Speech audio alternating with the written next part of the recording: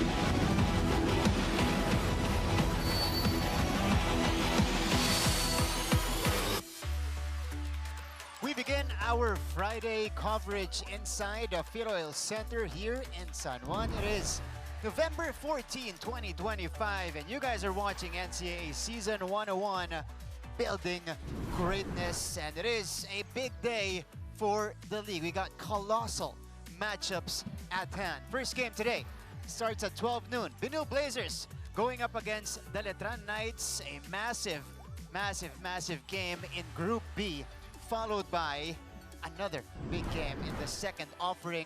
We got the Mapúa Cardinals and the Perpetual Altas. Top two teams in Group A will clash in the second game come 2:30 p.m. Mga kapuso, nagpapasalamat po kami sa inyong pagtutok ngayon live on Heart of Asia on your television screens. Also online, we are everywhere on Facebook, X, and IG via GMA Sports PH, and on NCAA Philippines on Facebook, YouTube, and on IG as well. Hello everybody!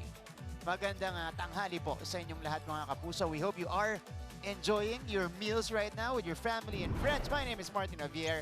Happy to be at your service today, working alongside Coach Hammer Martin Antonio. This is a big day for the NCAA, Coach. Definitely. Itong weekend na to will show the hand of a lot of teams kung saan sila mapupunta dito sa ating next phase, which is the quarterfinals. So we'll see how things will be panning out.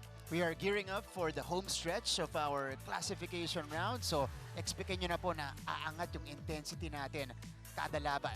Okay, now, ipapakilala natin ang maghahatid sa atin ang balita mula sa ating mga teams today since it is a big matchup. Of course, we got juicy stories from our courtside reporter, Aaron D. will be bringing us the news from the sidelines. Aaron, you got us there. Sabihin mo sa amin kung ano yung preparation ng magkabilang panig natin because this is gonna be interesting, Coach Hammer. And etong dalawang teams na to, this higher stakes ang pinaglalabanan nila dito sa matchup natin because one team can actually move up to number 2. Yep. Dun sa Group A mamaya, magkakaroon din ng magandang matchup yan. Yeah. Pero mag-focus tayo ngayon on our team standings dito sa Group B.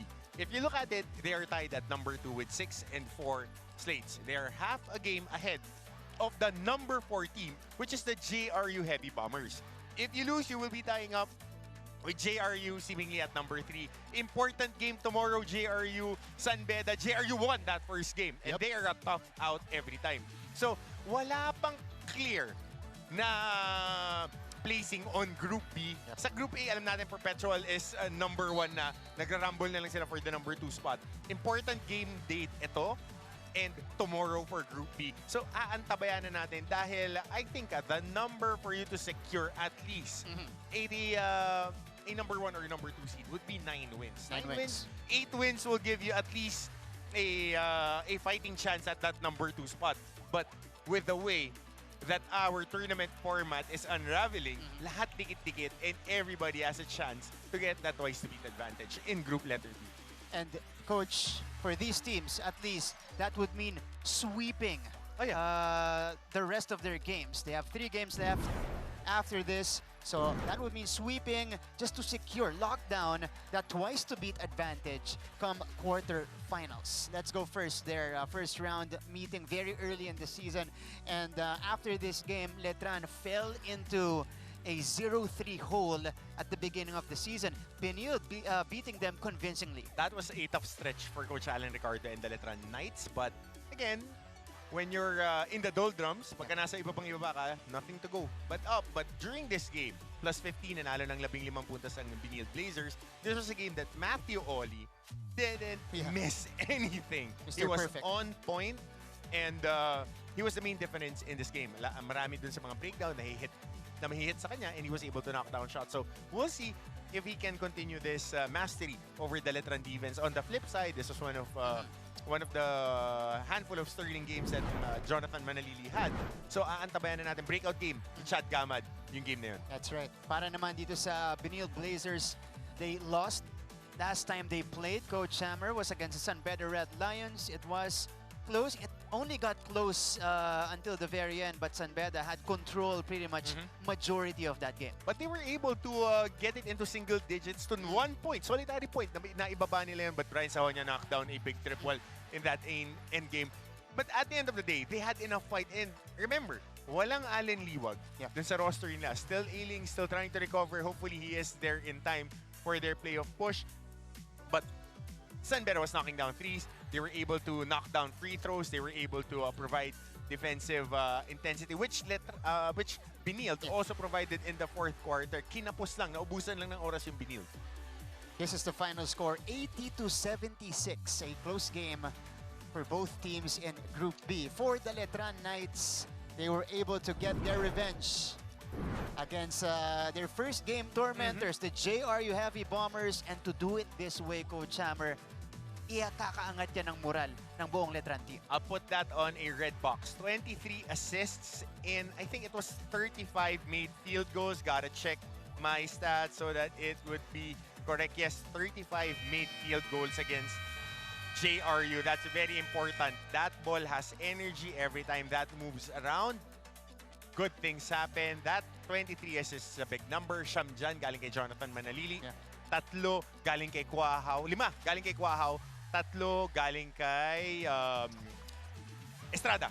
So yung mga ball-dominant players nila, nahihit din yung mga open guys. So that's very important for their offense. And they just overwhelmed JRU with their length, size on the court. Hindi makapwesto doon yung batang team ni Coach Nani Epondolan. Okay mga kapuso, it's a big game for Benilde and Letran. This is, to move up to number 2 in our team standings. It'll start in a bit. Let's turn it over to our Coliseum announcer to introduce our starters. Magandang tanghali mga kapuso.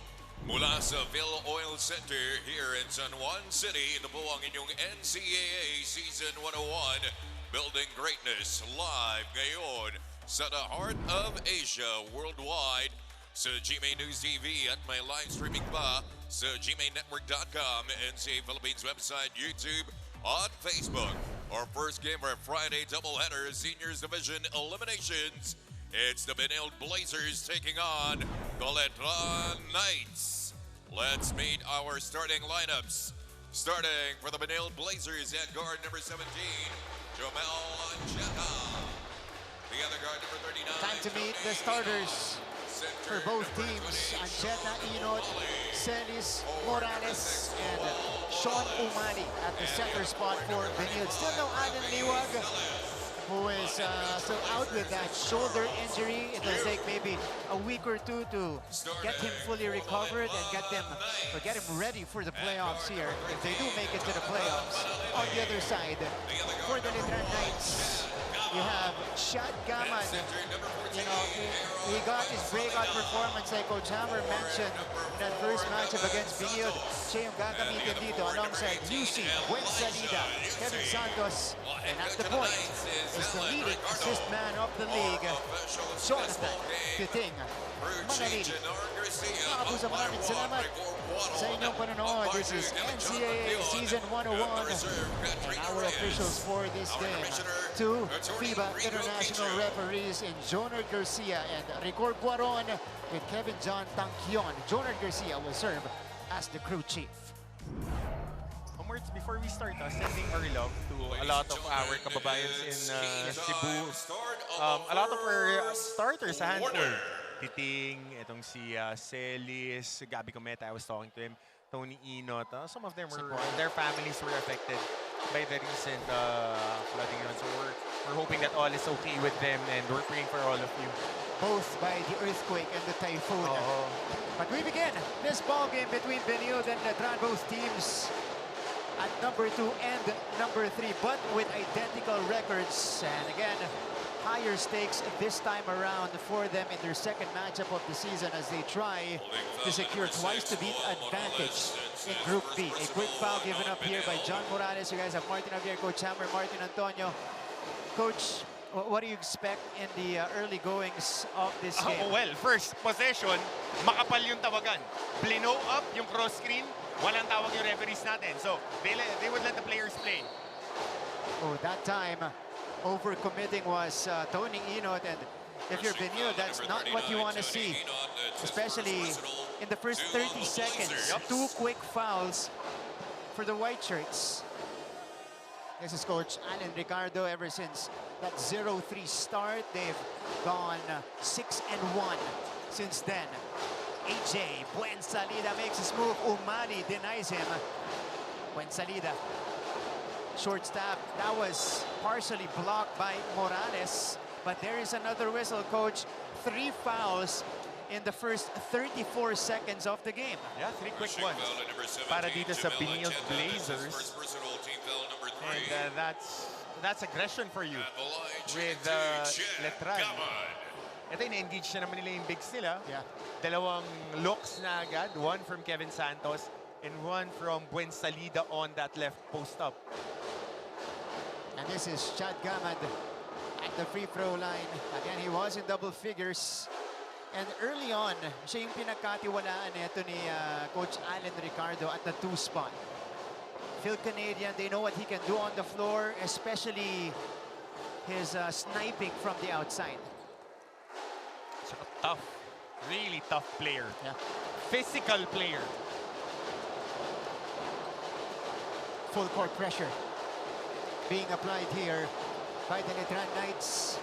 Easily ran across by Benilde. Morales, Inot. Again, the Blazers are coming off a loss against San Beda, so that's what they want to bounce back from. But Joel Ancheta nails it from just inside the arc. Nice pull-up shot by Ancheta on the flow of their offense. Buensalida stops, surveys the floor, and gets it to his point guard, Titing.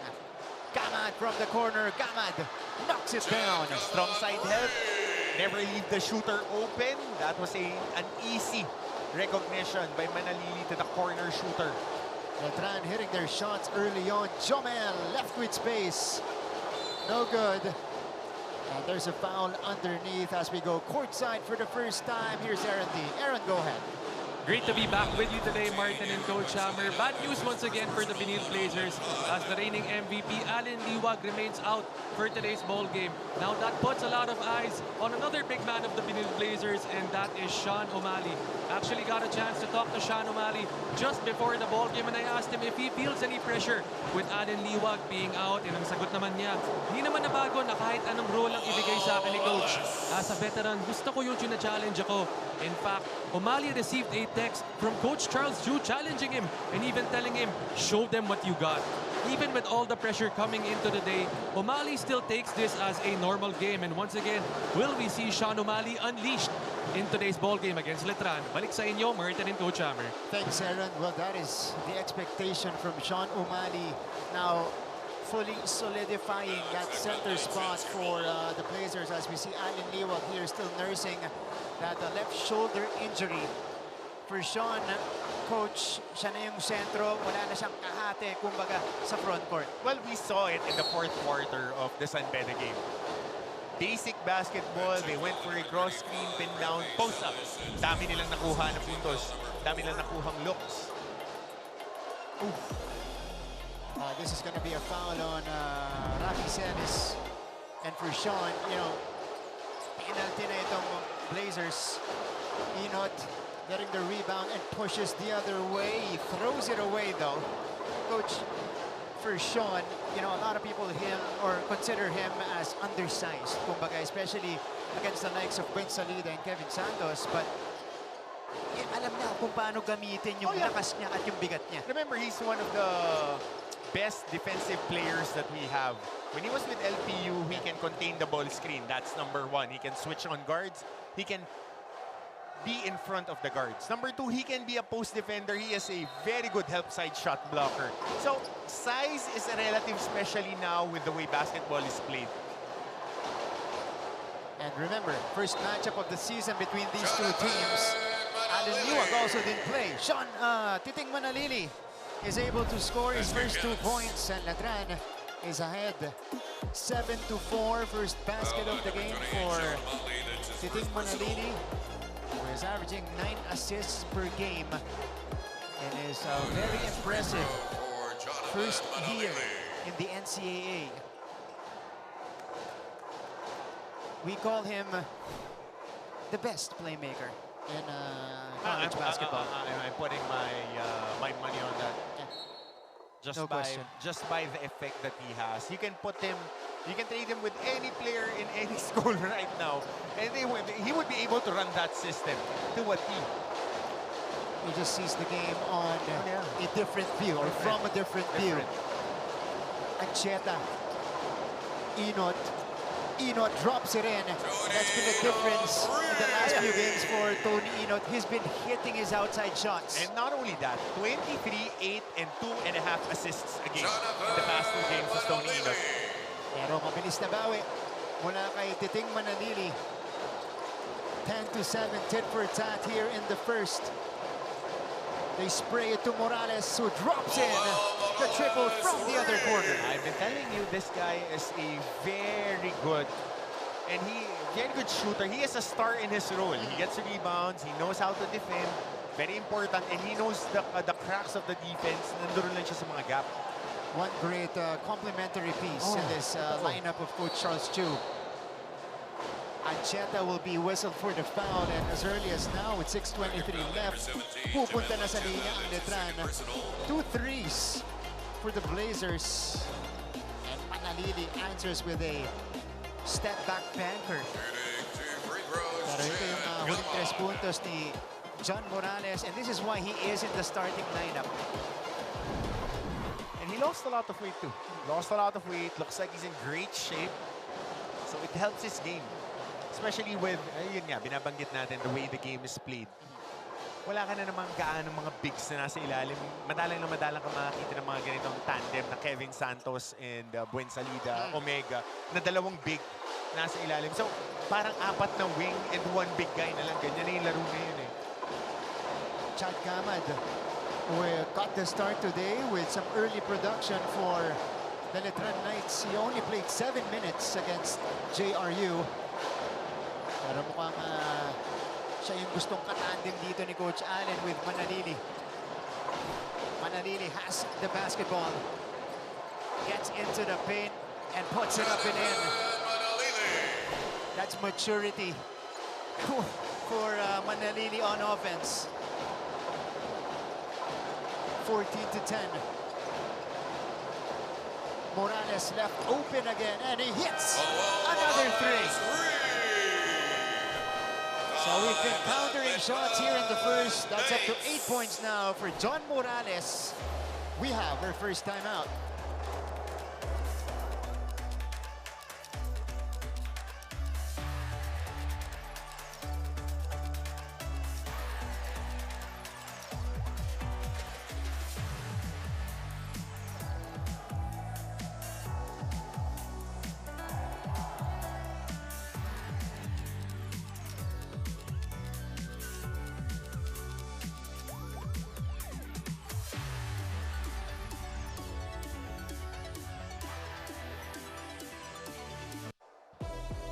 Balik sa ating laban, and again, Tony Enot has been on fire as of late for the Benilde Blazers, and we love to see an offensive-minded Tony Enot here in the NCAA. Well, he's their point guard.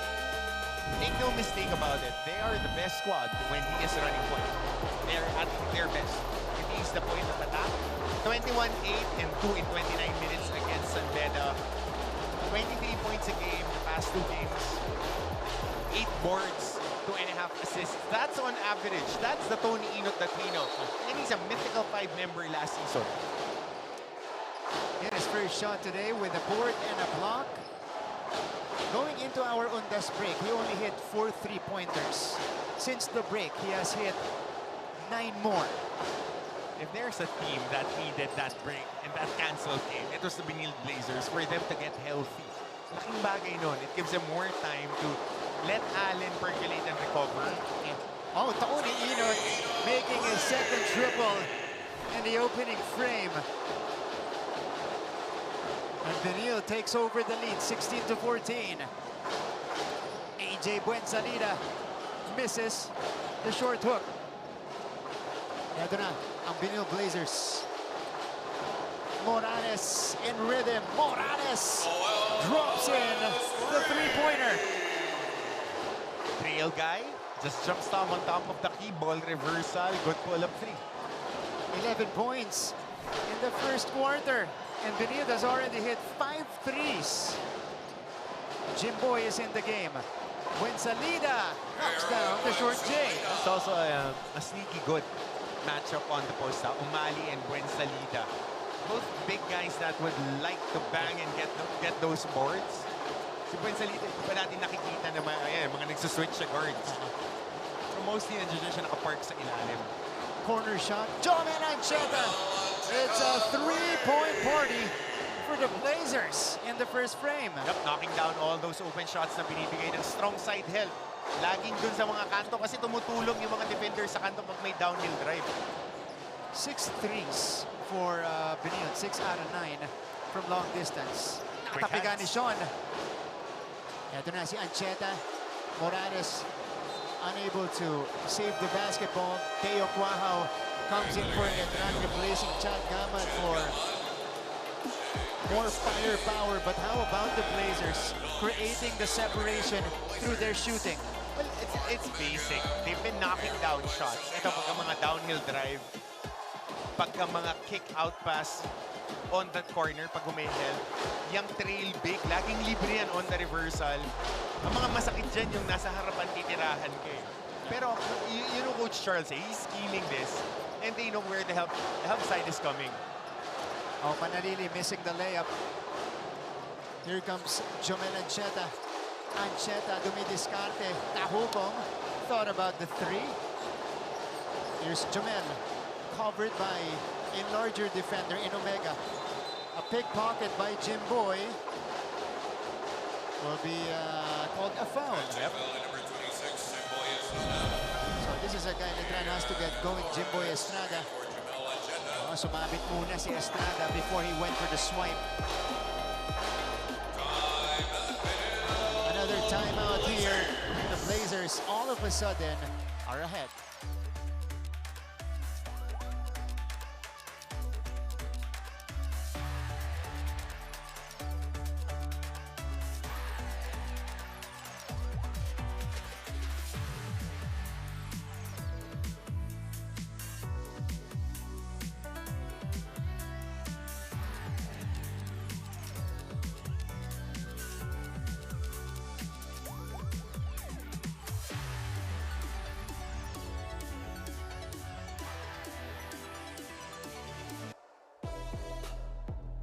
Welcome back to the coverage, and a guy who has had to defer to a role off the bench, Jimboy Estrada, finding the killer in him in the previous game against the Heavy Bombers, coach. Well, he would get his touches.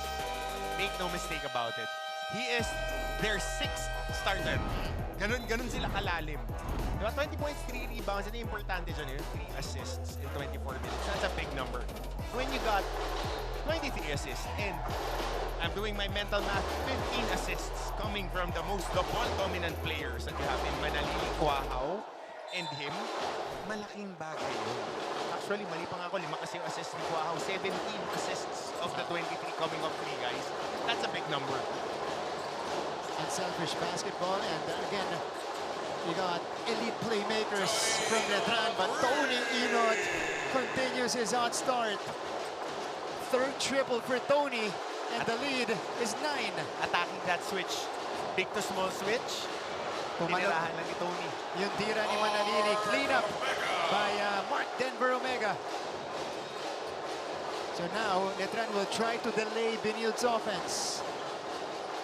Inot will attack with the intention to pass it to Gaspay, and there's another whistle. Ito, yung big to small switch, ang layo niyan. That's too far for Tony Inot. Especially, nakita na niyang pumasok ng 2 beses yung tira niya. The moment that he sees you backpedal and he gets into that jump stop to pull up, yung laking bagay. Torres to Gaspay behind the back. Extra pass. Eusebio had to force it. Torres. And Santos secures the rebound. This is the best position to play for Jake Gaspay, 4-5. Kasi he's a guy that can switch on the pick and roll, can be a help side defender. Beautifully done Two-man game between Manalili and Omega. Miscommunication there. Hindi alam kung magsa-switch ba, jump switch. Dalawang beses dinaanan yung screen. Eusebio left with space. Eusebio joins the three-point barrage. How about Benilde's start in this game, especially from long distance? Santos denied by Gaspay. And there's a whistle against Manalili. 28-20. What a start here for the Blazers. As we take a look at this sequence, Omega getting it from Manalili on the roll. Dun yung nagkaroon ng miscommunication. Hindi alam kung babattle over ba si Torres, so switch ba si Gaspay on the downhill dahil yung simpleng pag-stop at pagkabig ng dribble, nagkakaroon na agad ng space yung depensa na magkaroon ng conflict. Importante doon, usap, pero mahirap kasi may drums din. And that's why, you know, what Manalili is doing is so impressive, Coach. Yung mga galaw na yon, Veterano. veterano. Sa laro mo lang makukuha. Yeah, and it disrupts, you know, whatever defense is thrown at them. Here's Omega. Offensive foul? Oh, on that screen the screener action. Spain ba yung tinakbo? Screen the screener. Si Eusebio yung tatawagan dito. That's his second. I think that was on Estrada. Oh, Estrada. Oo. Oh, yeah. Jimboy, yeah. Dun sa cross screen. So, second one on Estrada. He has to be careful. Eusebio hit one earlier. Ilalapit na dito. Nabitawan ng bola. Picked up by Santos. Here's Peter Rosilio. Pushing. And he draws contact. And a foul on the floor. Tawagan si Jake Gaspay on the seal of Mark Omega. So MDO will be tested early on here from the free throw line. Sinasabi ni Jake, pag seal daw ni Mark, nakahawak sa shorts. Kaya kumakaunter siya. Oo. This is MDO from the free throw line. Last time against Benilde in their first matchup of the season, only played 13 minutes because he was in foul trouble majority of the game. Sabi ko sa'yo, Martin, itong dalawang team na to, ito yung dalawang pinakamalalim when it comes to talent. Talent lang, titignan mo lang by the names and by the receipts that they left wherever they played. Ang lalalim nitong dalawang team na to. And it's scary to see them in the playoffs, pag naka-matchup mo to. Ang hirap kalaban yan. Kahit bago kasi yung mga mukha, experienced din. Oo. Oh, Justin Sanchez is now in the ballgame again, going off the bench today. Stolen by Rosilio. Good challenge by Sanchez to prevent the hoop. Ito na. Ang Benilde. Sanchez will force it. No. That's a little too wild for Justin. Ito na si Peter Rosilio. Letran just down by 6 after all they've been through here in the first. Jimboy turns and Torres picks up the foul. So Ian Torres gets his first foul here as Estrada made his move. Jimboy Estrada at the free throw line. If he was born a little bit earlier, late 90s, early 2000s, his game would have been Perfect, ano? perfect. Yeah. Post up na wing. Pero ngayon, bagay din siya kasi may mid-range siya. Pero it would have been a little bit more amplified with the way that he's playing. Kasi ngayon yung mid-range niya. Pero na-extend na nga sa 3 points. Mid-range killer talaga. And we had, you know, slower pace before. Yeah, Coach. exactly. So mas ganun siya maglaro, mas in control. In between siya maglaro. Sanchez pulling the trigger and goes for the swish on the 9th three-pointer for the Blazers. And that equals their production from last game. Quahao could not make it. And that's how we will end the first 10 minutes of action. The Blazers starting off really hot here in the first frame. They're ahead 31-24.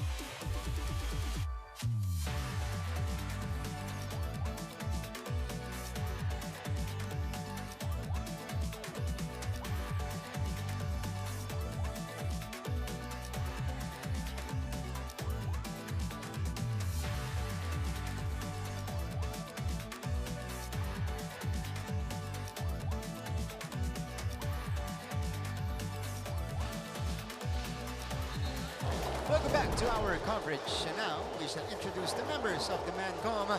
Father Vic Alvo Jr. OP from Letran is here at the VIP boxer. Dax Castellano of De La Salle College of St. Benilde.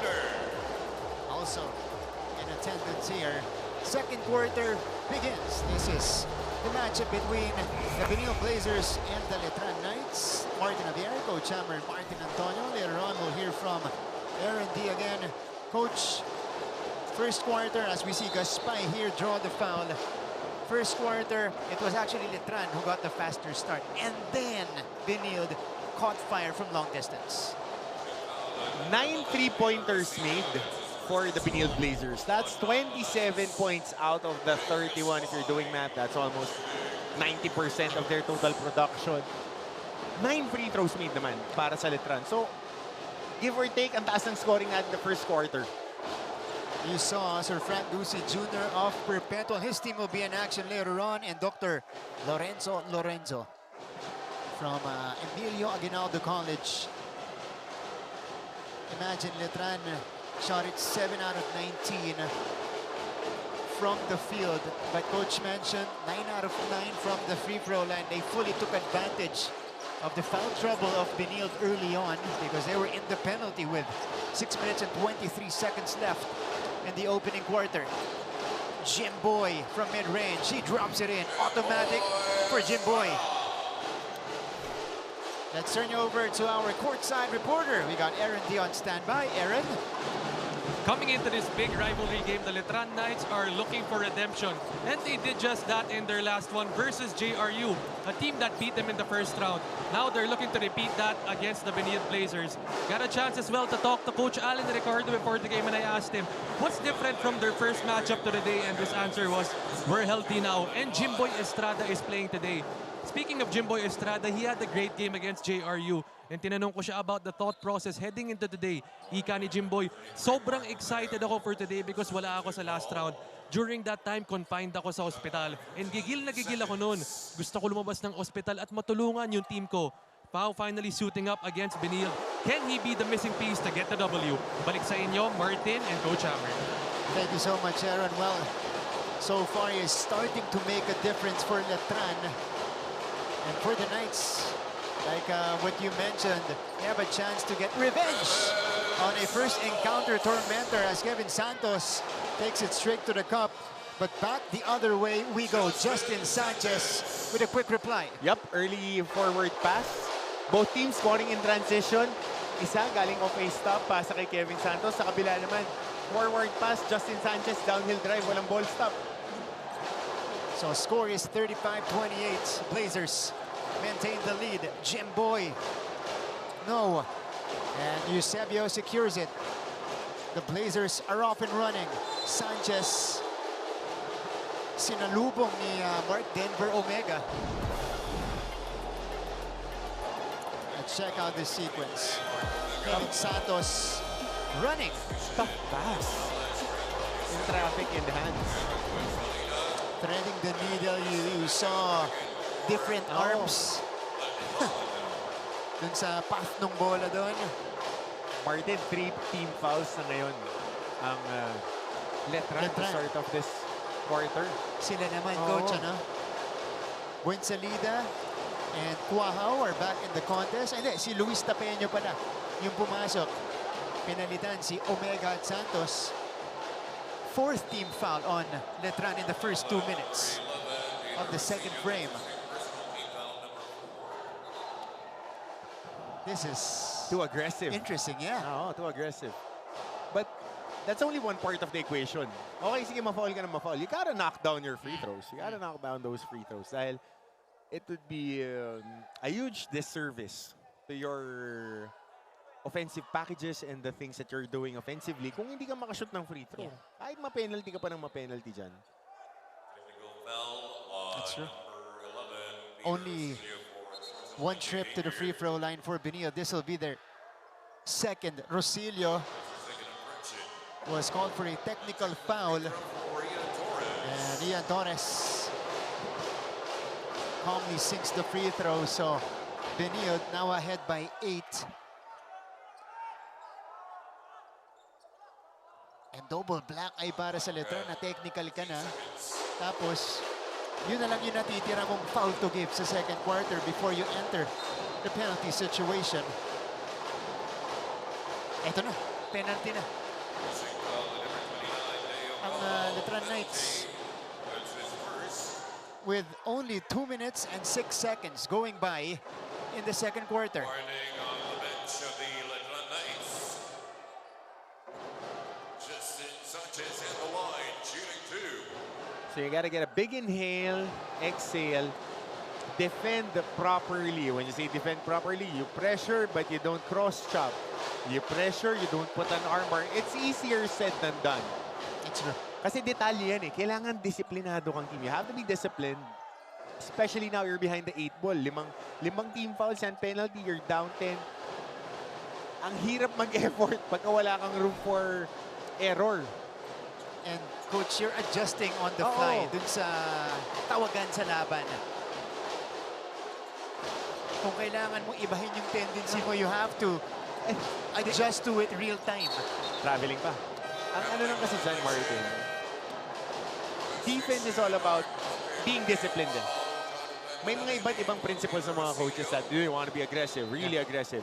Do you want to play in space? Do you want to play in zone? Pero, it all boils down to one-on-one defense, moving your feet, not holding on to your opponents, walling up, taking contact. Yun ang pinakamahirap kasi, yung taking contact. Pag binabangga ka ng inangat-ngat ka, dun ka na madalas pumapalo, dun ka na madalas humahawak.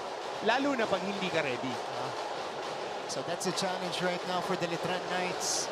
They are already in the penalty with a lot of time left in the first half. Ian Torres, laser on the 3. And that enables Benilde to build their biggest lead of the game, 40-28. Tapeño. Buen salida. Backing down on Gaspay. Buen salida. This is his move. Short hook goes in. Yep, backing down on that left block, getting into the middle. Traffic na nga doon, pero he can shoot over the defender. Gaspay flips it out. Cajucom. Cajucom got the switch. He's got Salida on him. Oh, Bitawan ni Torres. Not recognizing the mismatch. Again, you have to be smart enough to recognize. Uy, dalawa foul nung Estrada. Big to small switch. Naka-post up yung Morales. Subok lang. Give him one time, one bump as we see this jump hook. Tingin lang baka kumaul. Hindi mo alam. Manalili straight to the cup and with the left hand. So 2 quick baskets for Letran. Torres. Swing. Gaspay. Natapikan sa likod. The defense of the Letran Knights as we see this downhill drive by Manalili. Full head of steam. 4 yung dinaanan, ha? But the defense of the first half. Defense of Letran giving up a lot of open looks from the outside. Coming off downhill drives, skip passing, and strong side passing.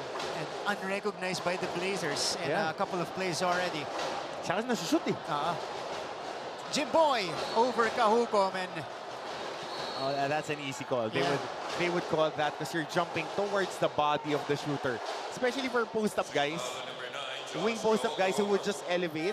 At ang makikita natin, yung talon ni Kahukom papunta kasi sa katawan eh. Ayan o, exactly. Tatawagan ka niyan eh. That is his cylinder. Buti hindi nga sa paa naglande. So, 2 free throws for Jimboy Estrada when we return.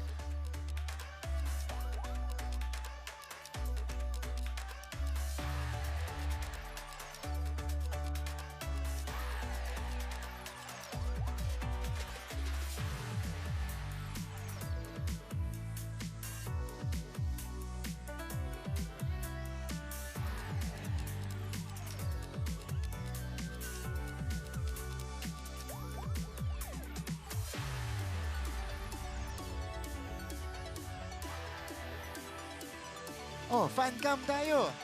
Oh, yeah, beautiful faces all around Phil Oil. And students from, from De La Salle College of St. Benilde. And of course, from Colegio de San Juan de Letran, they traveled from Taft and Intramuros just to witness their team in action and their favorite players, of course.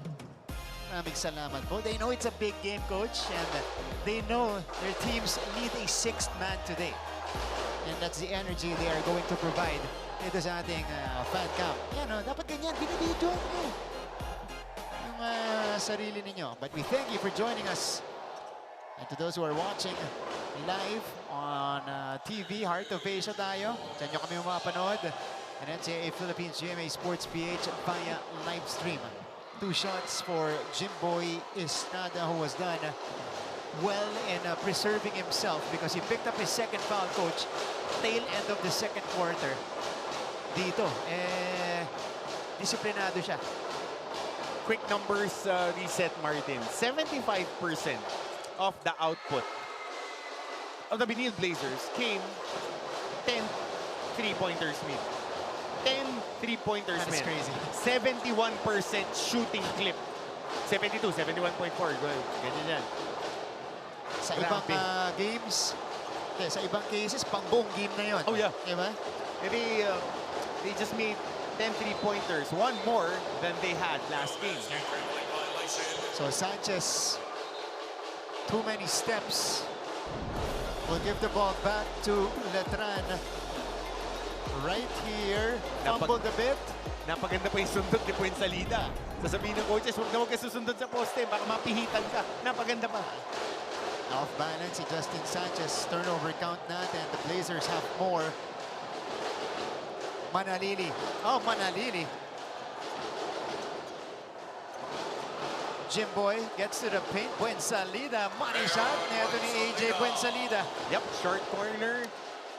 Just a little bit of one step back dun sa dunker spot. At meron ka niyan pagka-traditional ka na big guy. Pero ngayon kasi, iba na. Iba na talaga. Naka-stretch na yung mga bigs. Kaya marami rin talagang opportunities for guards to drive. And now, Letran tightening the screws defensively. Estrada, no. Roque, the cleanup. Welcome back, Jun Roque. Another. No, it wasn't completed. Oh, yeah. Another turnover for the Blazers. That is number 11 on them. And Letran is fully taking advantage. AJ Puensalida with his 6th point of the first half. And off the Jimboy miss, the trailer, Jun Roque. So almost 1-1. 9 turnover points out of 11 turnovers ang Letran. This is keeping them in striking distance. By the way, it's been a 10-0 run for Letran ever since going down 40-28 minutes ago. And a lot of those coming off those wild passes ng Benilde. Manalili on top. Screen provided. Manalili misses badly. Cometa. And Cometa has the free lane.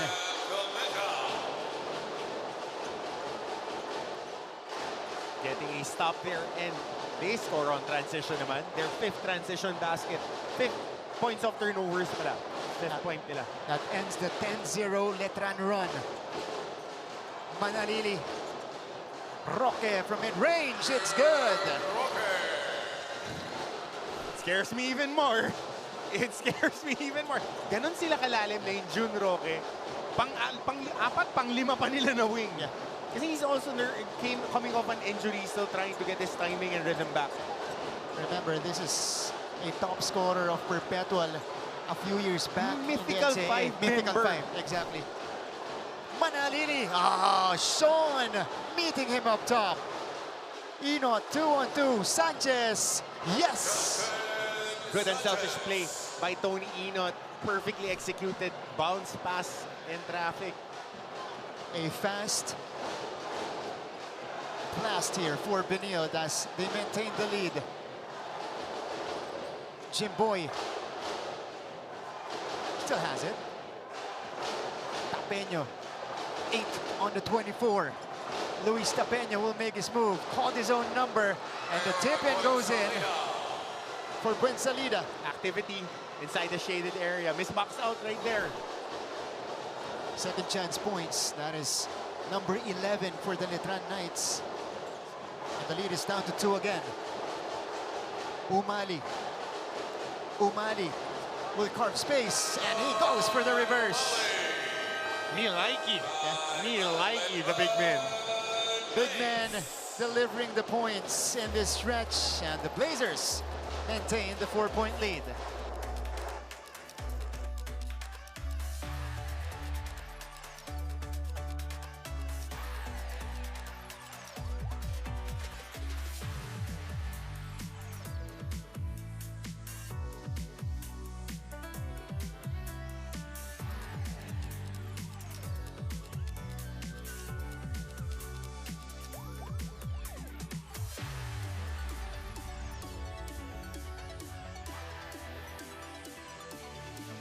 We're back to the coverage and continuing our action here in the second frame. Sean Umali blocking Manalili with his left hand. And Manalili was looking for the foul afterwards. And here's Big Sean able to get by Buensalida on that post-up. Wala ka na magagawa doon. That was good defense. Walling him up, pushing him underneath the backboard. Putting in the footwork. Nababanggit to ni Coach Jerry, nakikita rin ni Prince whenever they cover. Big guys would like, you'd like big guys to be able to move as nimble as possible, both offensively and defensively. Yung nakakagalaw ka, nakakashade ka sa mga umaatake. Kaya siya nakakuha ng head side blocks eh. Marunong po umwesto, maganda yung paa, malambot yung kamay. Two good examples of that. Buensalida and Umali. Diba? Mid-range jumper. Off the rim. And here comes Letran. Manalili. Matthew Oli secures the board. Ito na si Cometa. Lobbing it up. Easy pickings for Buensalida. Jimboy to the corner. Roque knocks it down. 7 points off the pine. Jun Roque. Allow me to reintroduce myself. Well, sa atin hindi kailangan. Pero sa NCAA community, hinahanap nila yan. As Morales draws the foul in that sequence. Look at this. Jun Roque, this time from just inside the arc and then off the extra pass. Yan yung favorite spot niya from 3 points. Corner, pocket. And it's easier now.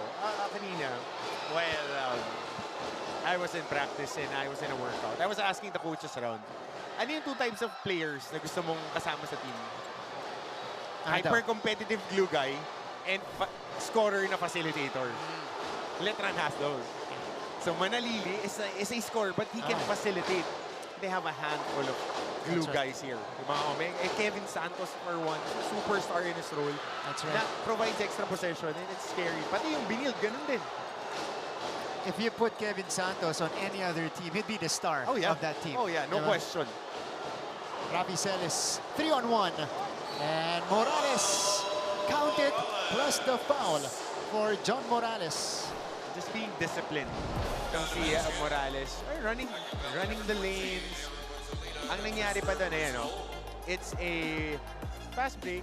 Ang instruction sa kanya is to stretch out sa labas, and then pag may umatake, go inside to get an offensive rebound. Then pinagsakan ng bola, finishing it with a finger roll, 13 points. In the first half with John Morales. Coach, ang masakit para sa Letran, a guy who was playing very well so far, Aaron Buensalida, just picked up his third. Ito siya ngayon, he has 8 points. And Cyrix Silorio will check in for AJ Buensalida, so the rookie will get some burn here. So now they would run a smaller lineup. Santos will be posting up. Ito yung magiging flip nila. Or they would run a 5-out. Kasi si Silorio, nakita natin stretch 4 ito, tumitira sa labas, nakaka-dribble handoff. Yun yung skill set niya. Tingnan natin kung dadalhin lang sa poste si Santos dito. But still a lot of versatility for the Letran Knights. Here's the trigger by Estrada. Manalili. Jimboy against Celis now. Crossover. Drive. Floater is off. And Oli now. Manalili interferes. Behind the back. Pinakagat. Good recovery by Matthew Oli. But Jimboy will pull it back and reset the offense. Estrada. Silorio denied by Sean. His third block of the game. And that's a fantastic defensive sequence for Benilde. Good scramble for the Benilde Blazers. This was the behind the back pass, but great defense by Matthew Oli right there. And then Sean Humani denying Silorio. Tony not misfires. Jimboy nagmamadali. Manalili, yes! 2+1 for Jonathan Manalili. Letran is within a point. Downhill and finishing, taking the contact. Born ready. No? Yan, born ready. Di ba parang yung feel niya sa laro, Iba, coach. iba, and developed dun sa system ng Letran. And his iba yung vibe na dala niya. Yung aura, as the younger guys would call it. And to think as we proceed to our third deadlock of the game, 48 apiece. Letran climbing back from 12 points down. It was 40-28 at one point here in the second quarter. Pumalag itong Letran Knights at nakabalik. Cometa. Being closely guarded by Manalili. 5 to shoot. Inot off the catch. Tony loses it. Enough time to get a hig. Oh, touchdown, Santos! Yes! And Letran overtakes at the buzzer. How about this? Again, court awareness for Manalili, recognizing his running big Santos was way ahead of everybody. And remember last season, Kevin Santos had a game winner against his Benilde Blazers on a final second shot then. That's right. Correct? That's right. Yeah. Mahilig. Ito si Kevin Santos doon. 50-48, reviewing it. But from what we saw in the replay, clearly counted for Kevin Santos. So the score is 50-48. We go to the halftime break. Numbers and story of the first half coming your way alongside performances from our cheerleading squads.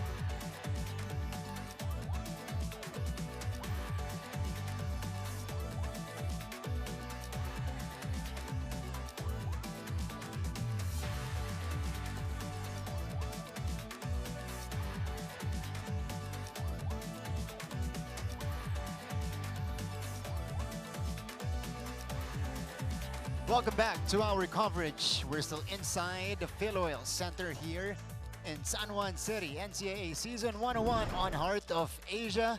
At the half, it is the Letran Knights with a 2-point lead. They got it through a Kevin Santos buzzer beater to end the first half. Coach, kwento mo sa amin, nangyari dito sa first quarter natin. Well, first quarter, it was all outside shooting by the Benilde Blazers. They scored 31 points.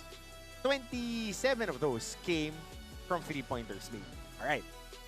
They were able to knock down shots. They were able to get the passes to the people who can take and make three-pointers. Just like that, Morales had 3 three-pointers in the first quarter. Letran scored 24 points because they were able to maximize the early penalty ng Benilde Blazers. They were down 7 at the end of the first because of 9 out of 9 from the free throw line. Yun yung nangyari in the first quarter. But in the second quarter, totally different story. Letran making stops and scoring in transition, had a 10-0 run, so that was big for them.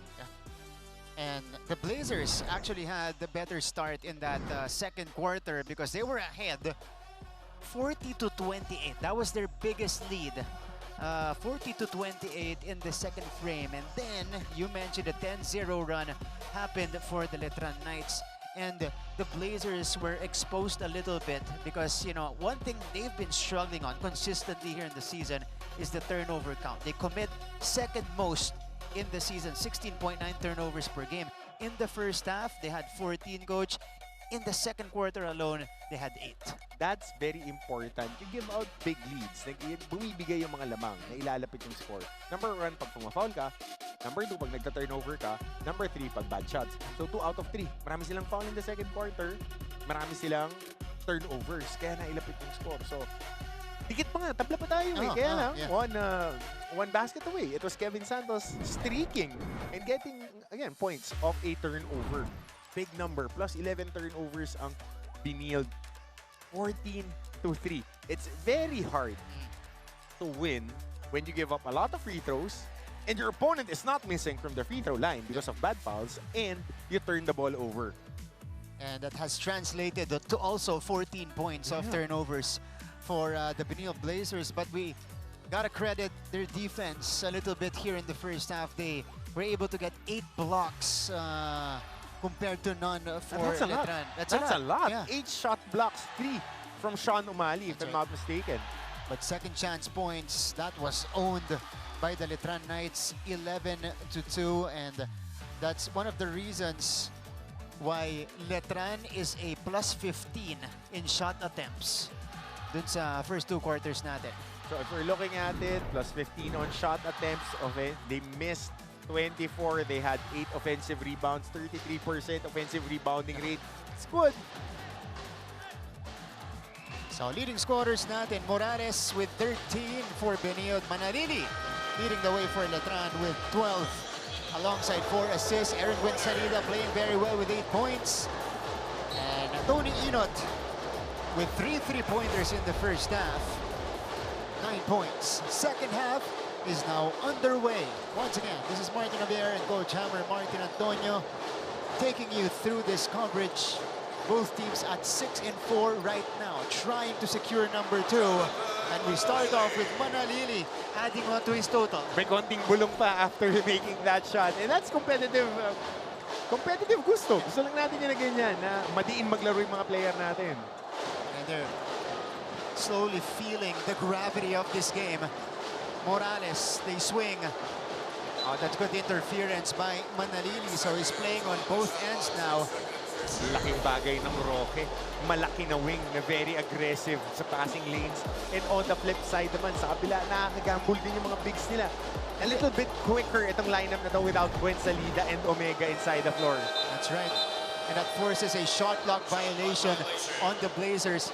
This lineup, this lengthy lineup, overwhelmed JRU, Coach. Kaya nakuha ng Letran yung malaking separation in their previous game. Well, ako naman, out of my personal fandom, gusto ko magkaroon ng magandang laro si Celorio.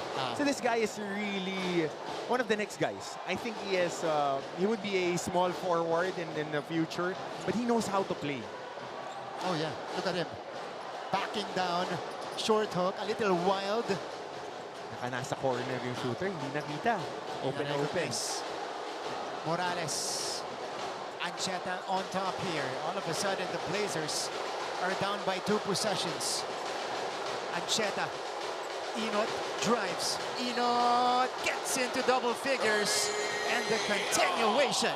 That's hard to stop. With Tony Enot with a full head of steam and you take contact on the body, he can still finish it. Sobrang dynamic scorer kasi ni Tony. Okay, let's use this time to go back to our courtside reporter who got info from our dugouts. Nandito si Aaron D. Aaron? After starting out scorching hot from 3 in that first quarter, the Benilde Blazers gave up some ground in that second quarter. During that halftime huddle, Coach Charles Chu mentioned, we're 63% from the field. We have no problem shooting the ball, no problem with offense. The biggest problem, it was all about the turnovers. Coach Charles Chu also told his boys to stop rushing as there were numerous times where their outlet passes would get stolen. And he also mentioned and singled out Justin Sanchez to end that huddle. Binanggit niya, you're the bad boy, right? Show it in this second half. A big challenge to one of his best players on this Benilde Blazers team. Well, will he respond well in this second half? Balik sa inyo, Martin and Coach Hammer. That remains to be seen, Aaron. Thank you so much for that report. Sanchez will be coming off the bench to start the second half here. But those were the major problems of the Benilde Blazers as Joel Ancheta drains the three-pointer. That's their 11th three, but only their second one, Coach, since that first quarter explosion. Fourth deadlock of the game. Manalili. Silorio. No. And there's a whistle against Titing Manalili. So Letran picks up a foul, their second of the third quarter. Tony Enot is holding on to his left leg, that left ankle. And it's heavily taped up because he had a previous Achilles injury already. As we see the sequence, Tony getting into it. Oh yeah, landing awkwardly on that left leg. But I want to see the action of Manalili. He was trying to just jump for the ball. It's a regular foul. Yeah. But Tony is a warrior. He's gonna play on. Just shake it off. Yeah. And that was a major injury he came from, Coach. Achilles injury, he was out for 3 months before eventually getting back to practice and right in the middle of the season, getting back in shape. It's hard, lalo na yung timing. But now he's getting his groove back. Yeah. Well, 23 points a game. Past few games for him, especially since the Ondas break. Enot heavily bothered that time. Nice defense by Letran. Estrada pulls it back and sets the table for the Knights. He scans the floor and he gets a screen from Santos. Jimboy still has it. Step back three, got it for Jimboy Estrada. Estrada now with 9 points. Ancheta. Rafi Celis gets a touch. Sean has the strength advantage here, but he chooses to face up. He backs it in, and the foul.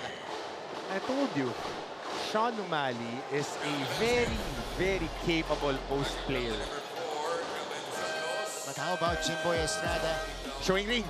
Yeah. Ito, ang laki ng bagay nung nadagdag to sa laro niya. Sean Umali right here. Kala natin baback down, ano? Faced up and then banked it home. And the continuation coming up. Oh. I like this 5 by Benilde Blazers. Tony Enot on point guard. Tony Enot on point guard. They are countering this lengthy lineup of Letran. Enot at the point. Maybe got Sanchez at the 2 already, and then they'll leave Celis or Morales at the 3 and 4, and Big Sean at the center spot. And they force a miss. Enot Off the back iron. Morales hustles for the rebound. Celis. Tony will set the table. Oh, Jim Boy stealing it from behind. Estrada. Roque ilalapit. June Roque off the glass. I think that step slide, maneuvering and finishing off 1 foot. 59 to 57.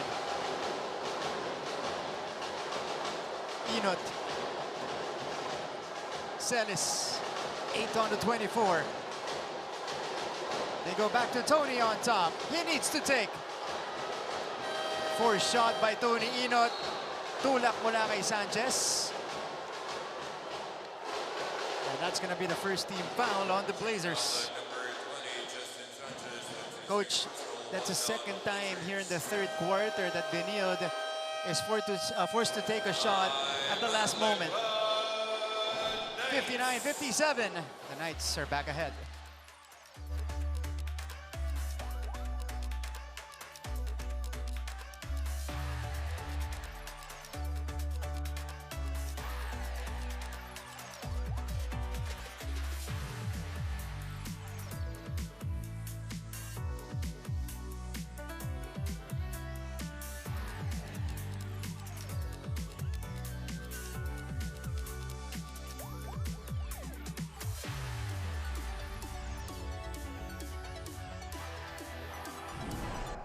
Balik sa ating laban. And look at Jonathan Manalili right here. Gliding to the hoop. Diba? It's just too easy for Titing Manalili. He has 16 points in the ball game, alongside 4 assists and 4 steals. And those are not pedestrian numbers. Those are very, very good numbers. But we have been spoiled for the past 3 years seeing numbers like this from the high school ranks ni Titing hanggang sa college ginagawa niya. Nagpahinga pa yan ng 1 taon last year. Correct. So malaking bagay na kasi parang yan yung nagiging norm sa kanya eh. But don't make no mistake about it, those are exemplary numbers. Precisely. Oh. Kanya normal. Sa iba ano na yan? Full game output. Career game. Oh, career game. Yan. Ian Torres turbos to the cup, so he takes 2 free throws. That's on MDO. Ito naman yung maganda rin sa laro ni Ian Torres. If he gets a guy backpedaling, especially big guys, he will take it strong and take it to the chest of the defenders. Ang magaling dyan yung mga guards ng San Sebastian. Ever since. Paeng Are, Hiroshi at Altamirano pa, yung mga guards nila. RK, na pagka naka-downhill, talagang parang bowling ball. Ibibigay talaga nila G na G. Ididiin talaga nila sa'yo. And they have the benefit of the doubt. Pag nag-swing ka pababa, tatawagan ka ng referees. Yeah. Ang hirap pa naman pagka... Tsaka, pack strength yan, lilitas ang kukunat. Pag tinamaan ka, mabababa mo talaga yung kamay mo. Ibababa mo talaga. Exactly. Kasi kumpiyansa ka eh. Makukuha mo eh. 1-point game. 4:50 to go in the third. They swing it outside. June Roque misfires. Rebound. Ending up with Buensalida, who scores underneath. Throwback. Just getting it underneath, being patient. Even losing and fumbling the ball ng konti, pero na-finish pa din. 61-58. Sanchez. Sean. Umali. Torres left with space. And it's an offensive foul on Sean Umali. Illegal screen. Erasing Jonathan Manalili from the picture here. Look at this. Oh yeah, got hit in the midsection. So, another turnover for the Blazers. That's turnover number 18. Santos got it back. And goes Glass. Napaganda pa yung tapik. Masyadong maskip yung pasa ni Manalili. But for some odd reason, it works. Paganda, Kevin Santos on the cut, finishing it. The biggest lead for the Letran Knights. Umali.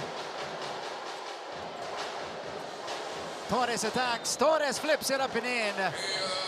And the free throw coming right up for Ian Torres. Again, important, finishing through contact. Ito, natapik na yung bola, but somehow it works. Somehow it works for the Letran Knights. Kevin Santos, gumagalaw lang dun sa shaded area. But how about this? Ito yung sinasabi ko kanina. Pag nakakaramdam, sa NCAA, ang mga guards, pag nakakaramdam ng contact, lalo kang susuyudin. Strong with the ball at the point of attack. And then you just finish through contact. And that's what Ian Torres can do consistently. Diba mga Gio Halalon, Scotty was like that. 61-63. Si Alin, ganyan din, di ba? Alin May Bulanadi. contact talaga. Inaalala ko yung mga perimeter players na pag umatake, madiin. Tapos, they just take the contact and finish. Jun Roque. Against Sinot. 6 to shoot. Roque. Estrada. Yes! Jimboy knocks down the triple. And the lead is back up to 5 for the Letran Knights. Estrada now with 12. Quick timeout triggered by Coach Charles Chu.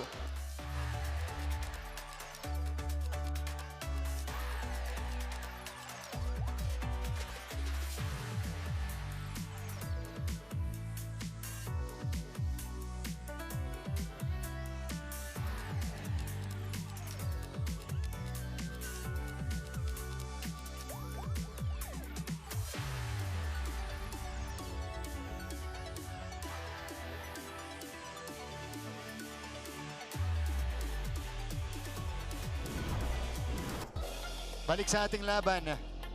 And Jimboy Estrada, a contested 3 right here, Coach Hammer. Diba? That's what he can do. That's what's been added to his game. Yung last season, elbow, especially left elbow, left block. Yari ka kay Jimboy, score ng 18 yan ang pagganyan. Now, adding an extended range coupled with his scoring on the block and midi na going right, going left. Pakumpleto ng pakumpleto. 2 taon pa yan. Tama. Jimboy Estrada in the game, Coach. 12 points, 4 rebounds, and 7 dimes. Oh, another guy who's been playing, who played recently, Nat Montesillo. Another steady guard. So ang lalim ng guard rotation ng Letran, na panay steady. Manalili, Rosillo, Montesillo. Pangatlo na siya. Starter yan last year. Started the season with a hand injury. Yeah.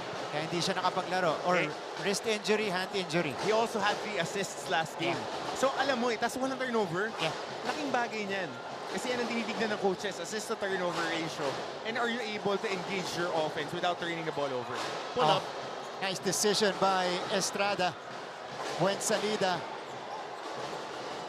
Roque, 10 to shoot. Jimboy will feed this big guy. Aaron against Gaspay. Buen salida, no. And Sanchez secures the rebound. Ito na ang Benilde Blazers. Gaspay behind the back. Sanchez from mid-range, too strong. Agawan sa bola.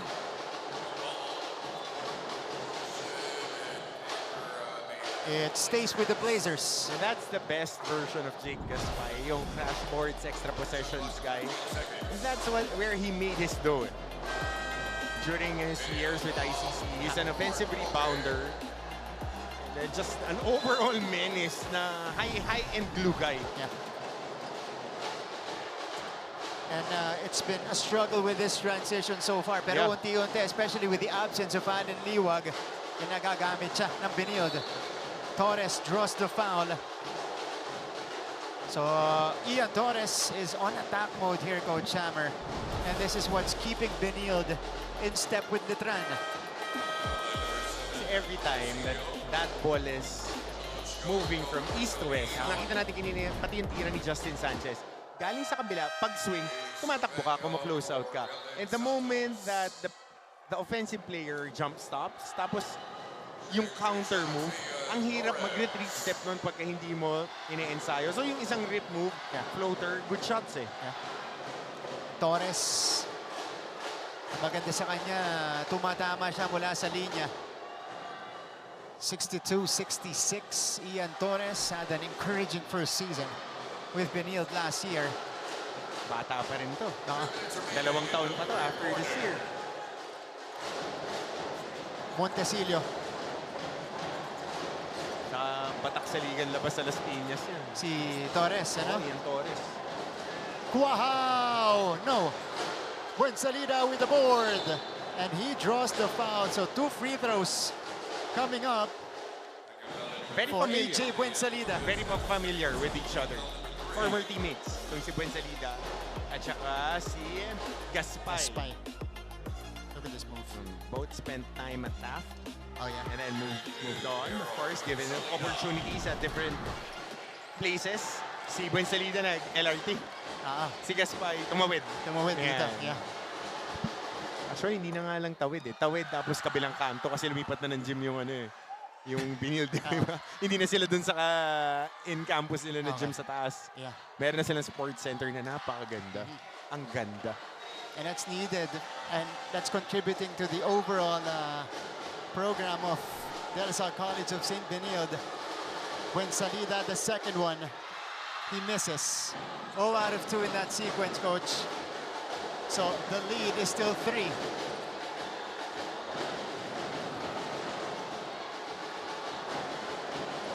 Sanchez. Torres has been attacking, and he continues to attack. Torres. Here comes Letran. Montecillo. Tapeño falls down, and he's called for the travel. Scouting report, they know that whenever Luis Tapeño is on that right block, aararo yan.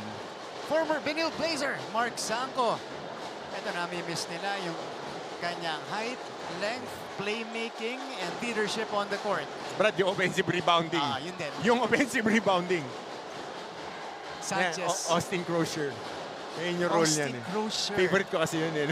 Pagka nasa NBA. Of the Indiana Pacers. Luma na, mga luma. A good foul there, given up. Saving a basket. Diba? Lefty, offensive rebounder, no-nonsense defender. Pero ito kanina pa sila nagkakaproblema kay Ian Torres. Nung pinasok si Ian Torres, ang daming paint touches ng Benilde. It's either he gets to the shaded area and drops the ball off, or he makes a layup, contested, he gets 2 free throws. At siya yung nag-provide ng stability dito sa point guard position for the Benilde Blazers. You know, Ancheta had his moments, especially in that first quarter, but when Ian Torres checked in here in the third, he made the right decisions, he made the right calls.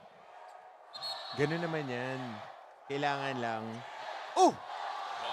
Excessive hard contact. It's an unsportsmanlike foul. 2 shots and a bonus possession for the Benilde Blazers. So 2 shots, this one too. Bring Benilde closer. Gaspay calmly sinks the first.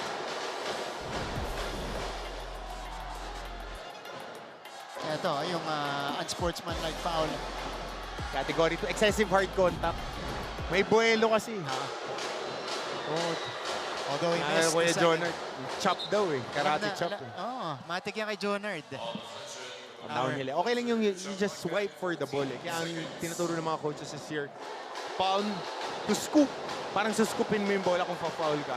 Para at least merong point of view na hindi mo hinataw, in-scoop mo yung bola. You always have to make a play for the basketball. Yeah, exactly. And you have to make it obvious. Sanchez off the cut. Kahukom! No! Sanchez gets it back. Ball staying on the side of the Blazers with 13 on their clock.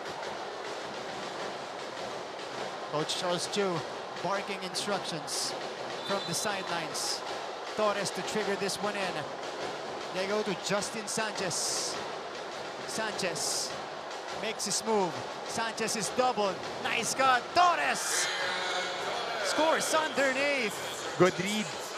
Going backdoor, double on Justin Sanchez. There's a numbers advantage on the opposite side. Fill in sa ilalim ng ring. And again, Ian Torres has been the difference maker for Benilde here in the third. Estrada hounded by Celis. Montesilio misses. Torres secures the ball. And Torres looks on. Here's the heave. Kaboom! Ian Torres beats the clock and gets a big-time three to end the third. This one was from almost half court. No question. Basket is counted, and Benilde is back in front to end the third. We change hands at the final second. The Blazers with a 3-point lead heading into the final chapter.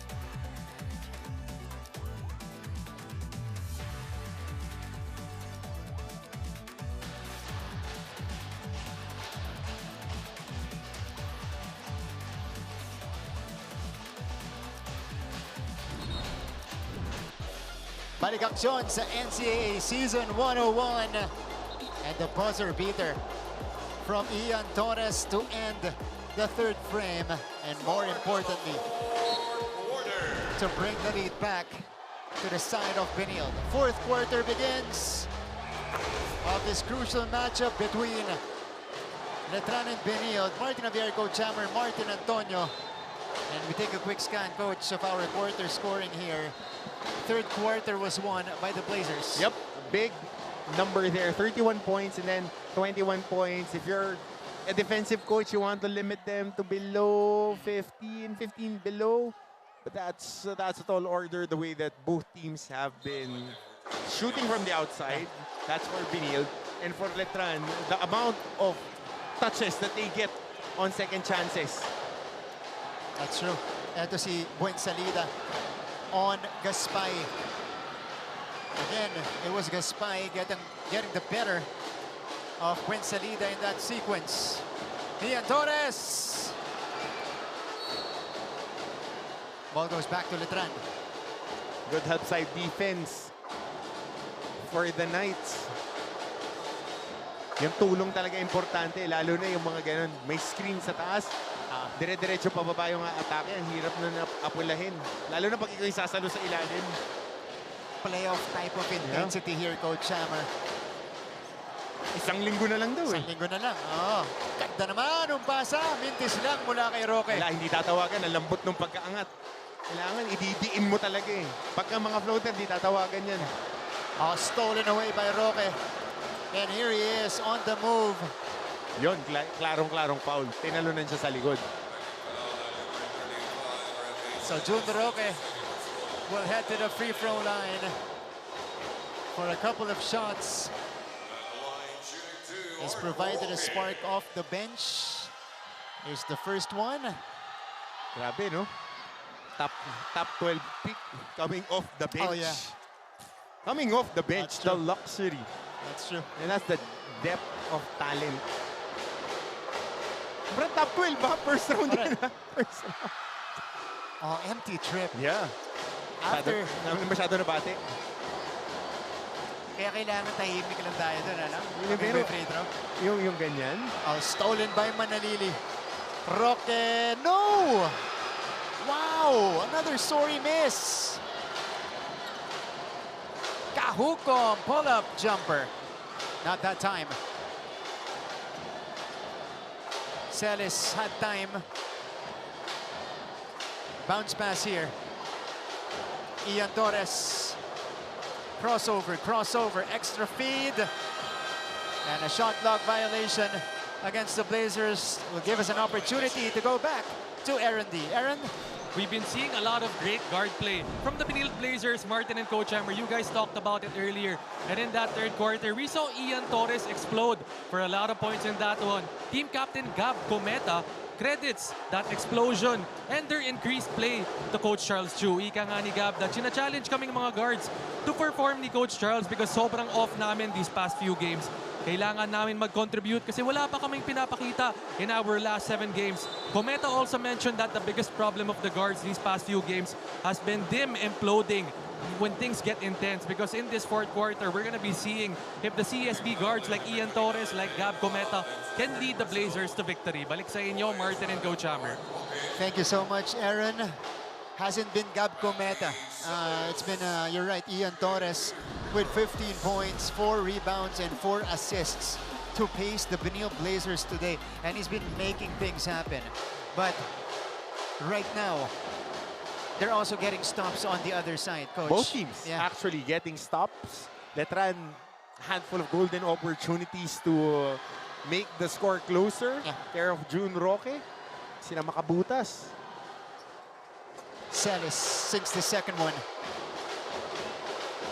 Lead is 4 for Benilde. They're trying to make it 2-0 versus Letran in season 101. Santos.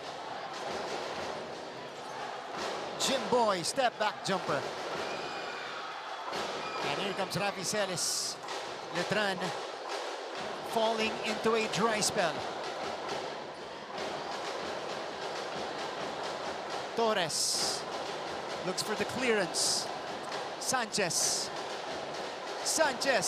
Oh, good help from Santos, but Sanchez got it back and placed it in. Not giving up on that play. Yeah, I got blocked, but I would finish the shot. 72-66, the poke, and Rafi Celis breaks away. The Blazers with a surge to begin the fourth quarter. And the lead is back up to 8.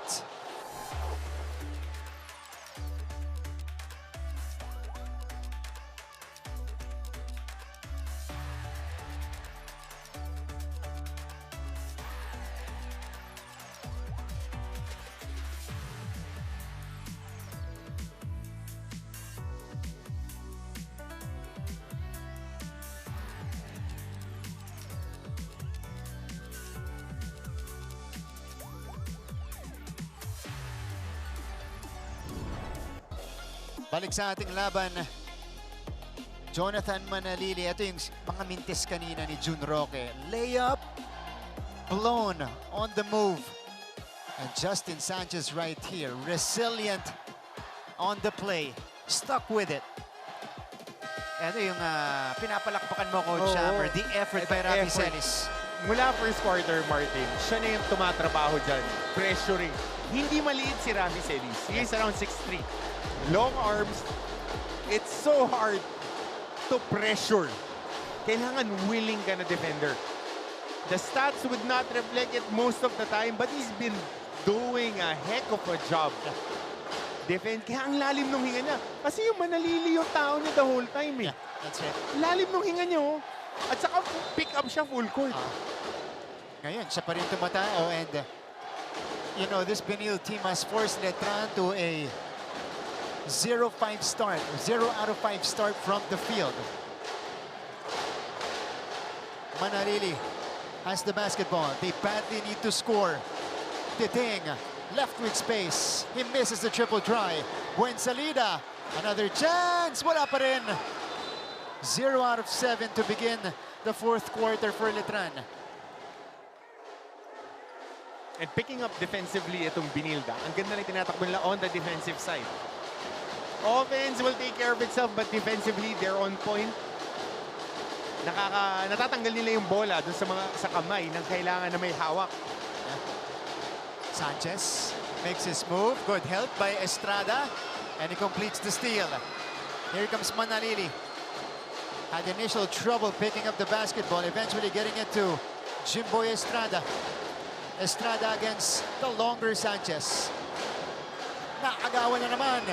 Ito na si Rafi Celis. Celis, Sanchez with a finish. It's back to a double-digit lead for the Letran Knights, or for the Benilde Blazers rather. Nicely ran fast break. Just recognizing nasan yung finishers.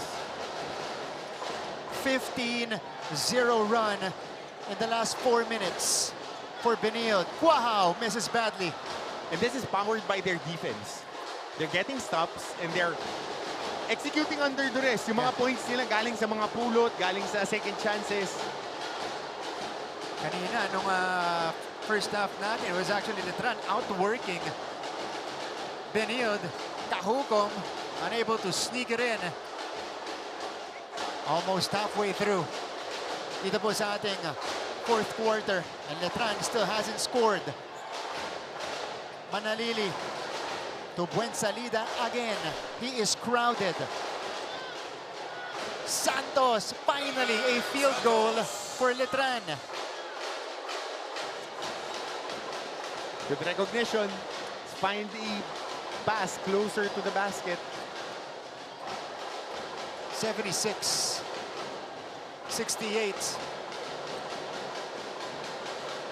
Torres will pull back. 9 to shoot, 7 to shoot. Torres for 3. And Sanchez with the offensive rebound. Torres with the open look. 2 misses for Torres from long range. Ito na si Jonathan Manalili.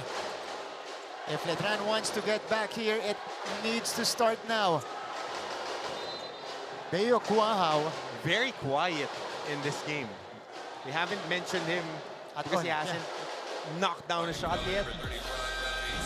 Quahao, 0 out of 4, coach, from the field. But how about Benilde? Rafi Celis starting the break and then making the right decision, setting up Justin Sanchez, who was alone underneath. And then the lone field goal so far for the Letran Knights in the fourth frame came from just Kevin Santos right there. Quahao, 7 to shoot. Quahao. And Inot will pick up the foul. So no basket there on that downhill drive by Deo Quahao. That was a blocking foul. So Letran, for them, that's their first team foul. Peter Rosillo is back in the ball game. Iting Manalili gets a few minutes of rest. Rosillo. Jimboy. Too strong. The Knights are 1 out of 10. That was an open shot. Clean shot yun. Look at the drought for the Letran Knights. Only 1 field goal made in almost 10 minutes. That's almost a quarter. Celis behind the back. Inot bothered by Buensalida. And we have a foul here. 3.5 to go. Big atake. Nung Rafi Celis setting up Tony Inot, who was bothered. That's good defense played by Buensalida. Just hands up, challenging. Santos getting it to Quahao. So Rosillo. Buensalida. Here's the matchup against Sean. AJ will back down. Buensalida getting it back to Rosillo. Shot clock winding down. Oh, good commitment by Sean Umani. And Joel Ancheta is gone on the break. Good show by Sean O'Malley being active. Yun na naman. Defending the pick and roll. Deo Cuajao misfires. Still hasn't been able to buy a basket in this game. Ito si Deo Cuajao. Ito mo to. Yeah, that's show. Ang lapad ng traffic ko na iikutan mo eh. And pipick up siya ng bola, si Rosilio, kaya nakagaw. To put off itong si Peter Rosilio. Tony Inot has the basketball. Sean O'Malley puts it on the deck. Sean against two. Missing. Offensive board ending up with the Blazers. And that's the main adjustment for Benilde in the second half. The second chance opportunities. O'Malley missing again. Another offensive board. As this time, it sticks with Benilde. Coach. Effort plays. Effort plays. That's what's been giving the Benilde Blazers extra possessions. Wow, Coach. Bigger development here on this loose ball play. Tony Inot just picked up his 5th foul. So, -1 yan sa sakit ng ulo nitong Letran. Inot will finish the game with 12 points, 5 rebounds, and 3 dimes as Rosilio proceeds to the free throw line. These are needed by Peter Rosilio and Letran, although he misses the first. The Knights, ever since that 9 out of 9 start in the first quarter, only 3 out of 7.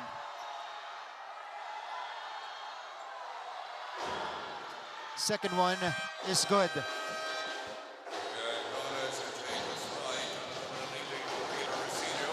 So 2 minutes and 12. A lot of basketball, but they need to get a stop here. Quick stop and then get a quick basket. Ancheta is pressured. Rafi Celis is forced to bring the ball across. And we are approaching pressure cooker time. 4th quarter, last 2 minutes, Coach. And Benilde with time on their side. That's not a good foul from Aaron Bensalida, although that's only their 2nd team foul. So now, Coach, as we see the sequence, Bensalida fouling Ancheta. Dalawang maliit na gwardiya. Yep. Para dito sa Benilde Blazers. A little bit more ball handling. Tsaka hindi maliit si Torres, ah. Matangkad siya na gwardiya. Mukha lang siyang maliit kasi point guard yung nilalaro niya. Pero sinlaki niya si Estrada, sinlaki niya si Cuajao. And he plays point. And here he is. Main difference maker for Benilde in the second half. Ball is tapped to Jimboy. Estrada will make his move. Jimboy with some quick points. About time he got to work. Talking about Jimboy Estrada, Jomel Ancheta. Heavy pressure by Letran. Eto, this is just good recognition by Jimboy Estrada. You know, they needed quick points. We're inside the final minute and a half of this game. Sanchez. Oh! Almost losing it. Ancheta has it. 12 to shoot. Sanchez baseline. Oh, he'll be fouled. And that's the final foul to give for Letran.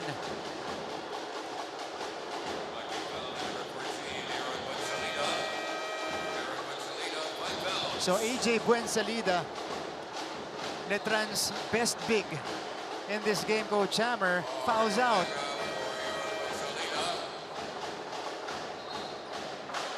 Omega enters the game. Buensalida will finish with 10 points and 8 boards.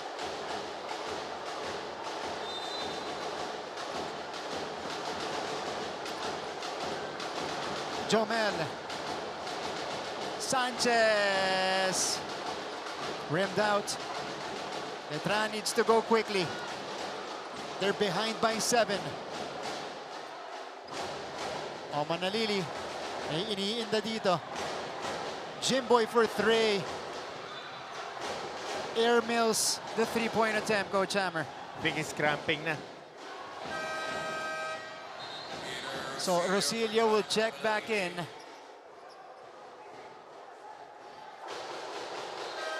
And the Knights, their window slowly closing. The Blazers shutting them down here in the 4th quarter.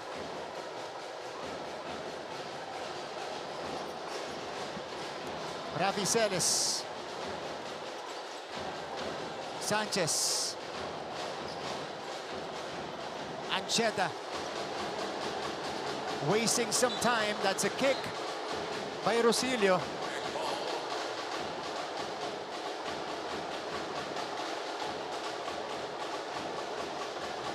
.1.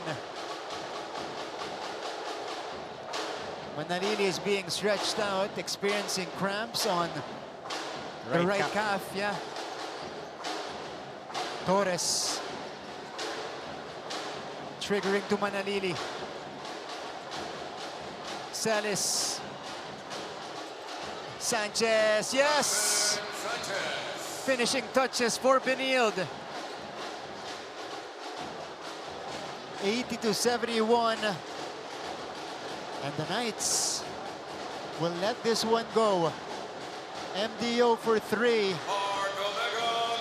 13.8. Let's see if this is still doable for Letran. But Ancheta will pull back wisely and melt the clock. The Blazers, courtesy of a big second half, take care of the Letran Knights. The final score is 80-74, and they continue to lock down that number 2 spot in Group B.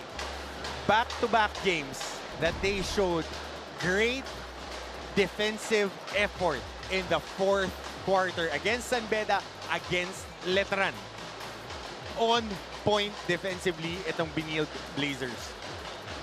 Great adjustment in the halftime break for Coach Charles Chu. Ian Torres is our player of the game, who scored 11 of his 15 points in the second half.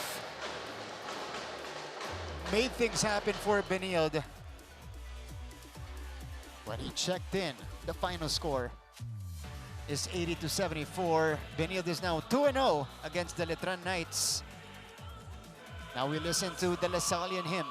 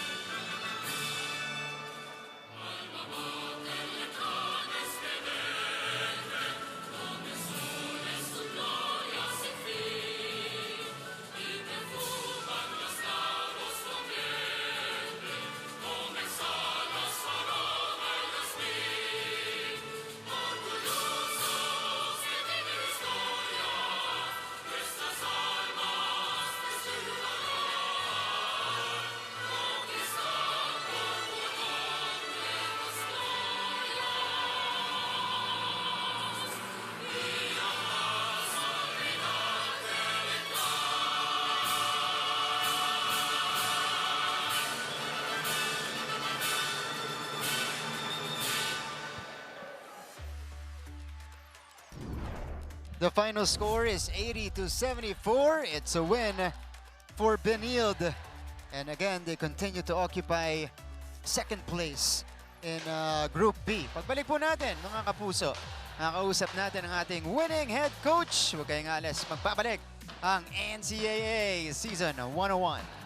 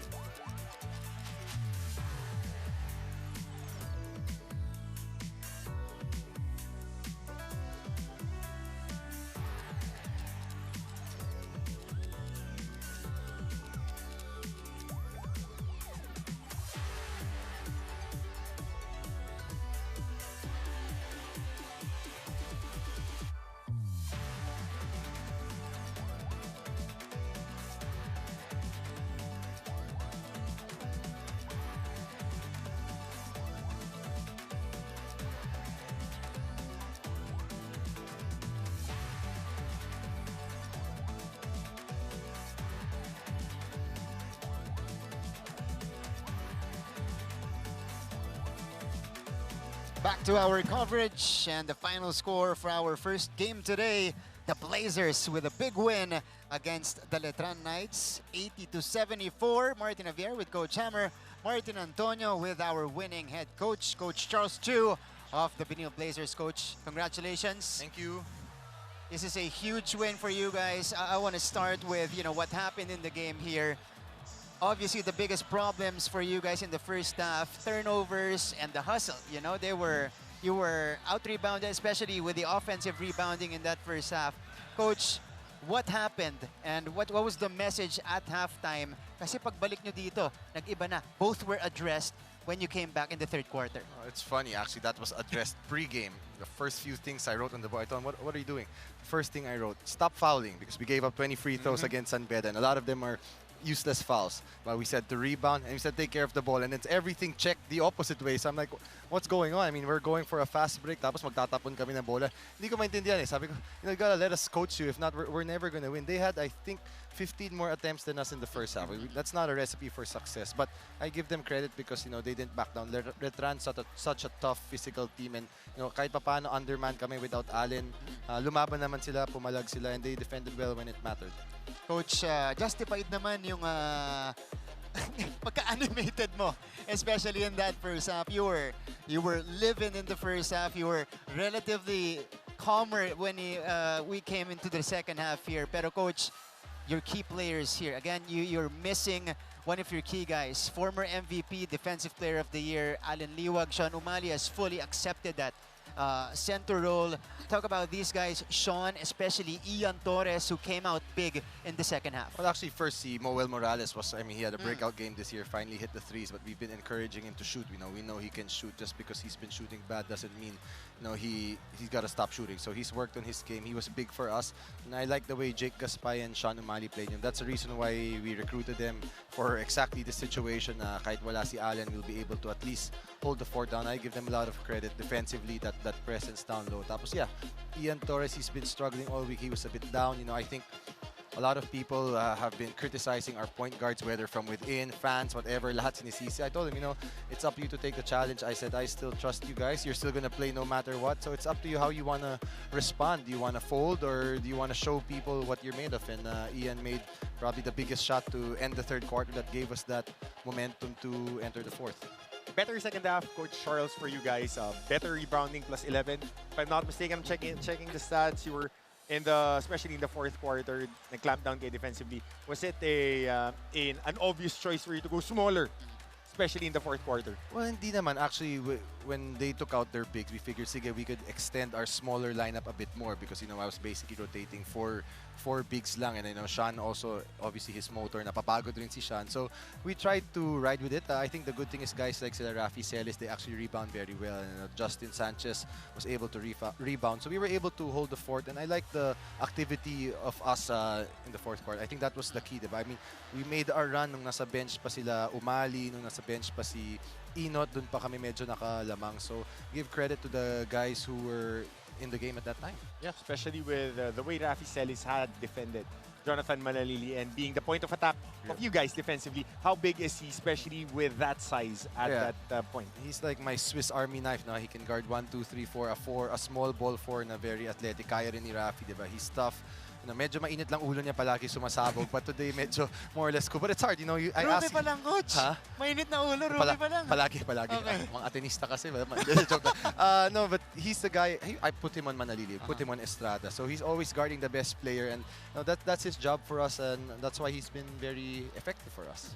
Coach, this was a big win. This is a big win for you guys, especially in Group B, to put you guys and to put some separation between you and Letran, and of course, you're still trying to catch up for that #1 spot. Just describe the gravity of this win as we take a look at the team standings here, because that puts you just a half game behind San Beda and now a full game in front of Letran. I think it gives us a little bit of margin for error kahit papano, because if I am assuming San Beda will win against JRU, although you never know because JRU also only has 5 losses, but it gives us control of our destiny. Because if we lost today, we would have prayed that San Beda beat Letran in a game at the end of the season na non-bearing na, diba? So that would be, we would have needed some help. Now, if we take care of business against JRU, I think it would be a clinch for the #2 spot at least. I think #1's unlikely unless San Beda loses twice, but the way they're playing, they're not gonna lose twice. So, we just have to figure things out ourselves and hold the fort na hopefully makabalik pa si Allen.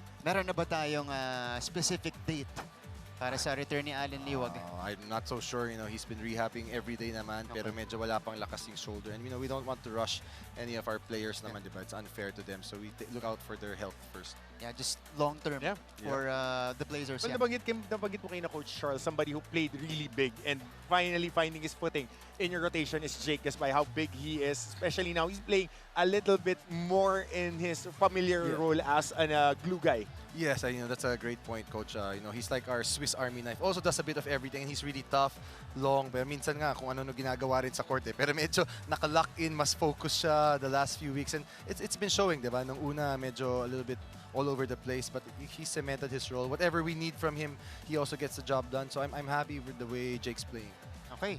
Coach, your chance to greet everybody, especially to those who came out from Taft, bumiyahe dito sa Philoil. Meron pa? Konti lang. Meron pa Tuwing nga mas konti na nanalo kami. Pero no, I thank the Lord for the victory. Obviously, without him, none of this would be possible. To my family that's always been very supportive, the school, the community, from the admin, everybody, to the fans who have been loyal despite us being inconsistent. Diba? That's all we ask for, continuous support. It's never perfect for us, up and down, but until the journey is done, we just gotta keep fighting. To our bosses, Boss Frank, sana di na mainit ulo sa amin. Nanalo naman kami today. But all our team managers, the Reyes brothers, Sir Nilo, Sir Renji, Sir Eric, Sir Rafi, everybody who supported Benilde, we really thank them for all the support. Congratulations, Thank Coach you. Charles Chu. And again, it is the Blazers taking care of business here against the Letran Knights. Pero mga kapuso, we're just getting started here in our post-game coverage. Up next, we'll meet our best player of the game.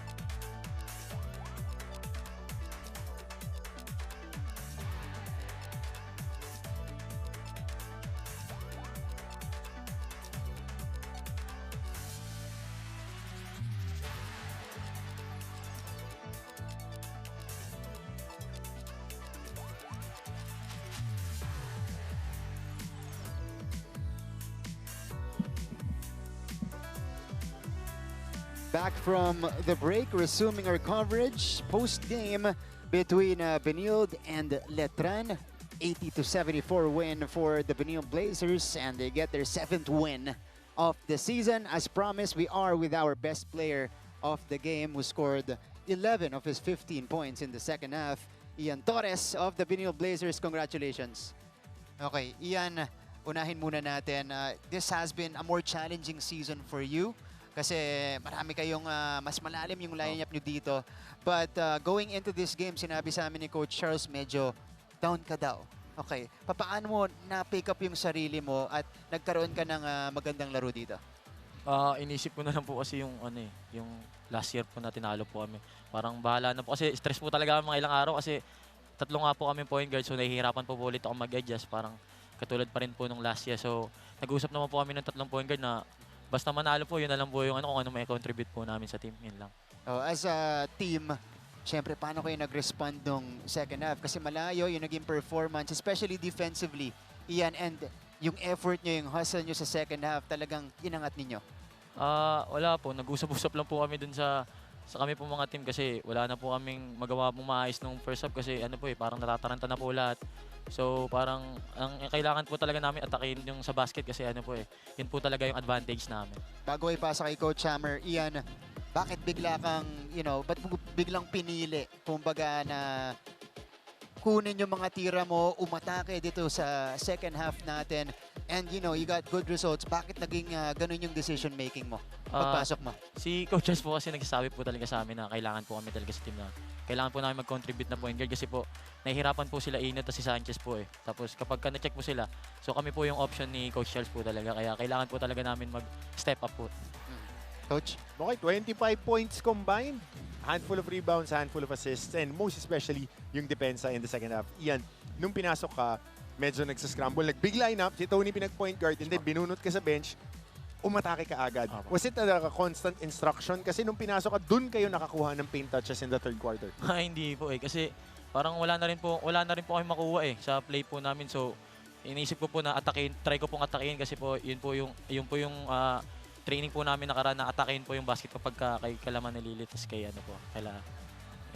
Okay. Kamusta naman? You got 2 games left. Na-solidify nyo yung number 2 spot dito.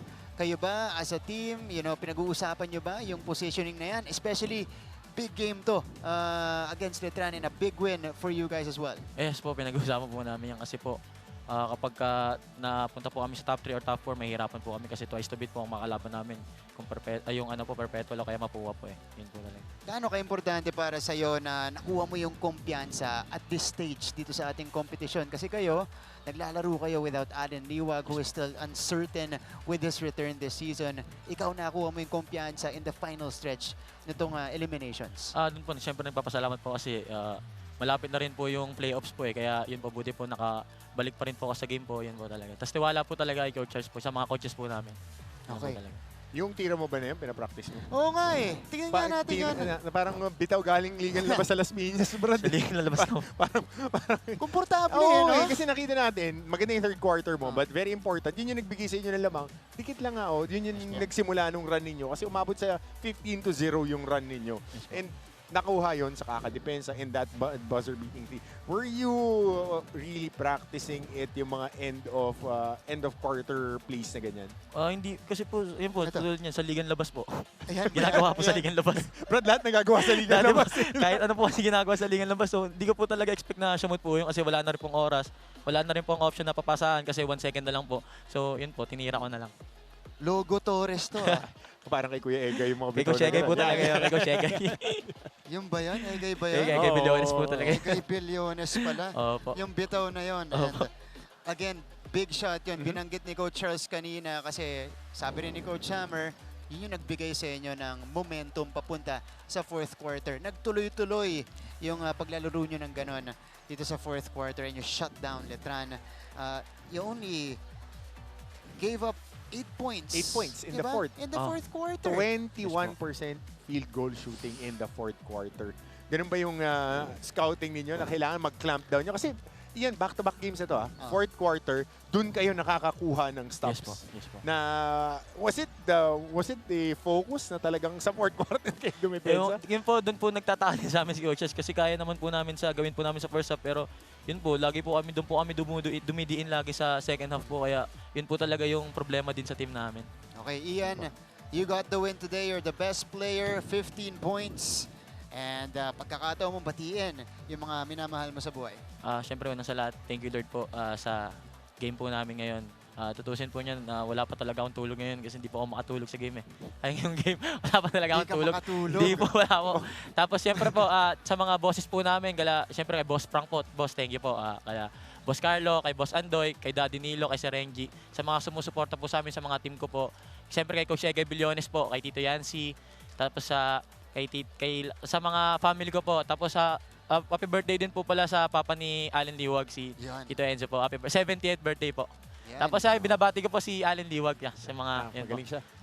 Yan, shout out. Sinabihan po agad ako Hindi po wala nakatulog. Gawin matulog next day. Hindi na po siguro matutulog. Huwag ka kasi magbasa sa social media.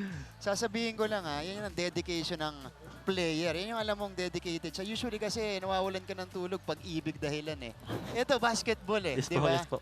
Ian Torres, 15-4-4 today. Basa natin sa ating courtside reporter, Aaron D. with John Morales. Go ahead, Aaron. Thank you po. Maraming salamat, Martin and Coach Hammer. It wasn't just Ian Torres who contributed today. Joining me right now is John Morales, or better known as Moel Morales. Yun daw ang tatawagin natin sa kanya today. Ngayon, Moel, ang ganda ng laro mo today. Nakausap ko nga yung mga coaches mo just after the game. Sabi nila, perfect ka from the field and probably the best game na ni Moel ito this season. Care to share with us, may sinabi ba yung mga coaches sa iyo before the game? May inutos ba sila sa iyo na special or sariling kusa mo to step up in this ball game today? Ang sabi lang po sa amin ng coaches sa akin, kailangan po namin mga bigs na mag-double effort, lalo yung wala po kasi si Allen, kasi iba po yung nagagawa ni Allen sa team ko. Kaya as personal po, nag-adjust na lang po ako, work hard, go hard lang po para mas maganda yung may tulong ko sa team. Well, binanggit mo nga na wala si Allen Liwag, reigning MVP of your team. As a third-year player for your squad, marami tayong nakikita every time na nagsasub ka, pumapasok ka, palagi kayong binibigyan ng advice. Care to share with us some of that advice na binibigay sa iyo ni Allen? Ang advice lang po sa akin ni Allen na pag pinasok po ako, go hard, like kumuha ko ng rebound, tsaka na yung opensa kasi dadarating din po yan. Then, doblein ko lang po yung sipag para mas maganda po yung itulong ko sa court, magawa ko sa court. Ganda nga ng pinakita kanina ni Moel. Allen nga, wala dito in our last 3 games. Konti na lang magpe-playoffs na tayo. Tatanungin kita, nape-pressure ka ba na wala dito si Allen or posibleng hindi makalaro si Allen until the playoffs? Siyempre po, nape-pressure kasi iba po rin yung nagagawa ni Allen sa team. Pero challenge na po yun sa aming mga bigs. Kasi po, ipine-prepare na po namin yung sarili namin. If ever hindi makalaro si Allen sa this past games po namin, kaya mas idodoblein pa po namin yung effort namin tsaka sipag namin para makaabot po kami sa dapat po namin, gusto po namin maabot. Like, Okay. Earlier in that game, we saw perfect ka from the field like we mentioned earlier. Yung mga shots mo pumapasok, 3-pointers. Ito ba talaga yung training mo? Yun ba talaga yung play style mo? Opo, especially nung pumasok po ako sa Benilde, yun na po yung playing style ko, pick and pop, then if open po sa perimeter, just take the jump shot lang po, yun lang po talaga. Expect a lot more from that from Moel in the next games. Pero right now, Moel, I'm gonna give you the chance para batiin yung mga supporters ng Benilde, yung mga friends mo, pati yung family mo. Especially po, nagpapasalamat ako kay Lord kasi nakuha po namin itong panalo panalo po ito. Binabati ko po yung family ko na nasa Chaong. Binabati ko po yung daddy ko na magbe-birthday po sa Sunday. Happy birthday, Daddy. Binabati ko po yung family ko dyan sa Chaong, sa ibang lugar. Mga taga Chaong po, Batang Chaong, si Mayor RJ. Sa mga boss po, kay Sir Renji, kay Sir Carlo, kay Sir Andoy, kay Daddy Nilo, at sa mga lahat po sa mga supporters sa Benilde, binabati ko po kayo. At sa pamilya po ng girlfriend ko, at sa girlfriend ko po, kay Teresan Montealegre, sa Montealegre family, binabati ko po kayo. You heard it right there. Moel Morales, the pick and pop big of the Benilde Blazers. Balik na natin yan to Martin and Coach Hammer. Thanks, Aaron. Para malungkot yung kakampi mo. Oo nga eh. Para Nanalo malungkot. ba? Mawel, pwedeng umiti. Para natalo. Akala ko. Nakatawa ka rin. Oo nga eh. Okay. Pero si pumutok yan. Si Moel Morales nung first quarter natin. Career game niya ngayon. Career high. Okay, pero ngayon kasama natin Sean Umali ang tumanggap ng front court ng Letran today. Omega, Santos, Buensalida, yung kinalaban ni Sean Umali today. Kamusta? Okay naman. Okay naman. Medyo masakit na yung katawan, kakatanggap lang. O, magpapamasahe mamaya si Sean. Namasahe na. Namasahe na, yun na pala yun. Matutulog na lang. Okay, yun na pala yun. Matutulog yan. Pang-release niya pala yung mga matchup niya today. Pero kamusta yun? You know, you were without Allen Liwag today. Ang katulong mo si Gaspay, but obviously you were the one who absorbed, especially the physicality of the big men ng mga ibang team. Kamusta yung banggaan nyo dito sa laban natin? Para sa akin, sobrang laking challenge nun. Siyempre, wala si Allen. Kilala naman natin si Liwag. Scoring machine, rebound. Sobrang laking tulong nun sa team namin. Yun nga, nawala siya, injury. Hopefully, makabalik siya before mag-playoffs na may last 2 games pa kami. Yun. Yeah. Mayroon yung dedication. To pangalawang sunod na laro ba? Oo. Ayan, may liwag dito sa wrist. tape, sa wrist. Itong si Sean Umali, of course, they dedicate this each game na wala si Allen sa kanya. Pero as one of the leaders of this team, you saw your lead vanish in the second half. Nahabol kayo ng Letran Knights. Kamusta? Paano mo kinonvince, minotivate yung mga kakampi mo na, tara, laban tayo, sa atin to? Yun nga, sabi nga ni Coach, yun nga, kasi second half, lumamang sila, binigay namin, kumbaga nag-give up kami, nag-relax kami. Yun nga, sinabi naman ni Coach Charles na bigay na namin yung best namin kasi nandito na kami sa season, wala nang palambot-lambot pa. Yun. Sean, 3 blocks today, including, well, maybe a couple against Jonathan Manalili. Pero nakikita ko kayo, nagtutulungan kayo. Nag-uusap pagkatapos. Si Jonathan, magkaibigan naman kami. Yun, wala naman personalan pagdating sa laro. Siguro, part of the game lang talaga yung Siyempre, sa laro wala mo ng kaibigan. Yun. Pero personally, gaano ka ka-lock in dito sa larong to? Kasi 3 blocks ka, especially nung humahabol yung Letran, talagang ikaw yung nagiging anchor niya sa depensa. Yun naman talaga yung trabaho ko sa team eh. Yung leadership, yung defense, yung mga help side, yun naman talaga yung mahalaga na binibigay na trabaho sa akin ni Coach Charles. No, may mga handful ka na plays ka kanina, Sean, na ball screen defense, dahil natin na pagkukwentuhan to, ball screen defense, switch ka sa guard. Ano yung mga una mong binabasa kasi nakakuha kayo ng stop dito to transition ni Rafi? May ilang ball screen action din in the first half na ikaw yung kumukuha dun sa kay Estrada, sa kay Manalili. Ano yung mga pinapaalala sa'yo pagka ganyan? Unang-una, may transition sila. So, kailangan namin i-stop yung transition muna nila. Kaya pagdating sa backcourt, doon na kami ulit magpapalit-palit ng tao. Yan. Okay, Sean, you've been playing games without Allen Liwag, a few times already here. Ito ba, because, you're not with him on the court, pero nakakatulong ba sa'yo lalong-lalo na kasi pagtanggap mo ng bola dito, mas nagiging malaya ka dun sa mga galaw mo? Siyempre, maluwag yung court eh kasi walang Allen Liwag. Yun nga, nag-a-adjust lang din ako kay Allen kung ano yung nagkakasabay kami sa court. Then, pagdating naman dito sa court na wala siya, kasi nga injury, nandito pa rin siya para sa team eh. Yung presence niya, nandito pa, nasa team pa din eh. Hindi namin na-feel na wala siya sa loob ng court. Okay, Sean, dahil panalo kayo, you were one of the key guys today for Benilde. Your chance to greet everybody. Una-una, nagpapasalamat ako sa Panginoon na nakuha namin yung panalo. Binabati ko yung family ko, yung wife ko, yung anak ko na nanonood sa bahay ngayon. Si Boss Frank, si Boss Jacob Lau, si Boss Renji, si Daddy Nilo, si Boss Carlos, si Boss Andoy. Lahat ng sumusuporta sa Benilde community. Yan. Maraming salamat. Last question. Bago ka umalis, dahil namasahe ka na, recovery mo mamaya? Siguro na lang. Yan. Umamin ka. Medyo marami kang tinrabaho eh. Siguro pahinga na lang talaga. Galing mo sumagot. Wow. Okay. Okay, sige. Okay, okay na. Good luck sa pahinga. In-on the spot ko eh. No? Oo nga Alam ko eh. na, Brad, eh. Nakangiti eh. Meron na yang nasa isip, What, di ba? Sabi niya, siguro nasa court pa lang. Kanina pa ako dito, men. Mamaya sa akin yung Yeah. pagkain. Okay, Recovery, Sean, recovery. congratulations. Thank you. We're going Recovery pahinga game. Thank you, Coach. Thank you.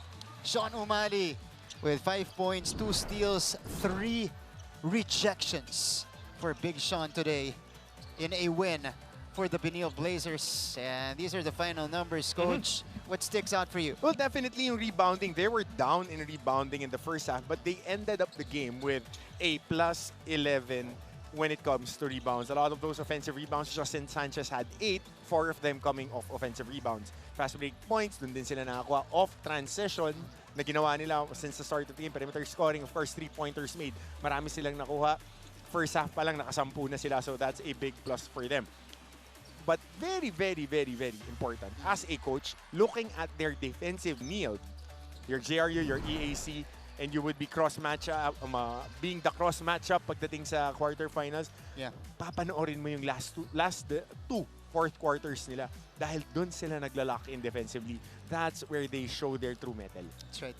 Definitely a character win. These players, Ian Torres, of course, scoring matchup coming right up. Coach Mapúa, Perpetual. Every matchup is marquee, especially now, patapos na tayo sa classification. That final form, kung mag-super saiyan ka, Pwede. kunin mo na yung level 4, level 5. Ito na yan. Oh, yan na yun. Ito na yan. This is the wins that you would bank on to get an advantage in the quarterfinals, in the semifinals, and hopefully bring it to the finals. And to take you through that game, you'll have Mr. Pure Business, Anton Rojas, and Prince Rivero. Mamaya-maya po sila naman yung on-board dito. But Coach, thank you. Always good, Mart, and ganda ng mga games natin this upcoming week. Meron pa tayong kasunod dito. So on behalf of the entire team, my partner, Coach Hammer Martin Antonio, our courtside reporter, that is Aaron D, panel director, Pacasenya, floor director, Ray Tulio. We have our producer, R.R. Romano, director, Direk Abit Ramos. This is Martin Javier saying thank you for joining us here in the first game. Please do stick around for another big game in our second offering. The Mapúa Cardinals, the defending champions, facing the #1 team in Group A in the Perpetual Altas. At po yan sa ating pagbabalik sa NCAA Season 101.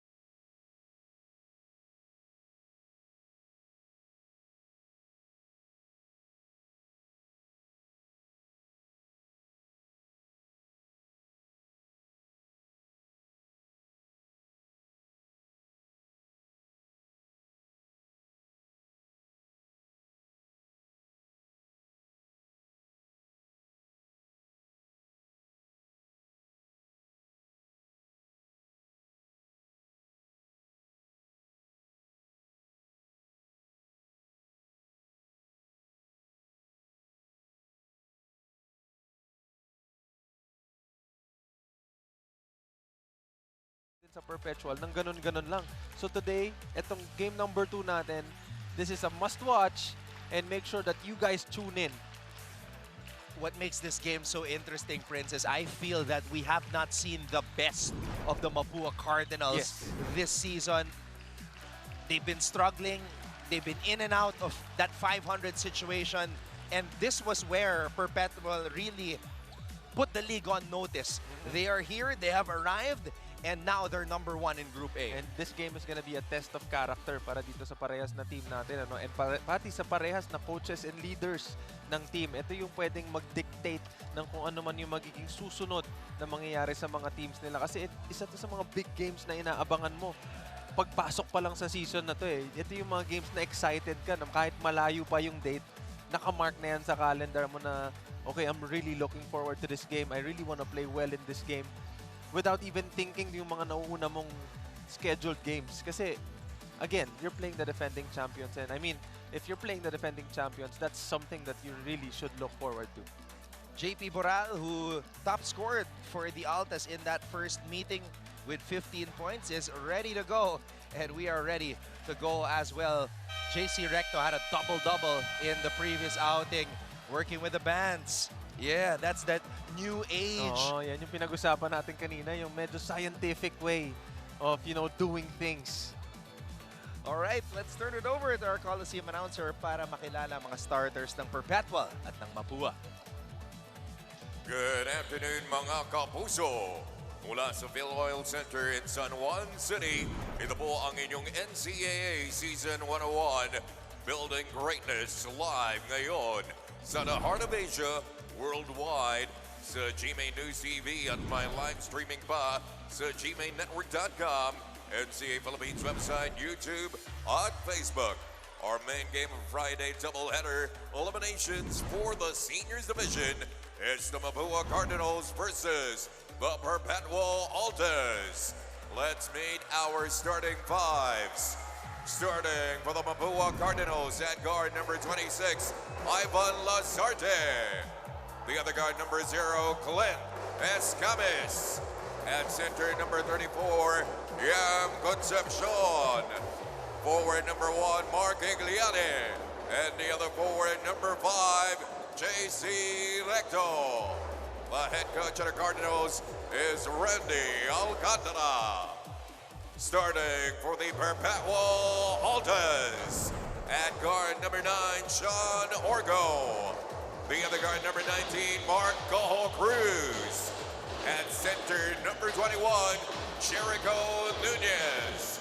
Forward number 14, John Abbas. And the other forward number 10, Patrick Sleed. The head coach of the Altas is Olsen Rosella. Our referees in this ball game. We're taking a look at the starting unit of the defending champions. A loss today by Mapúa will guarantee the Altas to finish at the top spot after the group stage as the number 1 ranked squad in Group A with a twice-to-beat advantage. Sure ball na yung twice-to-beat advantage nitong Perpetual. It's just a matter of whether they will finish number 1 or number 2. Mapúa is the last hurdle on that challenge. Yes, and yun yung isa sa pinaka-importante na kailangan ma-seal talaga nila, no? If they really wanna move on to the next level. Igniane and Nunez jumping it up. Lazarte is able to snatch the ball away. Concepcion overshoots that one. Sorry miss for Concepcion. Not a good sign, Prince. Medyo malamig pa. Medyo malamig pa. You know, kapapasok pa lang, after that first stop, parang nabigla rin sila na napunta sa kanila yung bola eh. Oh, even Patrick Sleet nadula sa bola. Clint Escamis. Okay. Clint Escamis, first shot, first basket. And we wonder if we're going to see the real Clint Escamis today, because the narrative about him here in Season 101 is, will we see the MVP or will we see somebody who I can't even describe it? Who's struggling a little bit. Who's struggling a little bit for a while. But you know, again, he won't be Clint Escamis for nothing. And he has proven that over and over and time again last season. But this season, we have still yet to see the OG Escamis. And this is what I like seeing. Yung early pa lang is being aggressive and he's trying to start out hot. Clint Escamis never had a bad game in season 99 and season 100. It's only at season 101 that there were a lot of question marks. Patrick Sleet nakabawi agad. Oo, sabi ni Patrick Sleet, ako din. Papakitaan din kita na hindi lang ikaw yung gusto mag-umpisa na mainit. Patrick Sleet has top scored for Perpetual in their last 2 games. Although in the previous outing, it was just 11 points. Lazarte gets a basket. It's an aggressive start for the Mapuans. You know, Ton, meron ako napansin, ito si Sleety Boy, ever since that game, na umiscore siya talaga ng malaki at mainit, na nanalo sila, naging mas aggressive siya in terms of attacking the lane and trying to get to the basket. Sleet, speaking of aggressiveness, there you go, Patrick Sleet. And he's smiling.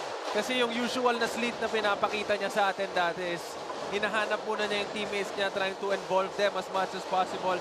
And he really looks at himself as a last option kind of attack. But in this case, he's being aggressive, and that's something that's really, really pleasant to the eyes when you watch. JC Recto coming off that double-double performance. Recto, wild shot. Igliane could not hold on to it. Babalik ang bola sa Perpetual. And now, we turn it over to Glycel Galpo for her first report. Thanks, Anton. Masakit man ang pagkatalo nila against the Golden Stags, the Perpetual Altas chooses to take the lesson that comes with defeat. Ayon sa koponan, that loss serves as a reminder for them to never be complacent.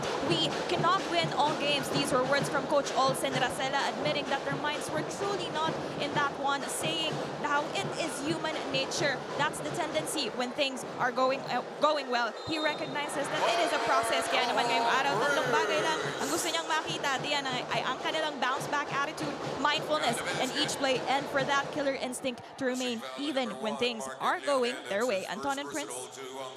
3 things that Perpetual definitely needs the ingredients to get back on the win column as Air Gojo goes airborne, taking off on both feet. Oo, I mean, hindi niya na pinansin kung sino yung nasa harapan niya.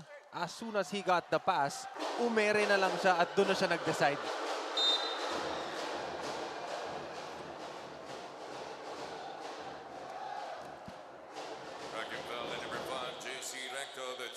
Another foul called the Mapúa Cardinals. 7 minutes 21. They already have 3 team fouls. Talk about being aggressive on defense. Orgo gets the ball to Sleet. Sleet working in the post against Concepcion. Double team. Sleet. Escamis comes up with the ball. Escamis throws it back out to Lazarte. Lazarte, drop pass. Igliane was not ready. Here comes Patrick to MGC. Goho Cruz challenged. And Clint Escamis picks up the ball. Oh, relax lang daw muna. Relax lang daw muna. Kasi masyadong mabilis yung nagiging pace eh. Escamis. 10 on the shot clock. Clint pulls up for 3. He is on today. Talk about starting aggressive and trying to, you know, start hot.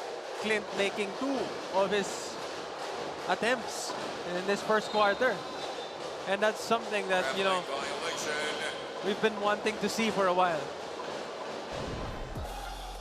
And the energy that he let out after that shot. So that question, will the real Clint Escamis show up today? We got our answer right away. The OG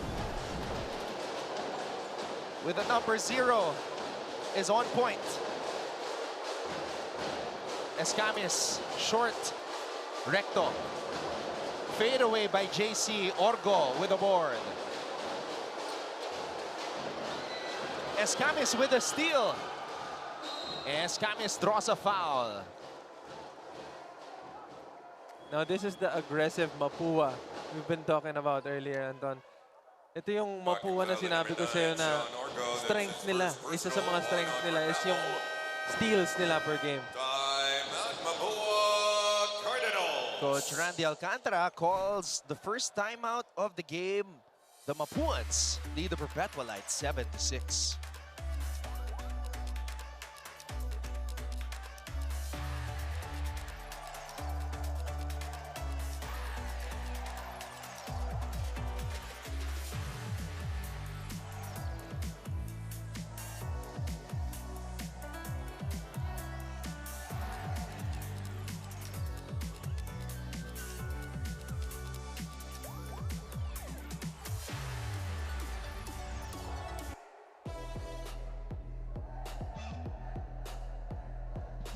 JC Recto, aggressive, driving to the basket, aggressive on the boards, finding his teammates, showing us the range. He was Mr. Versatility against LPU. Yung jack of all trades. Kumbaga, lahat ng bagay, small things or big things, tinatrabaho niya. The garbage man, yan yung mga ganun, yan yung mga term nila eh. The garbage man, yung tao na gumagawa ng little things. Yung mga hindi napapansin sa stats, pero alam mo yun. JC Recto had 4 steals. Mapúa #1 in the league in that department, averaging 10.2 steals per contest. Mataas yun. The 10.2 steals per contest is a very, very high number. Escamis, short, Sleet trying to tap into a teammate. Nunez picks it up.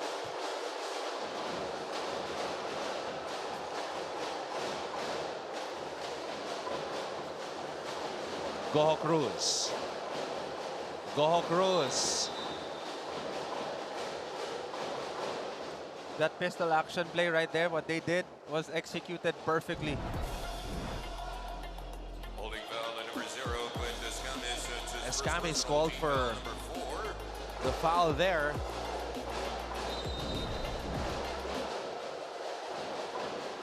Five points in 4 minutes for Clint Escamis.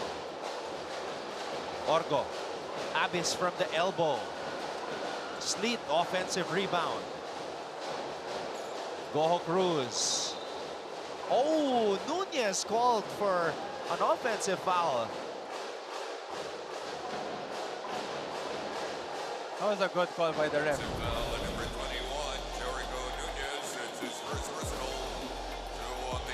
Yeah, nakita mo yung last second niya na paggalaw ng katawan. Recto. Igliane. Concepcion. Concepcion hand off to Lazarte. Recto, 5 on the shot clock. Recto.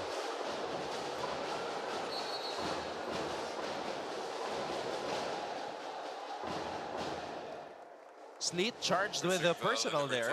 Yeah, and ano, First personal team foul number 3. Perpetual now has 3 team fouls. And hindi lang sa depensa aggressive itong Mapúa, no? Pati sa offensive rebound. Recto, drop pass, Igliane.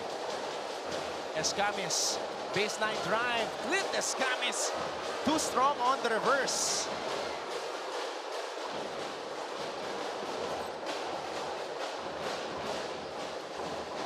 Bola na kay Abyss. Binigay dito kay Orgo. Orgo, one dribble pull-up. And Recto taps it to Concepcion.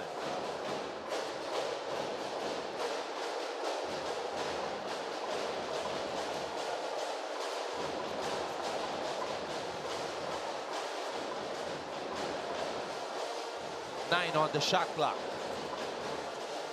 Escamis steps back. Escamis.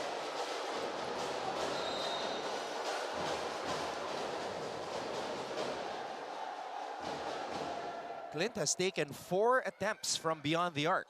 Yeah, but that last one, that was a good move. I mean, if he's gonna get those kinds of shots the entire game, I'd give it to him.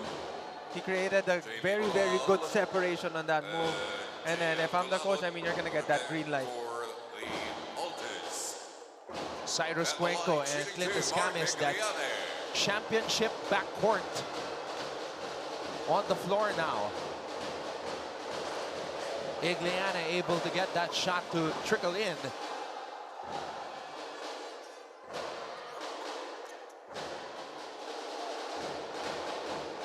EJ Sapasap and LA Casinillo waiting to enter the game for Mapúa and Perpetual respectively. Ito na yung tinatawag nila na second wave. The time na magpapasok na yung coaches ng mga fresh legs bago matapos yung first quarter to up the energy na binigay ng first group. Go Cruz.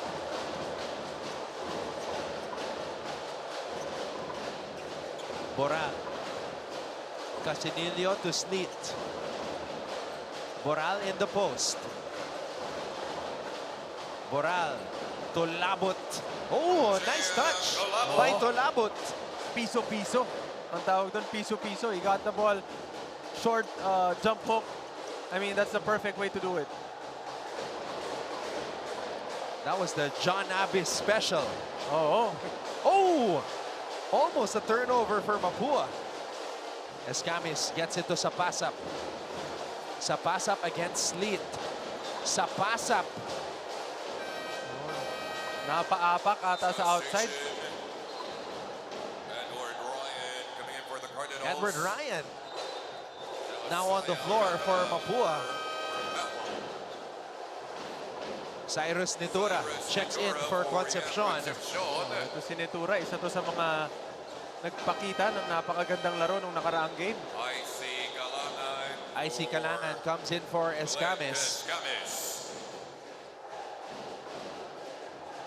So the rookie out of the Perpetual High School basketball program checks in for the first time. He actually started during the first meeting of Mapúa against Perpetual.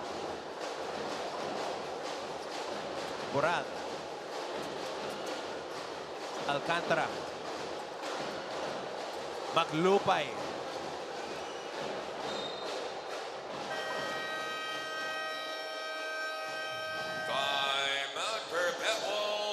And now Coach Olsen Racela calls a timeout. His team is down by 1.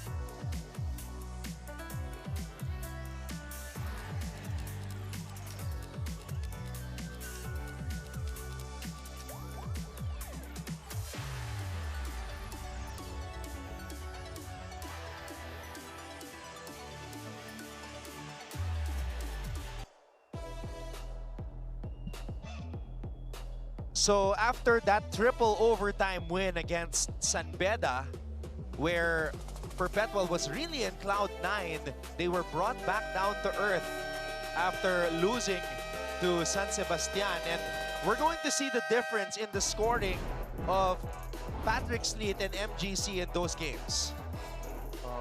Ayan. So I think this is the season low for MGC. Yeah. The game against San Sebastian. Isa sa mga bagay na in-emphasize ni Coach Rob doon is yung defense talaga nila and how they really put importance doon sa depensa nila kasi their backs against the wall, they got nothing to lose but everything to gain. And in that game, they showed passion and character na kung sino talaga sila and what they can really put in the table. And in that case, they got the win. Kalangan. Sapasap. Kalangan susubok mula sa labas, short. And Nitura trying to save it. Pero parang si Coach Randy yung last touch eh.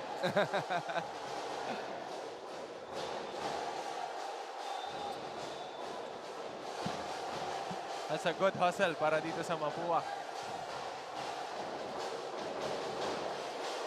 Kalangan. Cuenco, first attempt. It's good. Cyrus Cuenco. Yeah, pero dun sa depensa na pinakita ng Perpetual, dun sa inbound play na yon, they played zone.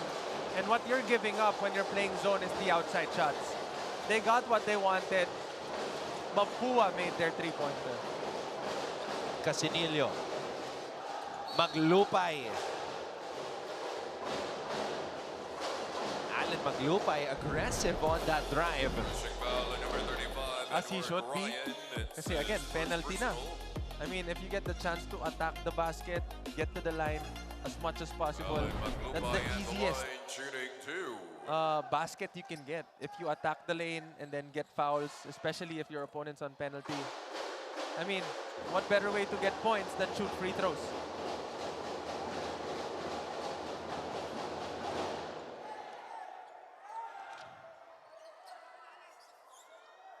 Maglupay, a 66.7% free throw shooter for the season. Gets that one to go. Cuenco to Netura. Ryan, good recovery by Boral and Tolabut. Kalangan blocked by Tolabut. Maglupay is running. Maglupay to Boral. Boral runs into a wall. Sapasap. Ball deflected. Cuenco libre. Oh, misfiring. Oh, medyo maaga. Medyo maaga yung tira na yun ni Cuenco, no? That was a transition 3. I mean, the defense wasn't even set yet. Boral thought about it. Decides to drive. Kicks it out. Maglupay. And Maglupay scores. Good body control after the contact. Yeah, the first one wasn't as effective.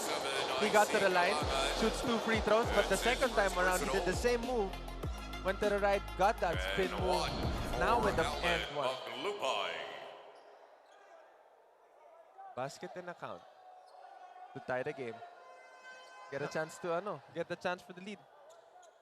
And Maglupay has provided quality minutes off the bench for Coach Olsen Racela in season 101. Yeah, Missing on that free throw though. I mean having MGC and Patrick Sleep as the first wave and then you coming in and stepping up, giving those quality minutes to sa mga pahinga ng mga players na nagiging anchor ninyo, malaking bagay yun. Oh wow. EJ Sapasap carving some space. He's been in that weight room. Casinillo too strong. Netura going for a 2-for-1 opportunity. Kalangan back to Netura. Netura to Cuenco. Cuenco on the drive. Netura. Ryan. Short. Kalangan with another possession. Okay, I'm gonna be honest. Normally, sinasabi ko yung ganyang klaseng gameplay, yung pag-share ng bola sa Perpetual natin nakikita. But in this case, it's Mapúa sharing the ball really, really well. You know it's a good day for Mapúa when Cyrus Cuenco, who is an outside sniper, gets the equivalent of a headshot in basketball. Tinamaan na, may puntos pa. Perfect.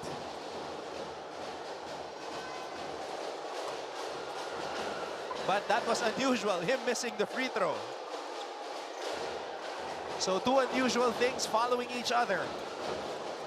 Maglupay, shorts, and that will do it for the first quarter. An interesting start in this battle between the top 2 teams in Group A. The Mapúa Cardinals lead the Perpetual Altas 16-12 after 1.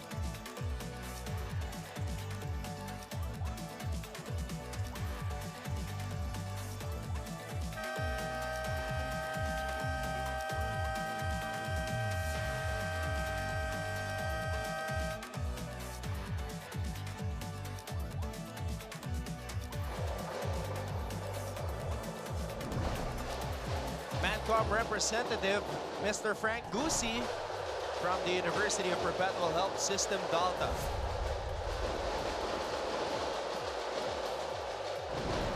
Dr. Alan Paul Laiko, PhD from LPU.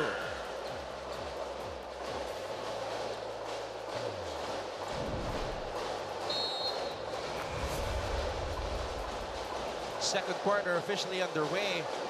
Thank you for joining us. Anton Ross together with Prince Cervero. And we also have Glycel Galpo with us at courtside. Cuenco picks it up. Cuenco. Gonzalez. Mr. Instant Offense. Oo, kapapasok lang eh. Tingnan mo kung gano'n niya kabilis. Ano, tingnan mo, look at this offense, guys. Nakita niya yung depensa, pero hindi nag-matter yun sa kanya. It's a 3 versus 2 situation. They got to the line, attacked the rim, got the foul. 2 shots to start the second quarter. That's a perfect way to do it. Setting the tone right away. Kaya lang, malamig pa. Etong si Cyril Gonzalez. Makibalita muna tayo kay Glycel Galpo. It is vengeance time for the Mapúa Cardinals, hoping to seize this chance to prove that they are still the championship team and that we know mahabang pasensya. Ito raw ang patuloy na hiling at gusto ni Coach Randy mula sa kanyang kupunan. Ani niya, what he wants to see from his players is their willingness to sacrifice their offense first, kapalit ang mas pinaigting na depensa. Dagdag niya, at this point, lahat na ng combination ay nasubukan nila to address their slow starts, so that stronger first quarter is exactly what he is looking for. So let's see if today we will witness the Cardinals in their true championship form. Anton and Prince? That's what we've been waiting for all season. The true championship form of these Cardinals. But again, when you look at it, 7 holdovers, that's less than 50% of the squad that they had last year when they won the title. Yeah, but you know what? Something positive, Anton, with what Glycel said kanina na binanggit ni Coach Randy. Nasubukan na nila lahat ng klase ng mix and match. But in this game, sa nakikita ko, yung pag-share nila ng bola and yung pagiging aggressive, both on offense and on defense, andyan na. And yun mismo yung binanggit ni Coach Randy na sana, na hinahanap nila, na feeling nila eh nagkukulang talaga sila. But so far, in this case, in this game, they're showing yung hinahanap nito ni Coach Randy. Drex de los Reyes and Cyril Gonzalez, who did not see action in the first quarter, are now both in for Mapúa.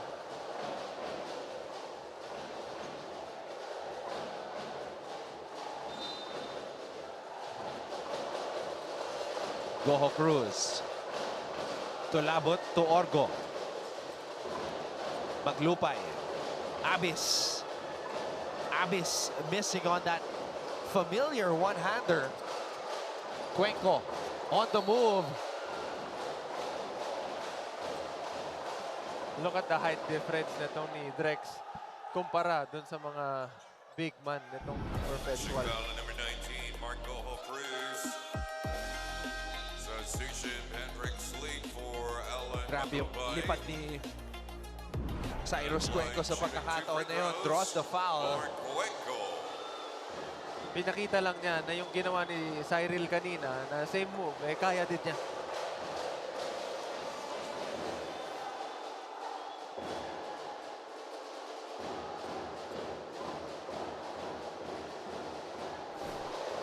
Second free throw is good for Cyrus Cuenco.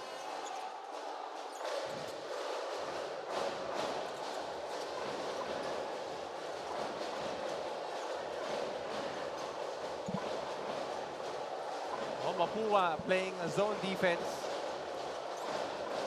Sleet. Baseline drive. Sleet cross court to Goho Cruz. Goho Cruz blocked. Sa pasap, Cuenco. Gonzalez. Gonzalez to Nitura. Baseline spin. Oh! Oh! Gumabang! Oh, binitin pa tayo dun sa napakagandang sidestep na galawan.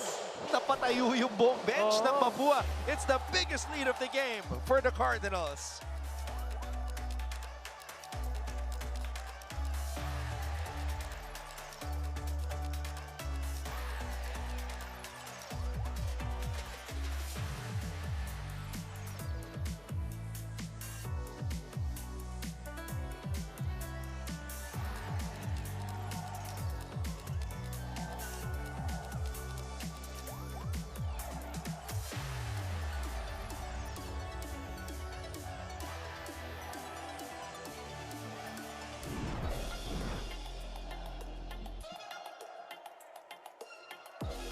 Baseline, drop step, side step, pumitin sa ere, puntos para kay Cyrus Nitura.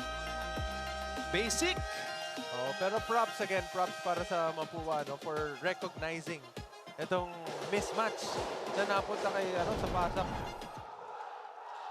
And that video right there, that's a team that is on one page. As we see Dr. Lorenzo of Emilio Aguinaldo College. And that's a welcome development for the Mapuan, seeing that everybody is engaged. I mean, look at the whole bench jumping up as Mapúa forces that turnover. And I think that's one way of saying na somehow yan ang inaantay nila. Yung inaantay ni Coach Randy na yung championship caliber na Mapúa na hinahanap nila. Cyrus Nitura, Gonzalez with a floater. Cyril Gonzalez. He's been Mapua's leading scorer this season, averaging 10.7 points per game. Perpetual down by 11.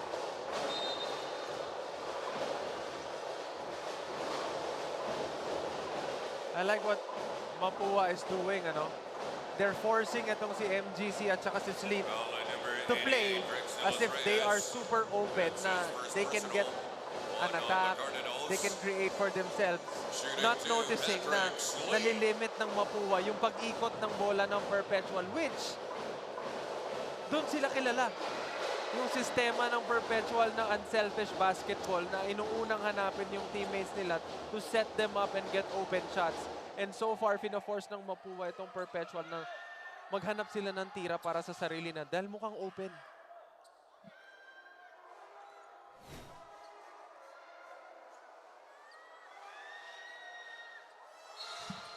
Sleet good on the second free throw.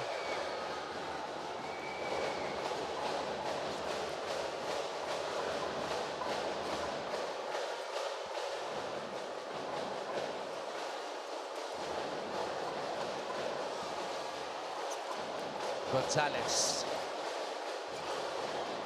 Nitura.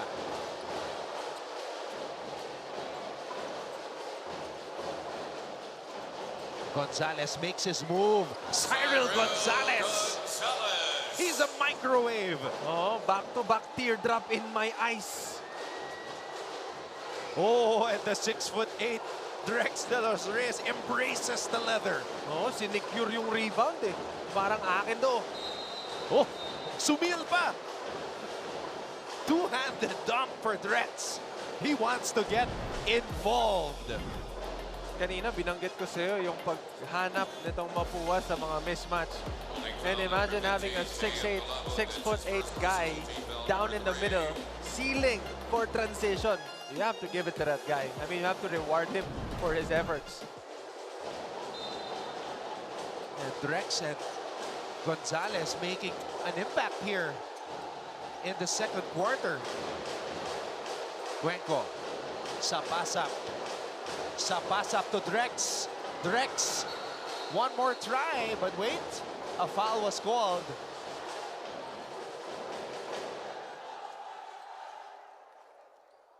And just imagine if Drex can finish off of those drop passes, Mapúa is going to be very dangerous.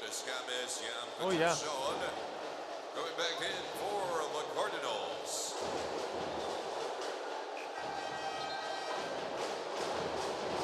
Do you remember the Mapúa times? Yung si Ora Eme? Yeah, all well. Mr. 2020, 2030. Yeah. Also a rookie MVP, Allwell Oraime. Sapasap. Oh, what a move. What a move. The Mapuans have been balling. And look how active their bench is, both on offense and on defense. You see them talking to their teammates. This is the most engaged I've seen Mapúa this season. Oh, Sleet gets the ball back. Sleet blocked by De Los Reyes.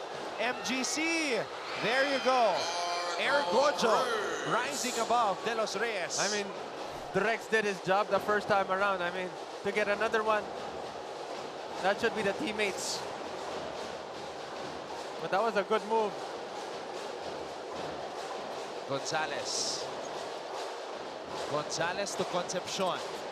Cyril Gonzalez. Concepcion offensive rebound. Escamis says, let's set it up. But Drex was asking for it. Gonzalez decides to give it up to Escamis. Another offensive rebound. Shot clock violation.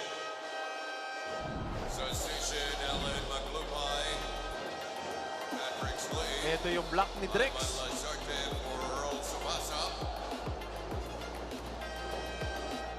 MGC in the land of the Giants. Oh, and using the high glass, off the glass finish.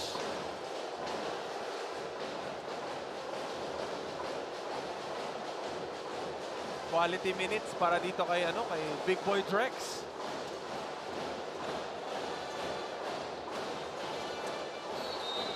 Wow, look at the aggressiveness on both Perpetual and Mapúa whenever they're playing defense against each other. Ito yung ito yung basketball. Ito yung definition ng #1 laban sa defending champion. Ito yung pride.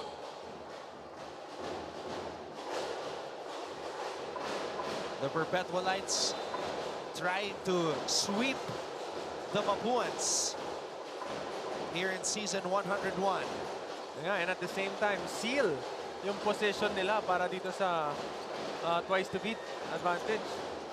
MGC for 3. Ayan. Go Cruz! Ayan yung hinahanap natin kanina pa mula dito sa Perpetual. Yung pag-share nila ng bola. Getting to the paint, kicking out, getting those extra passes, and making a basket. Here come the Altas. Timeout Mapúa.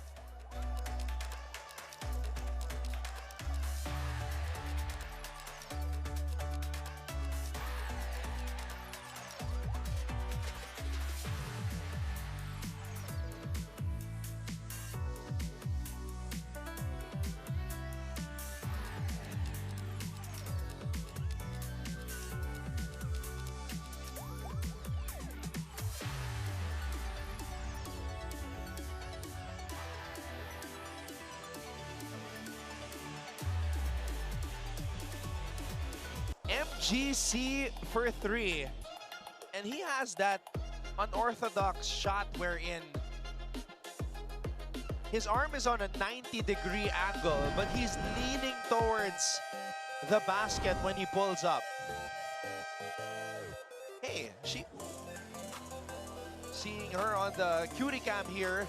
Upon review of the last The shot, Phil Oil Margot Center is on a just Friday. pointer. Our official score, Mapúa 27, Perpetual 19. So I'm being told right now that the shot earlier of Marco Cruz was ruled a 2. So let's take a look at his right foot. Ayun. Good review by our officials. I mean, if he's wearing like a size 9, baka lumusot yun as a three-pointer. Concepcion. Oh! Concepcion. The dubious Pinoy step. Pinag-isipan pa niya kung itutuloy niya na dun sa unang fake eh. Orgo. Maglupay in the corner. Boral wants it in the post. Boral, fade away.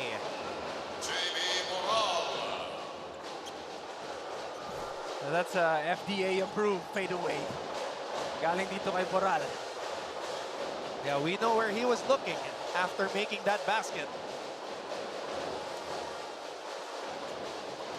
29-20. Oh! And now, Perpetual trying to create some momentum here. But how about that Pinoy step by Yam Concepcion? Ito yung sinasabi ko sa'yo kaninang FDA-approved fadeaway. At saka yung sinabi mong we both know where he's looking. Gotta find that inspiration. Yep.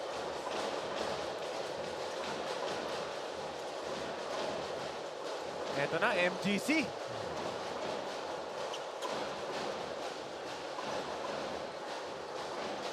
Orgo. Boral wants it again in the post. Orgo to Maglupay. Goho Cruz. Baseline. Oh! That was a bailout call. They only had 1 second left in the shot clock. Back in foul at number 34, Oh, yeah. Clearly. Up until that point, he was playing defense perfectly, except that last part when he tried to go for the ball but accidentally hit the arm of the offense. Yun yung ano yung medyo nakaka-frustrate yan eh kasi you guys did everything accordingly. The defense, everything by the book. And then last second, para makakuha ng shot clock violation, mafa-foul mo pa siya.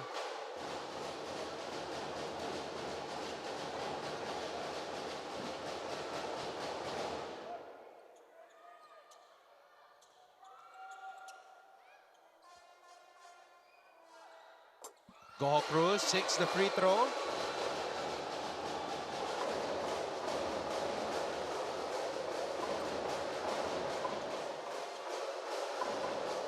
Mapúa protecting this 7-point lead. Recto. Igliane, too strong. Cuenco again. Too strong. Igliane.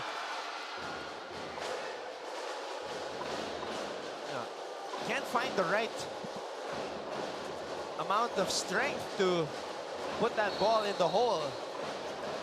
And that's an offensive foul on Boral. Offensive foul at number 91, JB Boral. Leo Casinillo for Sean Orgo.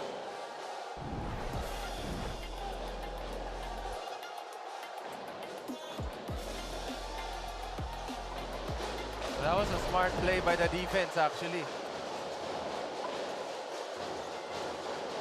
Recto. Abis saves it. Goho Cruz. Warning on number 0, Alan Maglupay for faking a foul. Casinillo. And L.A. Casinillo drains the three.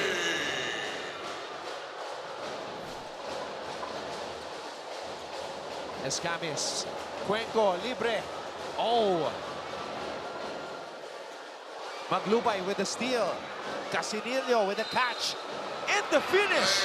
L.A. Casinillo, 5 straight points for Perpetual. Oh, and yung momentum nag-shift papunta ngayon dito sa ano? Sa Perpetual. All of a sudden. Earl Sabasa, Cyrus Nazura coming back in for the Cardinals.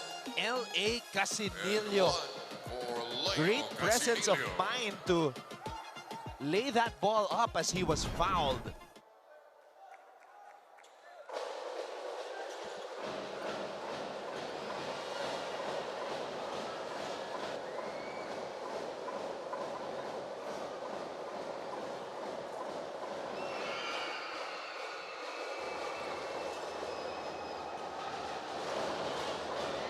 Six straight points by L.A. Casinillo to put Perpetual to within 1.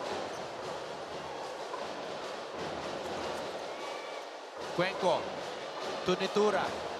Nitura short. And that's a foul on L.A.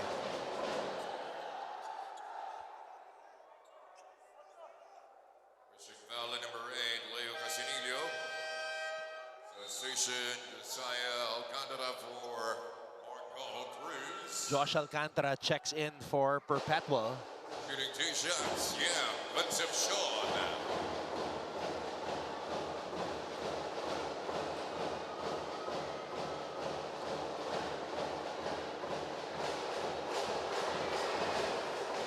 In and out on the first free throw. Oh, kailangan tumashoot ni Concepcion to stop the bleeding. Kasi yung momentum shift natin, napakaganda para dito sa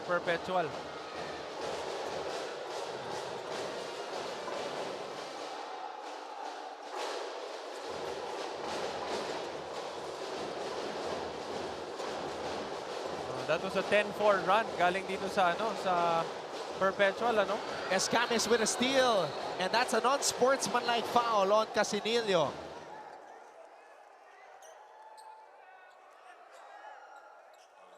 Like foul number 8, Leo Casinillo.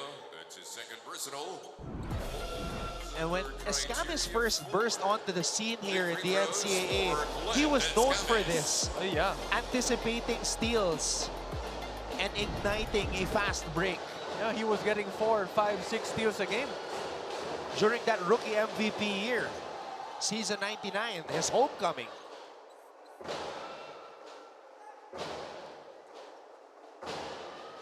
This is a guy who had 2 championships in the juniors division for Mapúa. So really what he has done for the school has secured his own legacy. Yes. Within it. For the Mapúa Cardinals.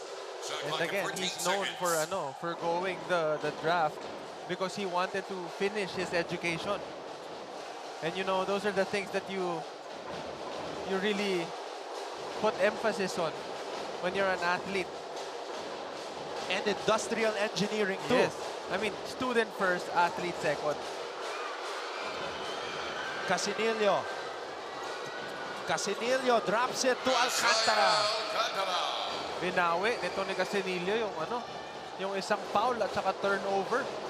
Casinillo with 8 points, Prince. We got 2 minutes. And Perpetual comes up with a steal. A chance to tie or take the lead. Bola na kay Boral. Casinillo. Maglupay for the lead. Sapasap inhales that rebound. Oh, sabi, teka lang. Sapasap to Escamis. Escamis draws a foul, and that's going to be 2 free throws for Escamis. Parang nabigla ako dun sa move niya, ganun kabilis. Oo, very shifty. And if you're gonna compare Escamis to a professional athlete, sinong naiisip mo na parang pinaka-close na comparison sa kanya? Ikaw ba? I mean, you're the one who plays there. Ako, except the dunking part, prime Russell Westbrook. Oh, an NBA player. Yeah, prime Russell Westbrook, except the dunking part. The perimeter, the pull-ups, the step-backs, the shiftiness, how aggressive he is both on offense and defense, the steals, rebounds. Well, talking to Clint, asking him who influenced him growing up, he mentioned 2 names. Kiefer Avena and Terrence Romeo. Well, okay, maybe close to Kiefer. Close to Kiefer. I agree with that. Yeah, because he uses ball screen really well.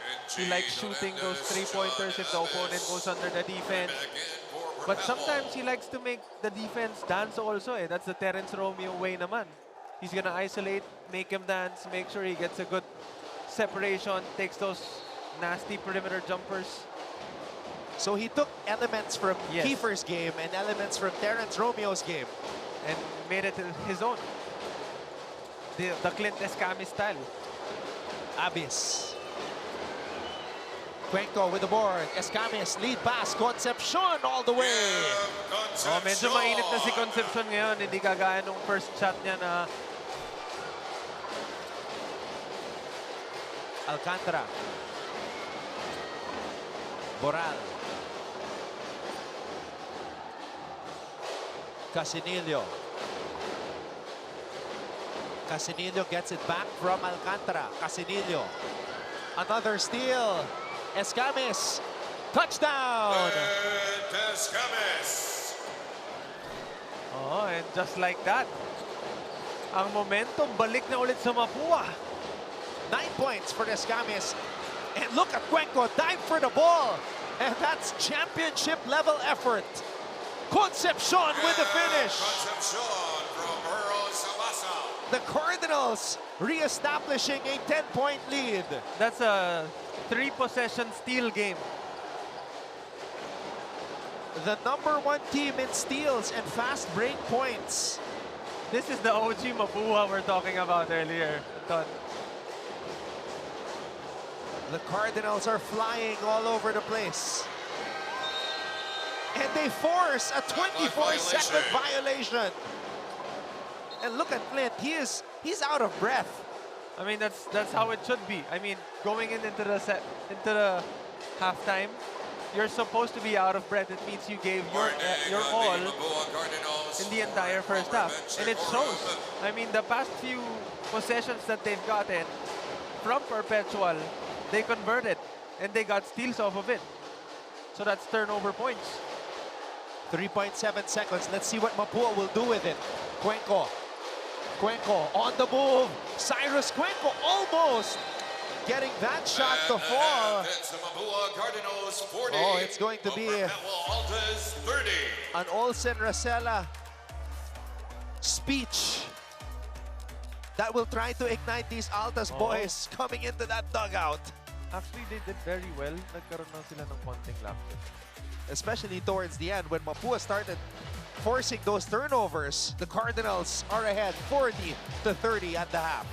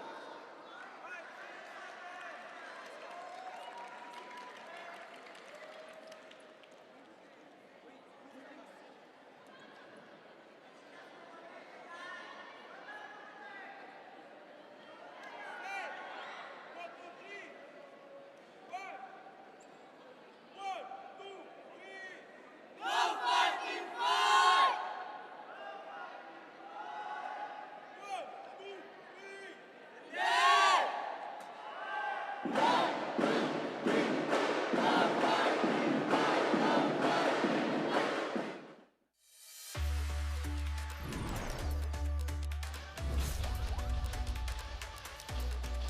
back with us live inside the Phil Oil Center in San Juan City for this matchup between the top two teams in Group A and the Mapúa Cardinals.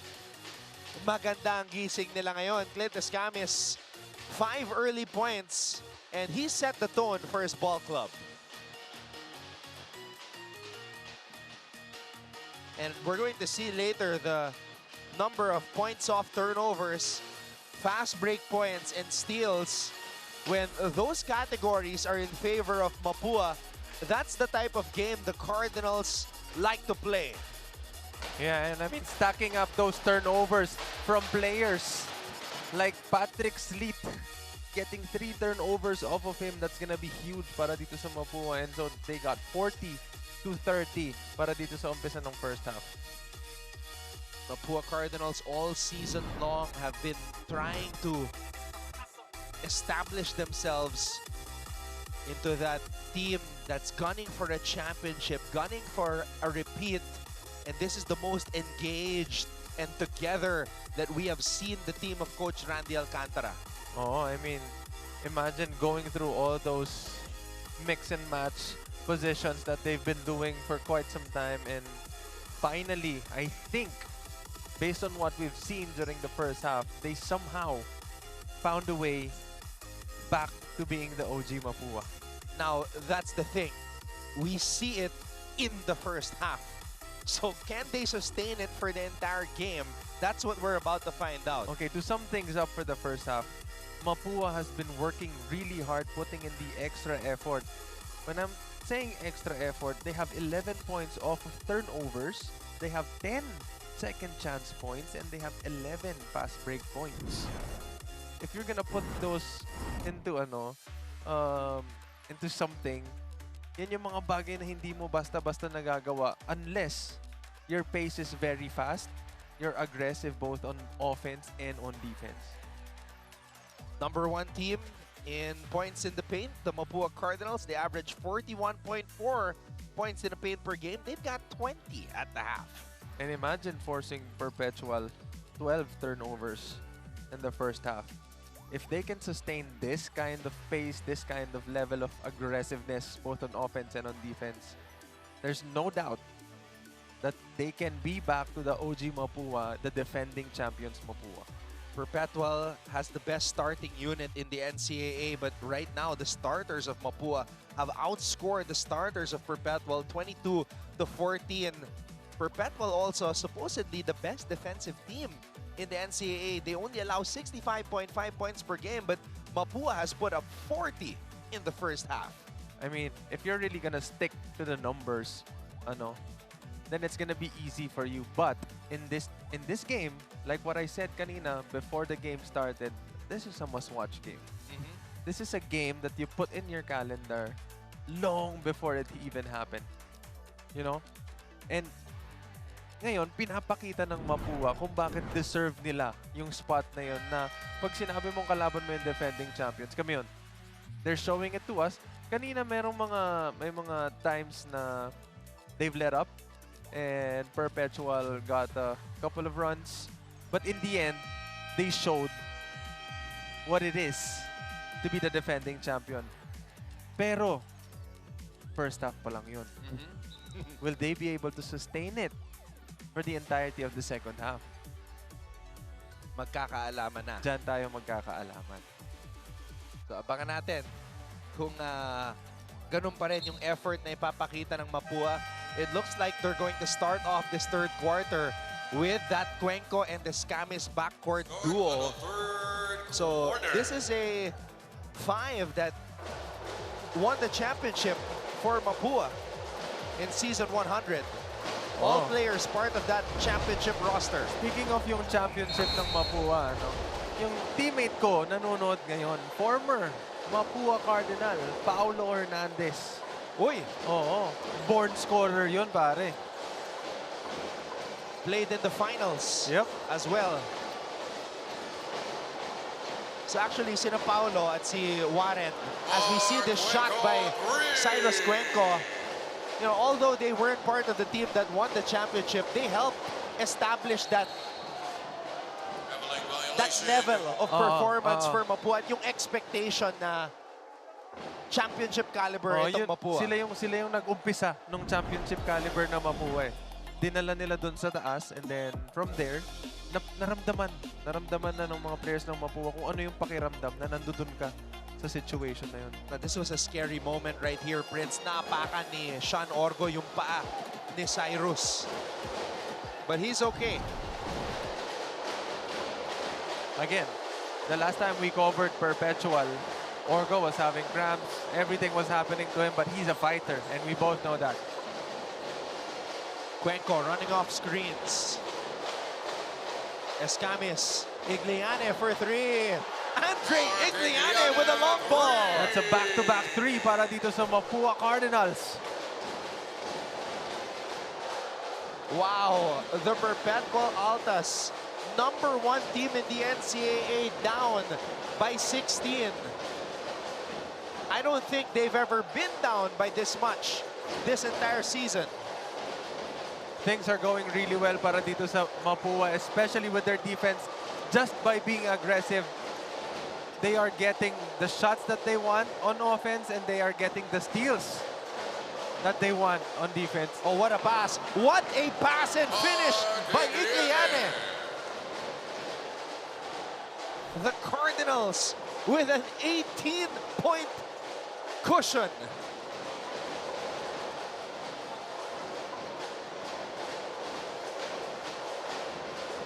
Abyss in the post against Recto. Perpetuals got to make something happen. And right now, they are succumbing to the pressure being employed by the defending champions. Pasa muna natin kay Glycel Galpo. You cannot bring any less than your A game. Ito ang bungad ni Coach Olsen Acela sa kanyang kupunan upon entering the dugout. He calls on his squad to play unselfish basketball, emphasizing that it will take all of them to address their lapses. Ani niya, we have to take care of the ball. Huwag niyong isipin ang sarili niyo, while adamantly reminding them to execute and back on their defense so that they can limit turnovers and convert offensively.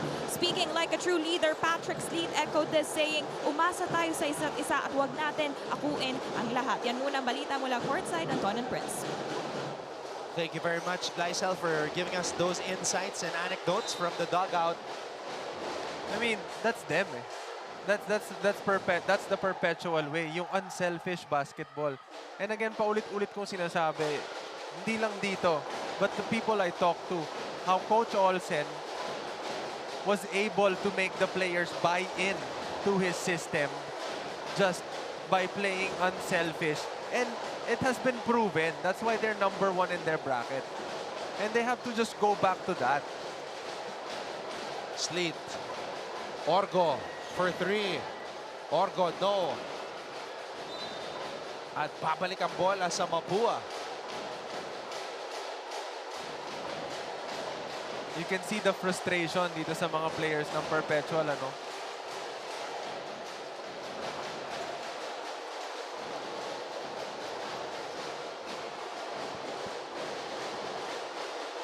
Recto.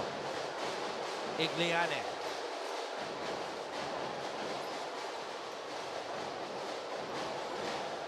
Orgo chasing Cyrus Cuenco around those screens. They're putting Orgo in every action. Orgo thought about it, decides to shoot. Sean Orgo drains it. That's what they needed, ano, to stop the bleeding. It was an 8-0 run prior to that three-pointer by Sean Orgo. And considering Sean Orgo's chasing Cuenco all around. Yeah, that's how you get rewarded. I mean, you play hard on defense, you get open shots, you make it. Escamis throws it out to Cyrus. Clint from the corner. Clint Escamis with 14 points.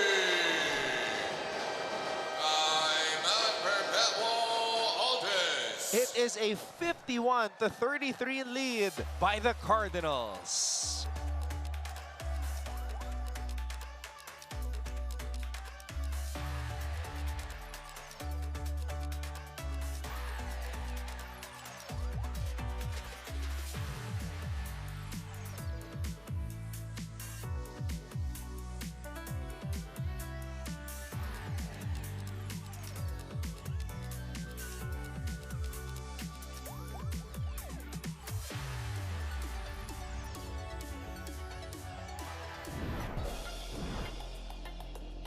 This was a broken play already. But that Cuenco and Escamis backcourt knows how to win. Turning garbage into gold. Yun yung sinasabi nila na almost doesn't count. That was almost a turnover. But he made a three-pointer off of that almost. And that's heartbreaking para dito sa Perpetual. Well, it's a Friday, so we have the youngsters here at the Phil Oil Center as well, getting an early exposure to collegiate-type basketball action here in the NCAA. That's a glimpse to their future. Orgo. Goho Cruz. Orgo. Orgo to MGC for three. In and out, Concepcion with a rebound. Imagine your number one scorer sa team nyo pressuring the ball on defense. Sino ba namang hindi gaganahan kung ikaw yung teammates nito ni Escamis? And that's been what Escamis has been doing all season long, guarding the opposing team's best scorer. He gets the challenge from it. It gets him going. And when he's having an off night on offense, take note that he's the guy guarding the best offensive player of the opponent.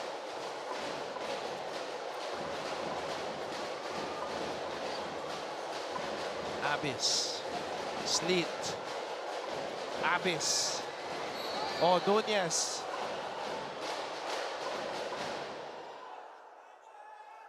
Mapúa saying it's all ball, but Nunez will head to the line. Coach Randy is saying just let it go. I mean, just thinking about the players that Escamis had to guard. I mean, you're talking about the likes of Renz Villegas, John T. Miller, all the top scorers, T. Macongotan. Those aren't just regular guys. Those are the type of guys that you go to when you need to score. And imagine your top scorer or the guy who's scoring for your team asking to be the one guarding those players. That's the mindset.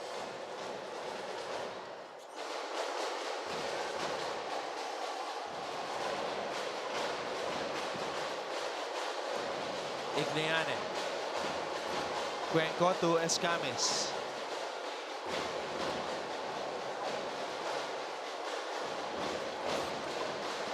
Cuenco floats it up. Recto. Cyrus Cuenco keeps it alive. Escamis directing traffic. Concepcion. Igneane with a floater. Medyo nasobrahan yung pag-share nila ng basketball.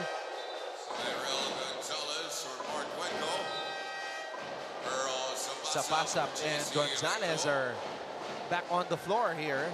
Coming in for Cyrus Cuenco and JC Recto.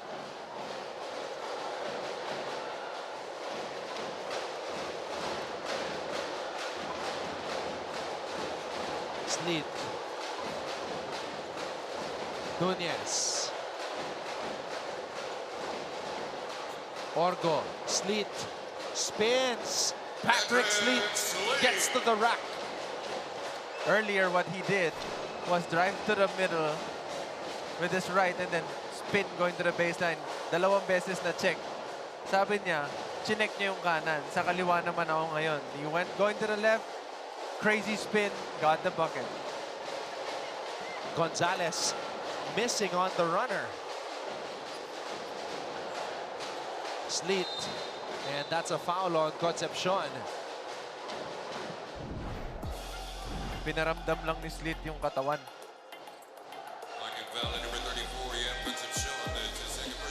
Ganda ng ikot.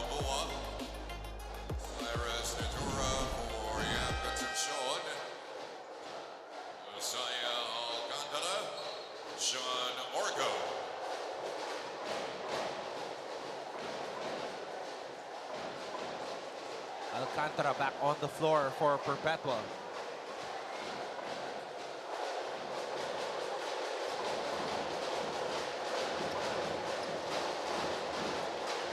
Goho Cruz.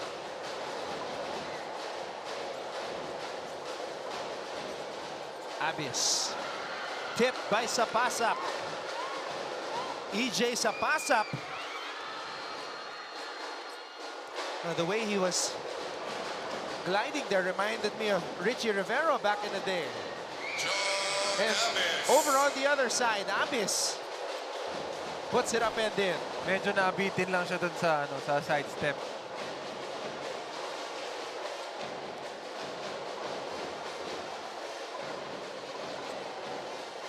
Escamis for three. Overshoots the mark.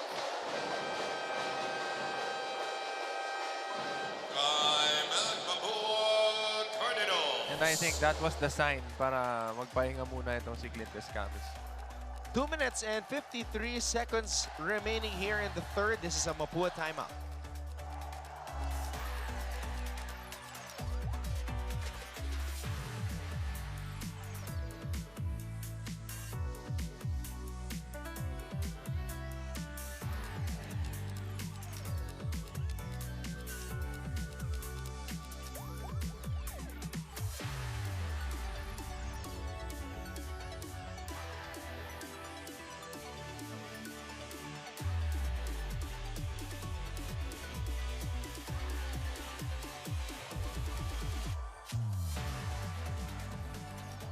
We have the Vice President for Sports and Athletics for the University of Perpetual Health System, Dalta, Boss Anton Tamayo.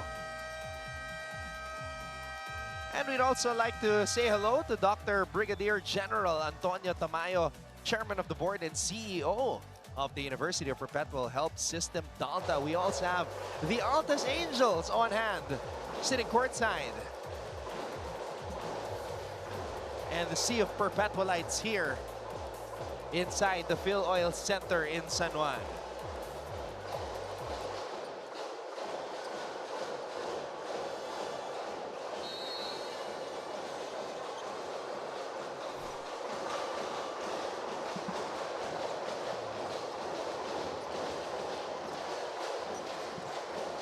Boral gets it to Goho Cruz. Goho Cruz. Alcantara. Abyss from the baseline. No go.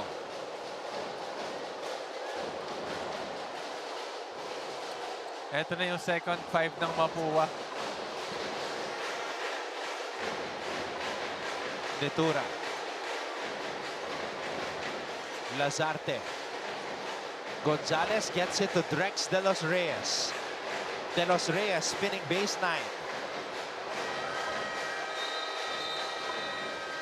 And Perpetual forces Mapúa to a shot clock violation.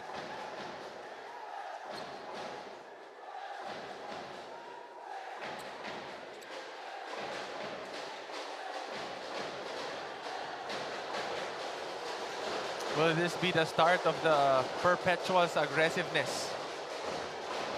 2 minutes remaining in the third Well, quarter. it's got to be. Still a long way to go. Alcantara missing. Oh, that was a good blackout, ano? Galing dito sa Mapúa. Gonzalez short. And Goho Cruz comes up with a rebound. Abyss to Sleet. Sleet against Netura. Oh! Netura! Trying to erase that shot. Sleet able to draw a foul. Harapan ang tawag dyan. Foul number 86, Iris Natura. And Golabot for John An Abbas. aerial collision. 2 shots, Patrick Slee.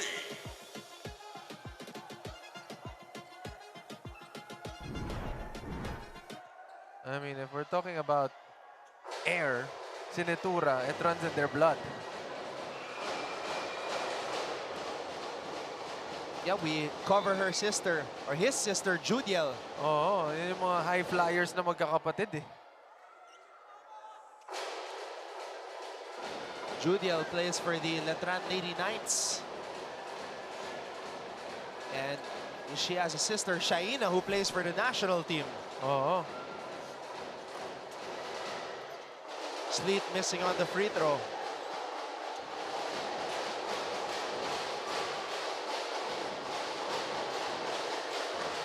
Sapasap.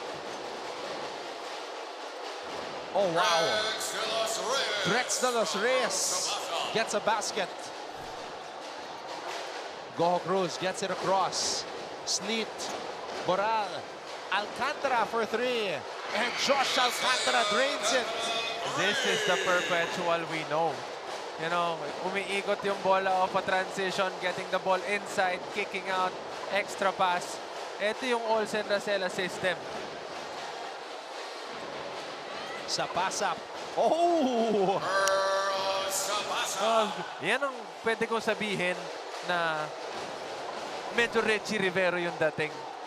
Napakaliit ng space pero naisingit pa niya yung sarili niya dun sa sidestep na yun.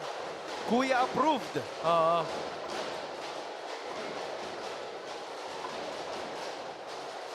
Boral from the corner.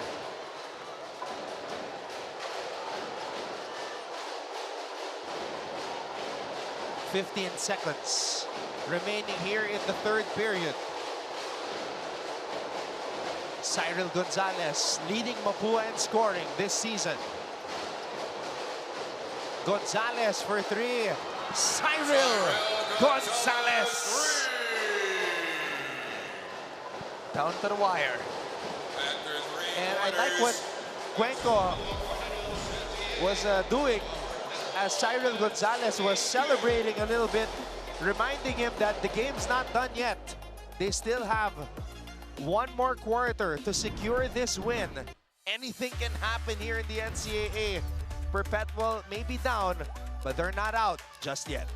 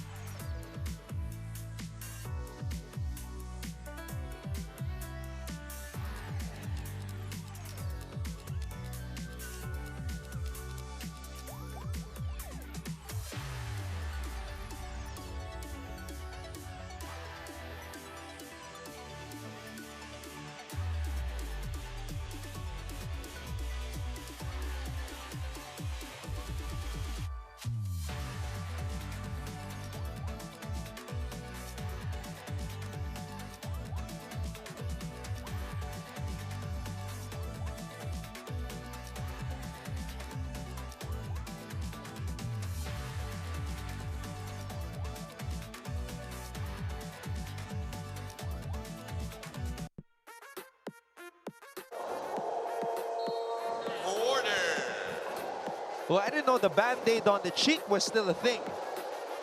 Remember D-Wade used to do that in the All-Star game? Oh yeah. there was a time that it was uso and everyone was doing it. Well, I guess to some people, certain trends just never go out of style. No, I mean, it goes around. It goes around. The trends before, it just circles around after some time. Sapasap looks up at the clock. EJ. Drex. Big boy Drex down there to clean up for Sapasap.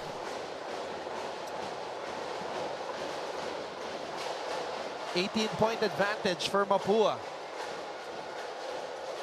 Casinillo. Netura with a board. Hey, Perpetual beat Mapúa by 10. Looks like Mapúa wants to beat them by more. Yep. Talk about revenge. Gonzalez. Oh, teka. Bagsak si Alcantara. Sapasap is the culprit.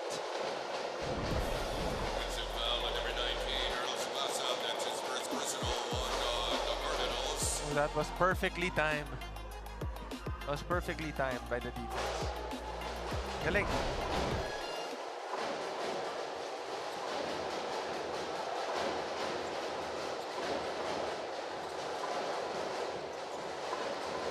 Casinillo. Maglupay. Alan Maglupay, green. So, Kanina pa nila inaantay yung mga ganong klaseng tira. 7 points for Maglupay. Sapasap. Alright, Sapasap will shoot 2 free throws. Pasa muna natin kay Glycel Galpo. Yes, Anton, nabanggit nga sa akin itong si Coach Randy Alcantara na sana raw ito na ang araw na makuha nila ang consistent na simula hanggang dulo. Dahil alam niya raw na malaking bagay raw talaga ang maayos na execution from the start, and we see the Cardinals answering his call as they continue to ride on this rhythm and momentum. So for the last few minutes of this game, Coach Randy along with our coaching staff reminds them to stay disciplined and continue being assertive and active in their execution both on offense and defense. Coach ended the huddle by assuring the Cardinals, saying, "Huwag kayong matakot, mapagod. Last 10 minutes na may papalit sa inyo. Itodo nyo na to." Anton and Prince? And with a rotation like that, you shouldn't worry about getting tired dahil it's arguable that it's something that you can debate. It's debatable na mas malalim itong Mapúa compared to last year. Yes, and again, binanggit natin kanina bago natapos yung half, kung gaano kapagod itong si Escamis by playing defense nga ng all out.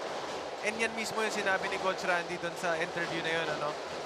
Huwag kayong magtipid mapagod kasi merong papalit sa inyo. And rest assured, yung papalit sa inyo has proven in this game that they're gonna give their all and make sure to take care of the lead that they've already built. Alcantara drains the 3. 8 points for Alcantara. Sapasap to Nitura. Nitura on the pull-up.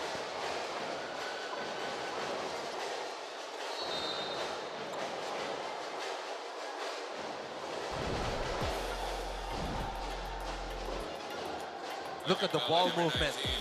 Finding a wide open Maglupay. At eto naman si Alcantara ready to shoot. Medyo malayo pa yun.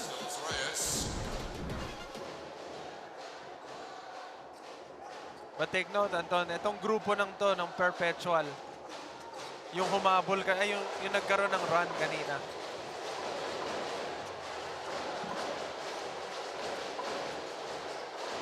Alcantara to Labot.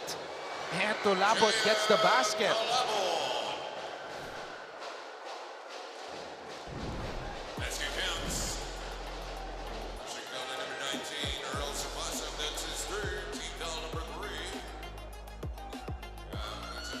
You know, if this group can just get it down to single digits and you bring back in the first 5, it could be very dangerous for Mapúa. But if you're gonna ask me, Anton, if this group can bring it down to single digit, I think they should stay. And they should be the one to, you know, continue playing and maximizing the efforts that they can give before the first group comes back in. Kasi if it's working, I mean, why change it? Cuenco. Gonzalez with a runner. Maglupay with a rebound. The Altas get another stop. Boran.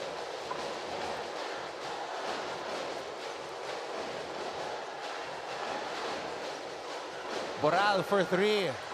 Short. And Sapasap comes up with the board.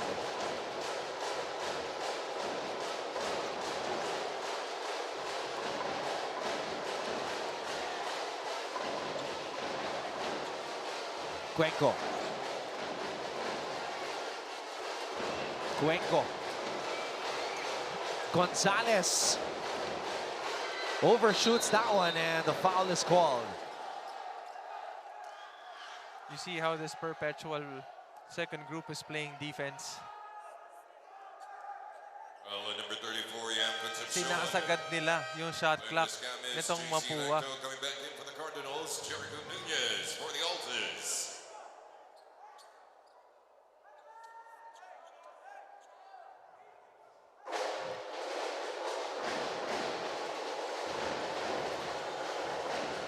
Nunez.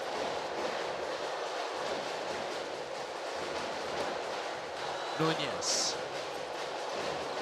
Alcantara. Alcantara. Maglupay saves it to Casinillo.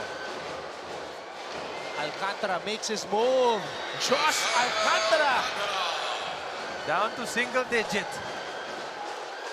Alcantara has caught fire. He has 10 points.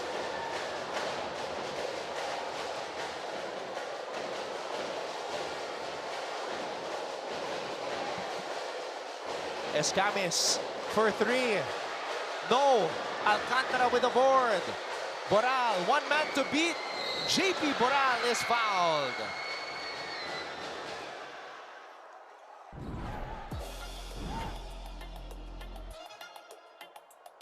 And look at this move right here. Yinoyo. Oo.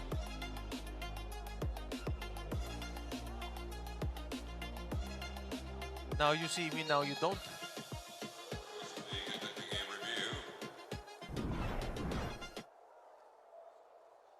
Still a lot of time for Perpetual to come back in this game. Again, if this group of players that's inside is doing well, I mean, they're playing their hats off, diba? Sa defense and making sure na limiting Mapúa to one shot and then getting the rebound.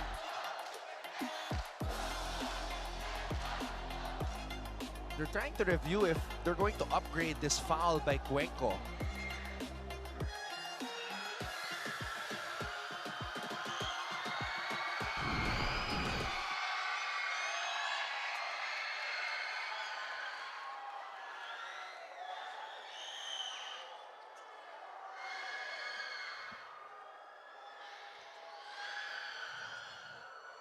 This is going to be big if they upgrade this, Prince.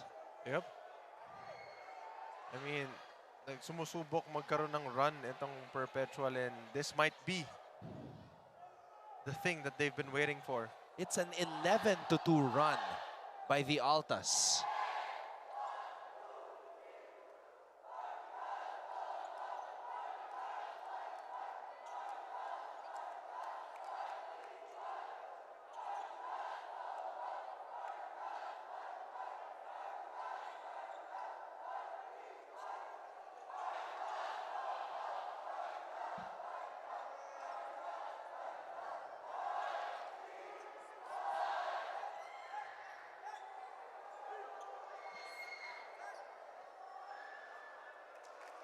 And the foul is upgraded into an unsportsmanlike foul. Number 10, Mark Cuenco. A possible momentum changer here. At the line, shooting 2 free throws, JP Boral.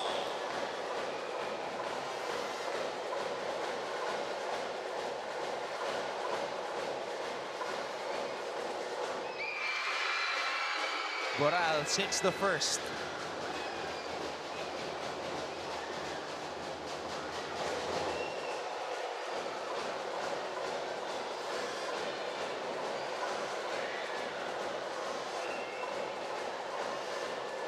Two for 2. Plus possession for the Altas. Lead is now down to 7 with 5 minutes and 30 seconds remaining to the last quarter.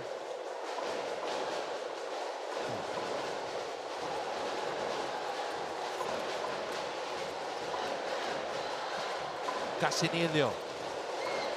Alcantara. Alcantara. Nunez was not ready. Oo, napakaganda sana nung play. Ang ganda ng screen na pagkakaset nito ni Nunez. Pero nabigla siya nung binigyan siya ng roll na basa. Escamis to recto. Igliane. Igliane faking the handoff. Gets it to Escamis. Clint on the fadeaway. No. Casinillo with the board.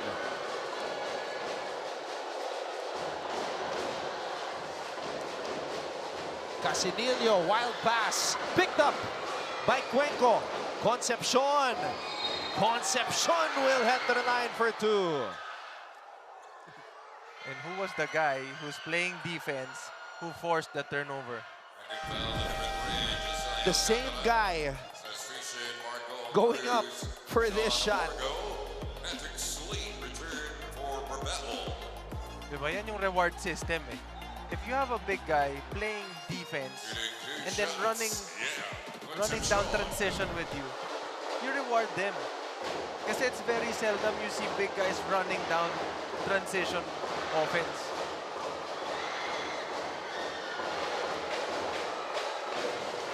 Concepcion good on that one.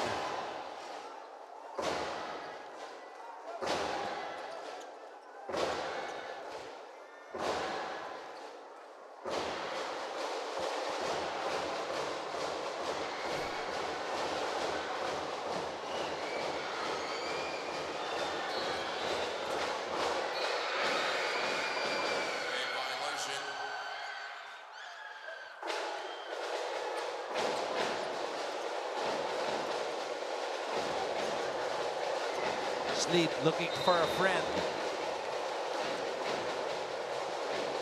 Mapua's in the penalty, Prince. Oo. And that's what they don't need, ano? Giving itong Perpetual yung mga free throws kasi wala kang laban dyan. I mean, giving up free throws is like giving up extra 2 points sa kalaban. But in this case, you just have to, you know, trust that they miss it maybe para masabi mo na okay lang yung foul mo. Oh, Goho Cruz missing on that free throw though. And that's very seldom para dito kay MGC. Naghahabol ang Perpetual. They need every point that they can get.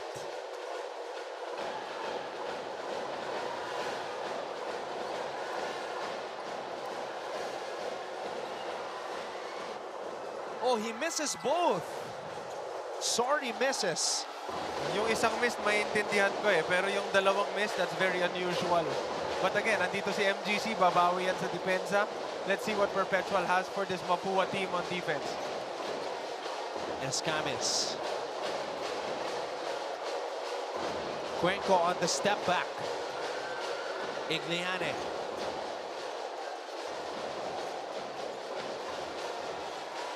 Cuenco against Nunez. Cuenco draws a foul.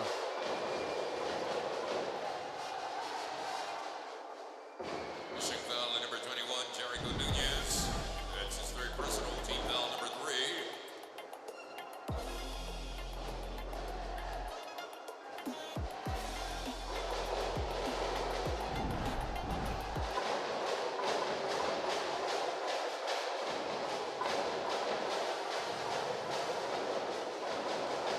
8-point lead for the Cardinals. Cuenco from way out. Cyrus Cuenco. He is a sniper. Oo, ang layo nun. From a parking lot yung tira na yun, andun. Another turnover forced. Galing dito kay Clint Escamis. Defense. Look. This was the, Cuenco three-pointer. 3 out of 6 from beyond the arc. And ito yung sinasabi ko sa yung defense. And the celebration. I mean, if you're playing defense really well and getting a turnover off of a Perpetual run, that's really gonna give you lots and lots of energy. And you can, I think, even share it with your teammates. Championship effort by the champion, Clint Escamis. Orgo and Sleet running into each other. And that's how painful those missed free throws were. Had Mark Goho Cruz made those 2 free throws, it would have been a 6-point game. And now it's an 11-point game. Those are the difference free throws can get you, ano? Yung mga maliliit na bagay na, okay lang yan, namintis ko, isa lang naman eh. But it piles up. And you know, sometimes, katulad yan, yung dalawang free throw na yun, ano, that might have been big for them if they made that 2 free throws. Things would have been different, diba? Challenge is unsuccessful. So the challenge is unsuccessful. Clearly, Orgo lost control of the ball amidst the pressure of Escamis. Si Slit ngayon na nakatao kay Clint. Oo. And alam natin na yan, dalawang yan. Gustong-gusto nila yan. And they go into a zone. Cyrus.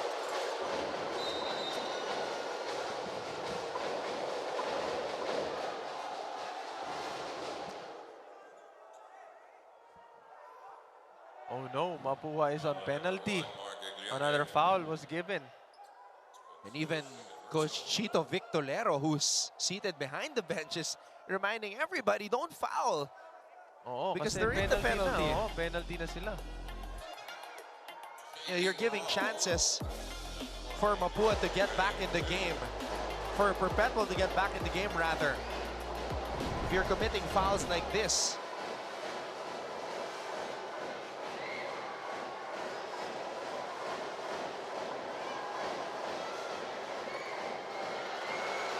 But those free throws are going to be costly in the end.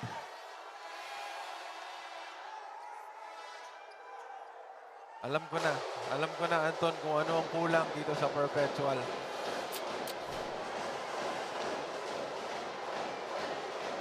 They're having a hard time because they're not used to it. 10-point game. Hindi kasi sanay ito si Perpetual na nakakita ng ganitong klaseng pressure. Ano? And again, umpisa pa lang ng game na to. Mapúa, pinakita na sa kanila kung gaano sila ka-aggressive both on offense and on defense. That's a Concepcion 3. Showing us the form. The flick of the wrist and the follow-through. Orgo can't answer. And Goho Cruz is down. Ooh, I think the ref called for a flop. Yep, I think the ref called a flop. Number 19, Mark Goho Cruz. That's the second infraction for making a foul. And they can't review that because it's not under 2 minutes. And it's already the second infraction of faking a foul. Oo.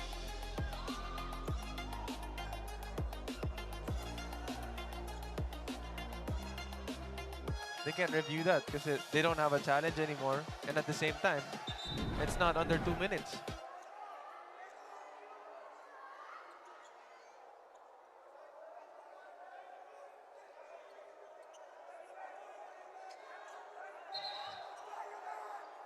Well, Coach Olsen Rosella is infuriated on the sidelines.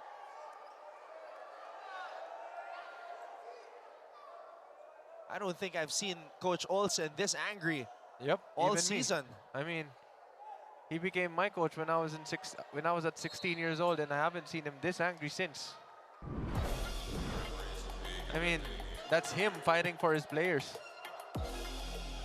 So you were just saying that you can't review this, but now the refs are reviewing it. And from that angle, it does look like a flop.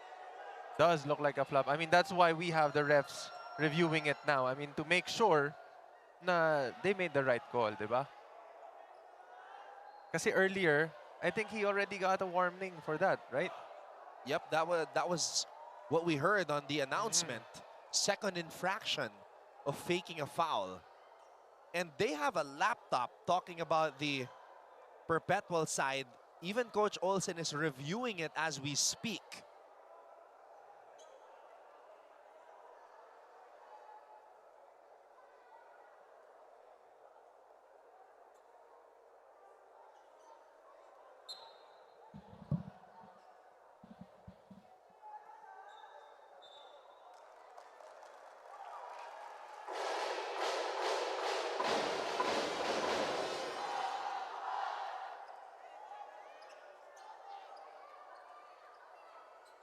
Warning on the bench of the Perpetual Altis.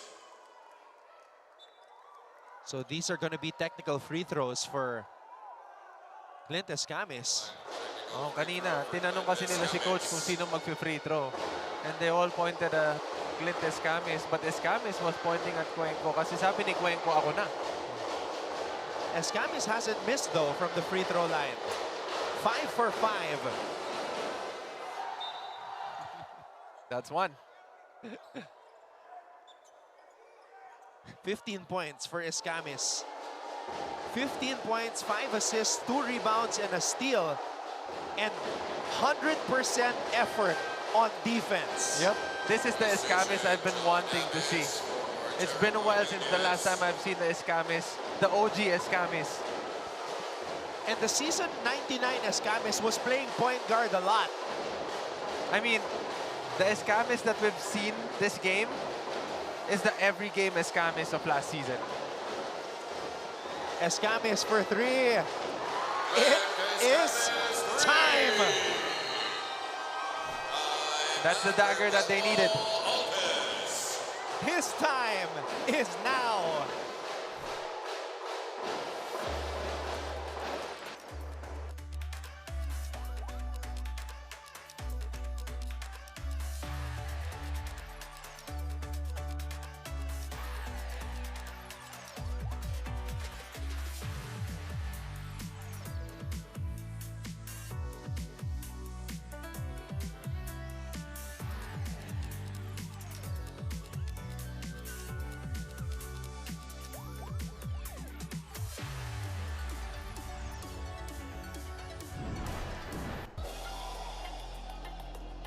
Clint Escamis has top scored for Mapúa twice this season. Today could very well be the 3rd time. And speaking of time, it's his time. Clint Escamis with a triple that could be the icing on the cake. Yep. Of a signature win that they have desperately been searching for this year. I mean, Coach already said it kanina. No? Sinabi niya kay Glay, ito yung hinahanap namin. I just wish we can, sustain this until the end of this game. We've already gone through a lot of mix and matches. And then I think, ito na yung pinakamagandang start nila both on offense and on defense. And this is what Coach has been looking for. Abis, natapikan mula sa likod. Concepcion saving it.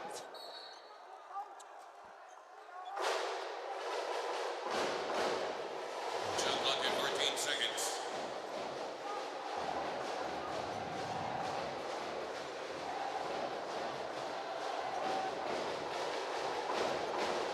Oh! And that right there just sums up the kind of game and the kind of day it has been for Perpetual.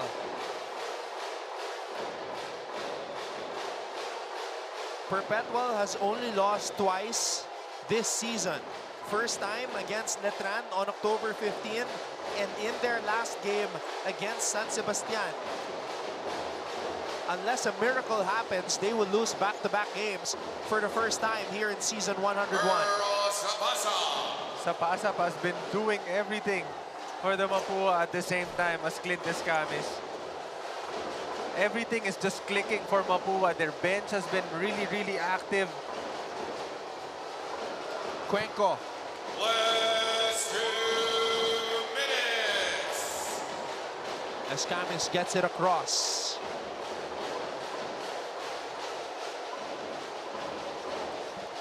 Cuenco has the ball. Concepcion. Mr. Versatile. Concepcion. Oh! Naubusan ng oras. No basket, shot clock violation. Kevin Guimau. Anton, take note, MGC's lowest scoring output is 6. Yeah. And in this game, he only has 8. And only took 7 shot sprints. Pinanggit ko sa'yo kanina, no, yung I think what Mapúa did the entire game, they allowed Perpetual to think that they are open by themselves. And in that case, they think they can, or they have a shot, preventing them from passing and rotating the basketball, which prevents Perpetual in playing their game. Because Perpetual is known to, you know, to share the basketball, get to the paint, get those kick-out passes, drop passes. But if they think they're open, and at the same time they're not, they're gonna take the shot.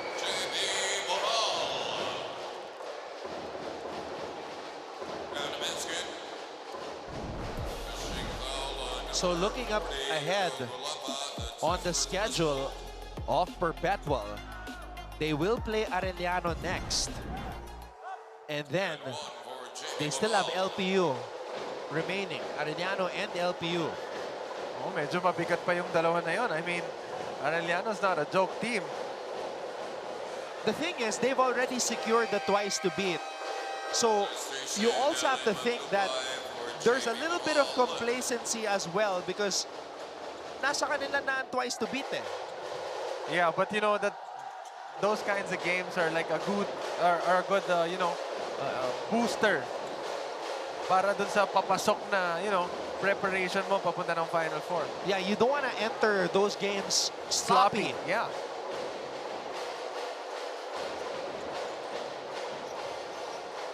You gotta be sharp. Oh, Gulapa. Ayun na, masyado ng malamig. First appearance for Joe Gulapa. Abdullah also making an appearance and Reyes as well. Gulapa. Abdullah picks it up. Gusto ko lang din ano i-emphasize ano si Sleety Boy andun, 1 assist lang. And Sleety Boy averages 4 assists per game. Yep, and the past few games he has been aggressive in the scoring department. In the beginning of this game, he was aggressive. But just 6 shots. So MGC and Sleet have combined for 13 attempts. And that's unusual para sa, you know, the #1 seed Perpetual. Escamis has taken more attempts than Sleet and Go Cruz combined. And Abdullah with a fadeaway from the baseline. And look at the celebration of the Mapúa bench. Again, 1 page. It's as if it's Abdullah's birthday. How they celebrated that shot. Oh, I mean, look at them, look at them. That's how you celebrate your teammate's success. Coach Randy Alcantara and the Mapúa Cardinals with a signature win. Yep, this is the OG Mapúa, guys.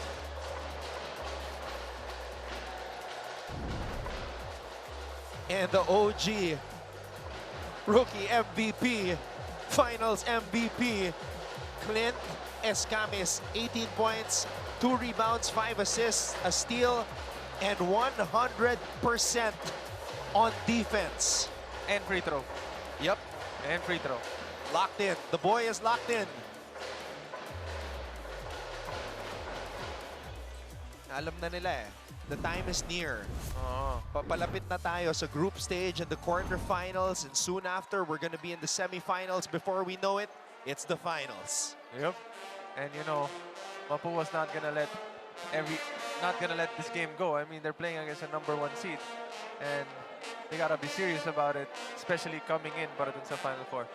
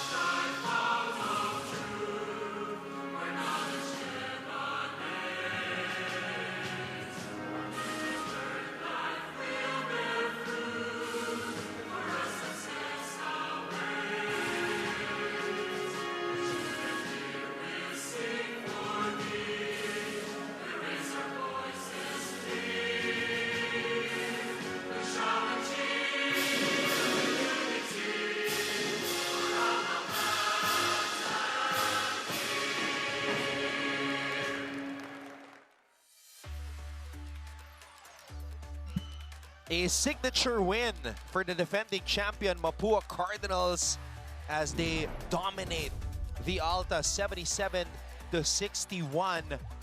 splitting the season series against the Altas, who beat them by 10 points in their first meeting. We'll take a break and be back with post-game coverage. Don't go away. Keep it right here on Heart of Asia.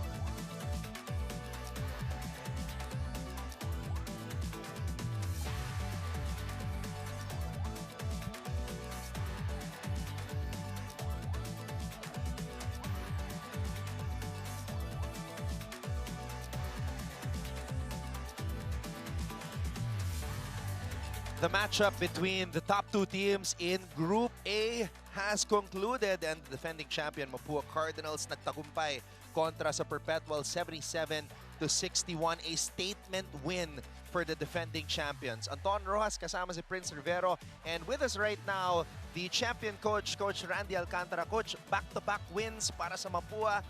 Napansin namin ni Prince na engaged ang lahat, happy kayo, nag-celebrate kayo tuwing nakaka-defensive stop, nakakapuntos yung mga players nyo. Ano ba nagbago, Coach, at sobrang positive nyo ngayong araw? Yun nga, gaya ng sinabi mo, dun sa defensive stop kami nag-enjoy. Kasi mga ilang games, siyempre, yun nga, yung core nung last year, saka yung nadagdag namin. So yun ang pinaka-ano namin, challenging dun sa coaches yung season na to. Ngayon, talagang alam naman natin yung grupo na yun, talagang i-score yung marami doon. Pero yung ano natin, kung sino yung willing i-sacrifice yung offense nila or, para doon sa depensa.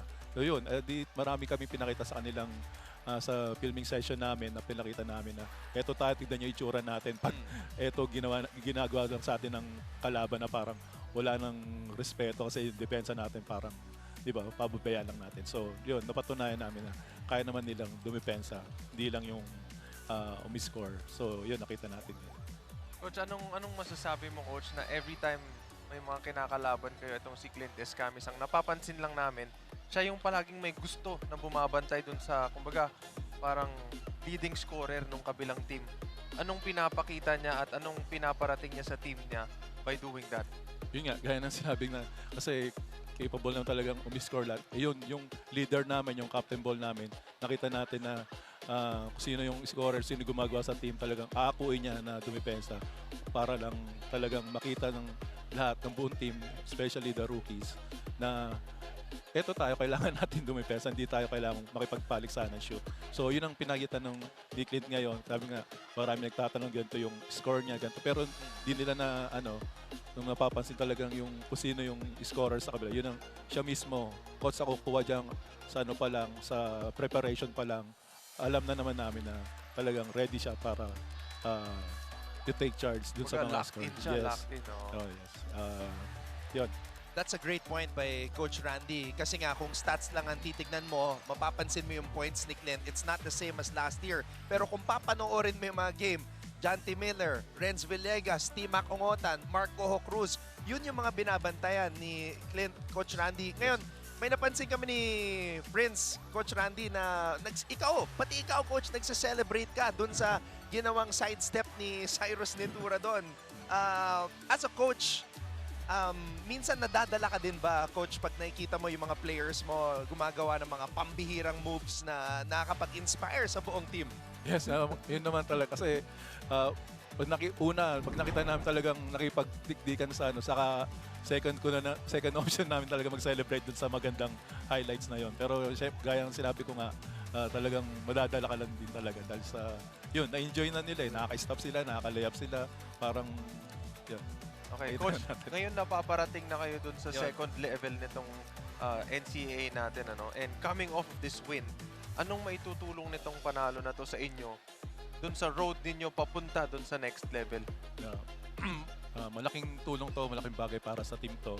Kaya nang sinabi ko, kung meron tayong gustong patunayan na kaya naman natin na ibigay na lahat kayo pwedeng maging two-way player. Yun ang goal ng coaches. Kaya talagang walang tigil na papakita sa kanila lahat ng mga mali nila din sa defensive scheme namin. Kaya yun, siguro at ganito ulit yung energy, saka ganito yung ka-engage sila, kalaki yung mga players na give up yung their points for defense. Siguro. Napakaganda pakinggan nun, Coach. Napakaganda pakinggan. At ang ganda din ng lean back ni Coach Randy Alcantara doon sa kitang-kita naman ni Cyrus Nitura. Coach, I'm sure maraming sumusuporta sa inyo na nanonood ngayon. Baka gusto mo sila batiin, Coach. Una, maraming salamat sa Panginoon at sa amin binigay itong panalo na to. Sabi nga ko sino mas gusto, siguro napakita ng mga players. Thank you, Lord. At sa mga sumusuporta, Engineer Dong Gonzales, maraming salamat po. Boss AA, maraming salamat po. Sa lahat po ng tutulong, Mapúa Global, Nanay Glacy, lahat po, buong Mapúa community, mga nanonood po ng live, talagang nandito para sumigaw at magdasal. Maraming salamat po. See you po sa mga susunod pa mga laro. Thank you po. Thank you, Anton. Thank you, teacher. Coach, thank you very much. Thank you. Coach Randy Alcantara with us here. Back-to-back wins for the defending champion, Mapúa Cardinals. And of course, hindi pa tapos ang ating group stage or classification round. Meron pang dalawang laro. Etong kupanan ni Coach Randy Alcantara. Important games against San Sebastian on November 18 and then Arellano against on November 21. Ayan, Coach. So, paghahandaan nyo yan ng maigi. Again, maraming film ulit yan. Ipapakita mo sa kanila na eto tayo kapag gusto natin dumipensa. Okay, Coach. Good luck po sa mga susunod na games. At least, Coach, may material ka na for your next film viewing session. Itong game na to. Yes, thank you. Coach Randy Alcantara with us here on the panel for our post-game coverage. We'll take a break and back with more interviews dito sa Heart of Asia. Coach, thank you.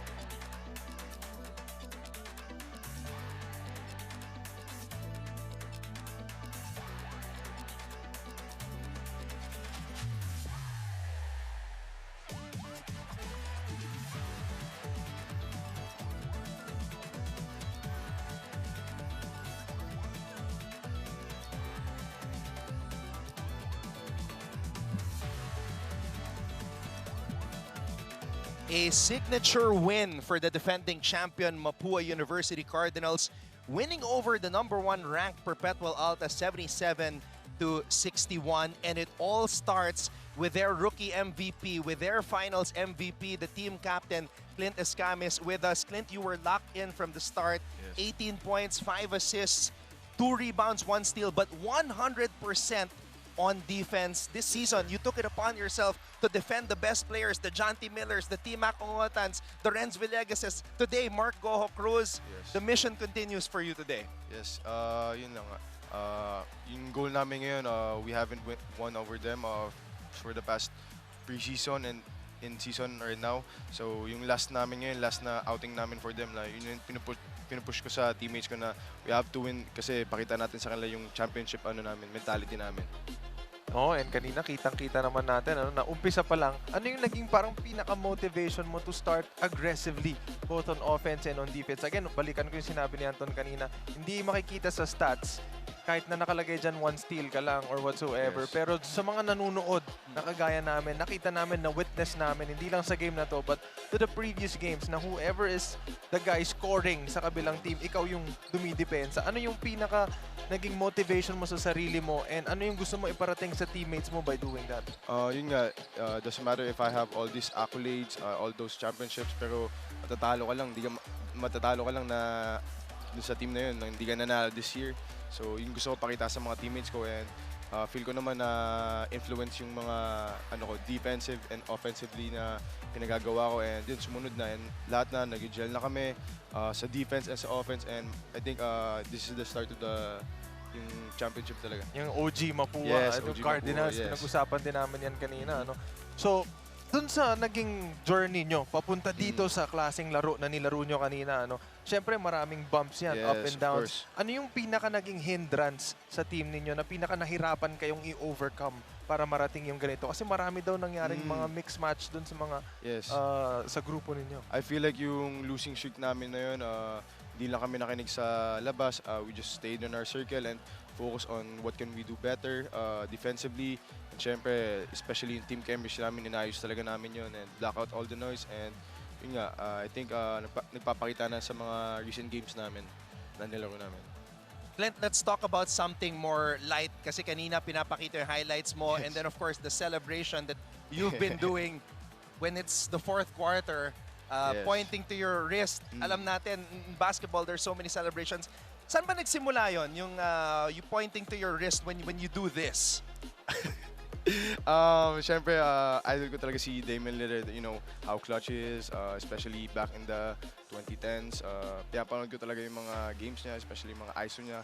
That playoff against OKC, hit that game winner. If you all remember that, you know. Painful. And yung Denver. Paul George. Yes, yung Denver na natalo sila, pero we all know that historic game na he couldn't miss. Austin Rivers had to pray na lang na he had to miss. So, yun yung kinuha na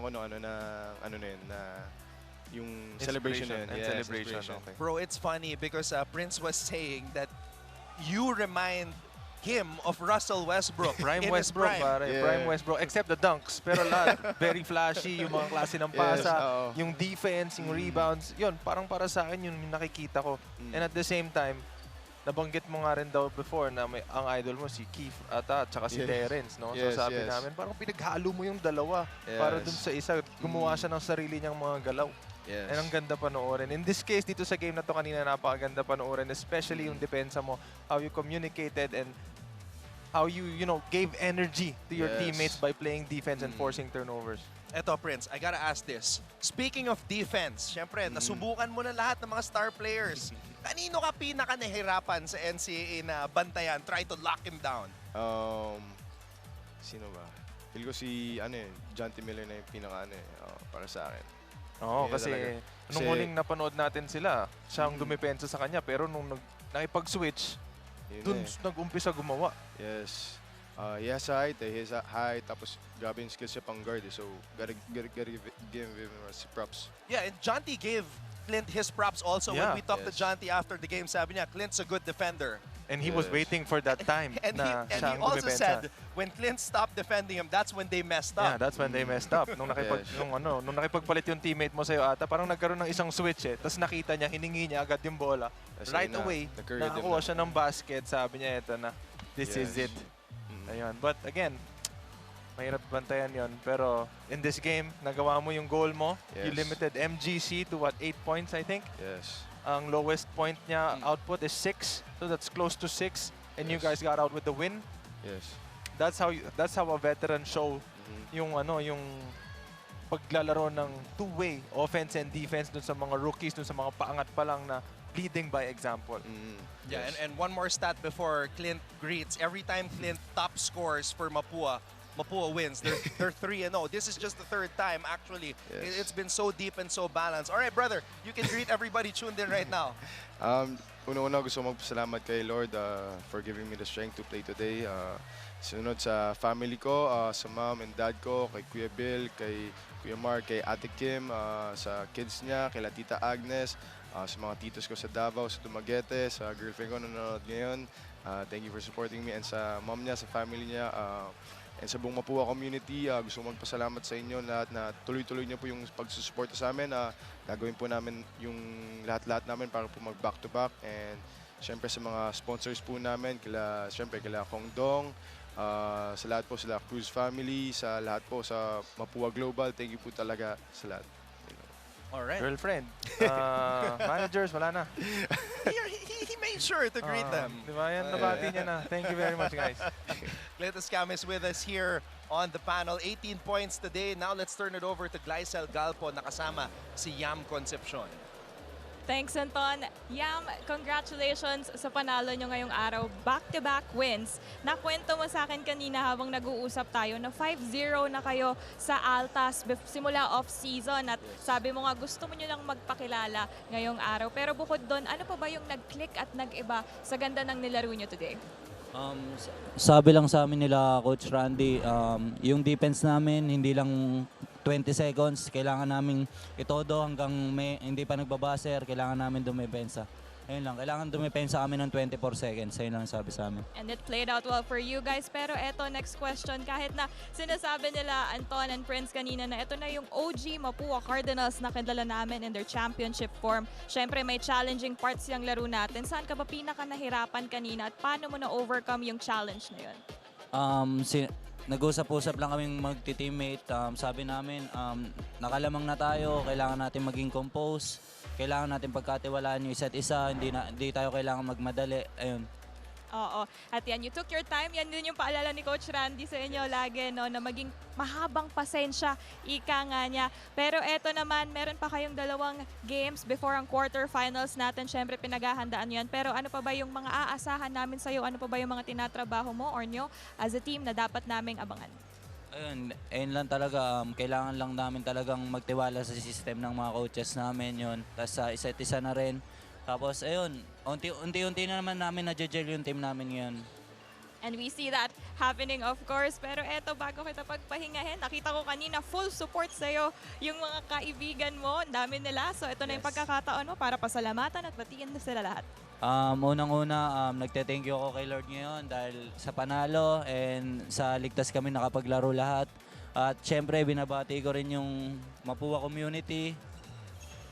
Si Engineer Dong Gonzales, si Boss AA, si Boss Carlo, Buffalo Wings, Mapúa Global, tapos Engineer Teddy Abines, si Ma'am Glessy Estrella, tapos yung Cruz Fam, sila Kuya Jeff, tapos yun, yung mga Cruz family, lahat sila.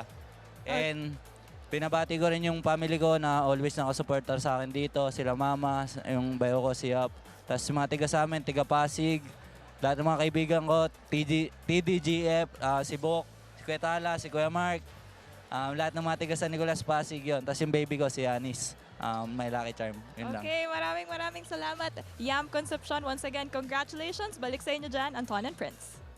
Natutuwa kami dito sa mga sagot ni Yam. Hindi lang yon dun sa bigote niya. Oo, ibang klase yun. Yun ang signature daw niya. Ayon dito sa kaibigan natin. Yung signature niya.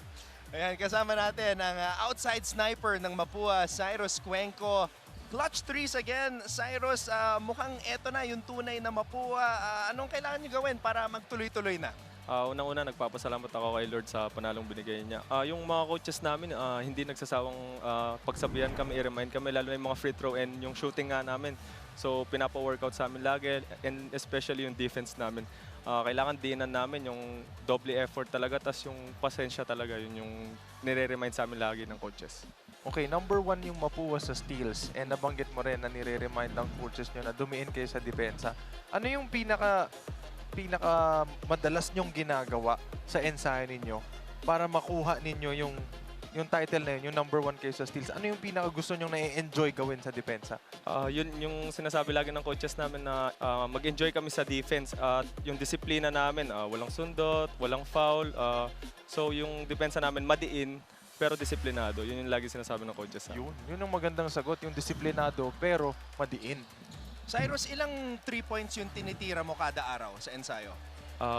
Nagsushooting kami nila Clint before training siguro parang 20 mid per spot or 30. Tapos may mga hit check pa. Pag na-shoot mo yung huli, parang tuloy ka pa hanggang nakaka-shoot ka. 20 per spot? Tapos, normally, that's 5 to 7 spots.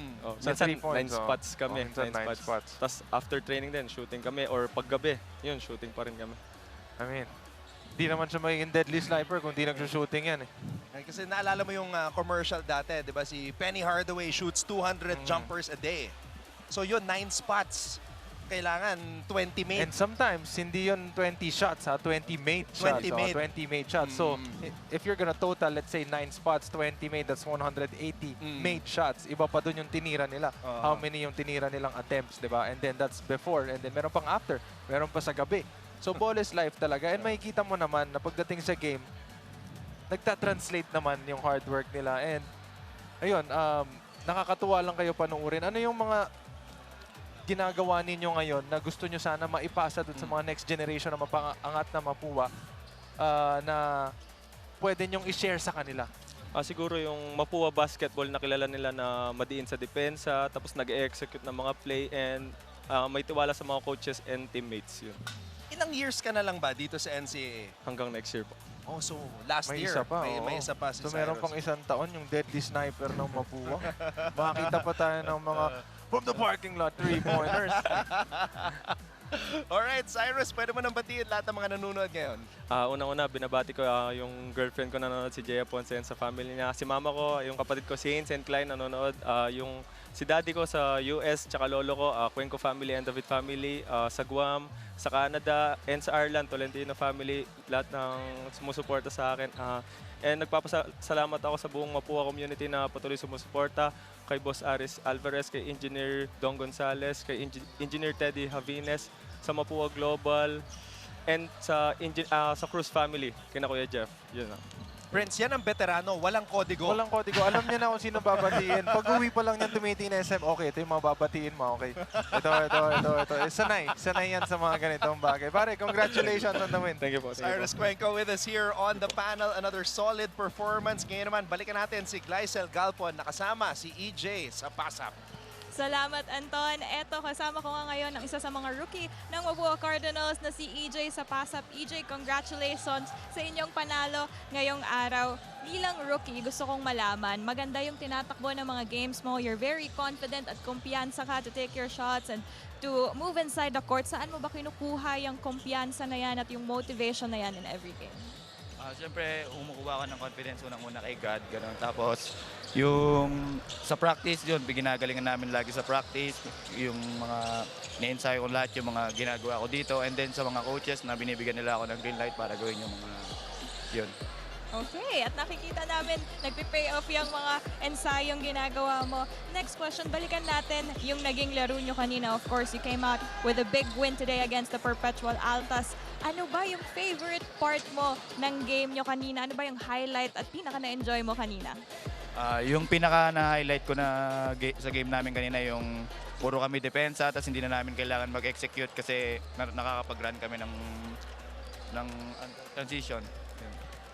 Bumabagsak na lang sa inyo yung game, no? Medyo effortless at mabilis na. Eto, last question ko sa'yo. After 11 games in your rookie year with the defending champions, ano ba yung isang bagay na natutunan mo bilang atleta sa sarili mo na babaunin mo pa sa mga susunod nyong laban, especially since we're nearing the quarterfinals?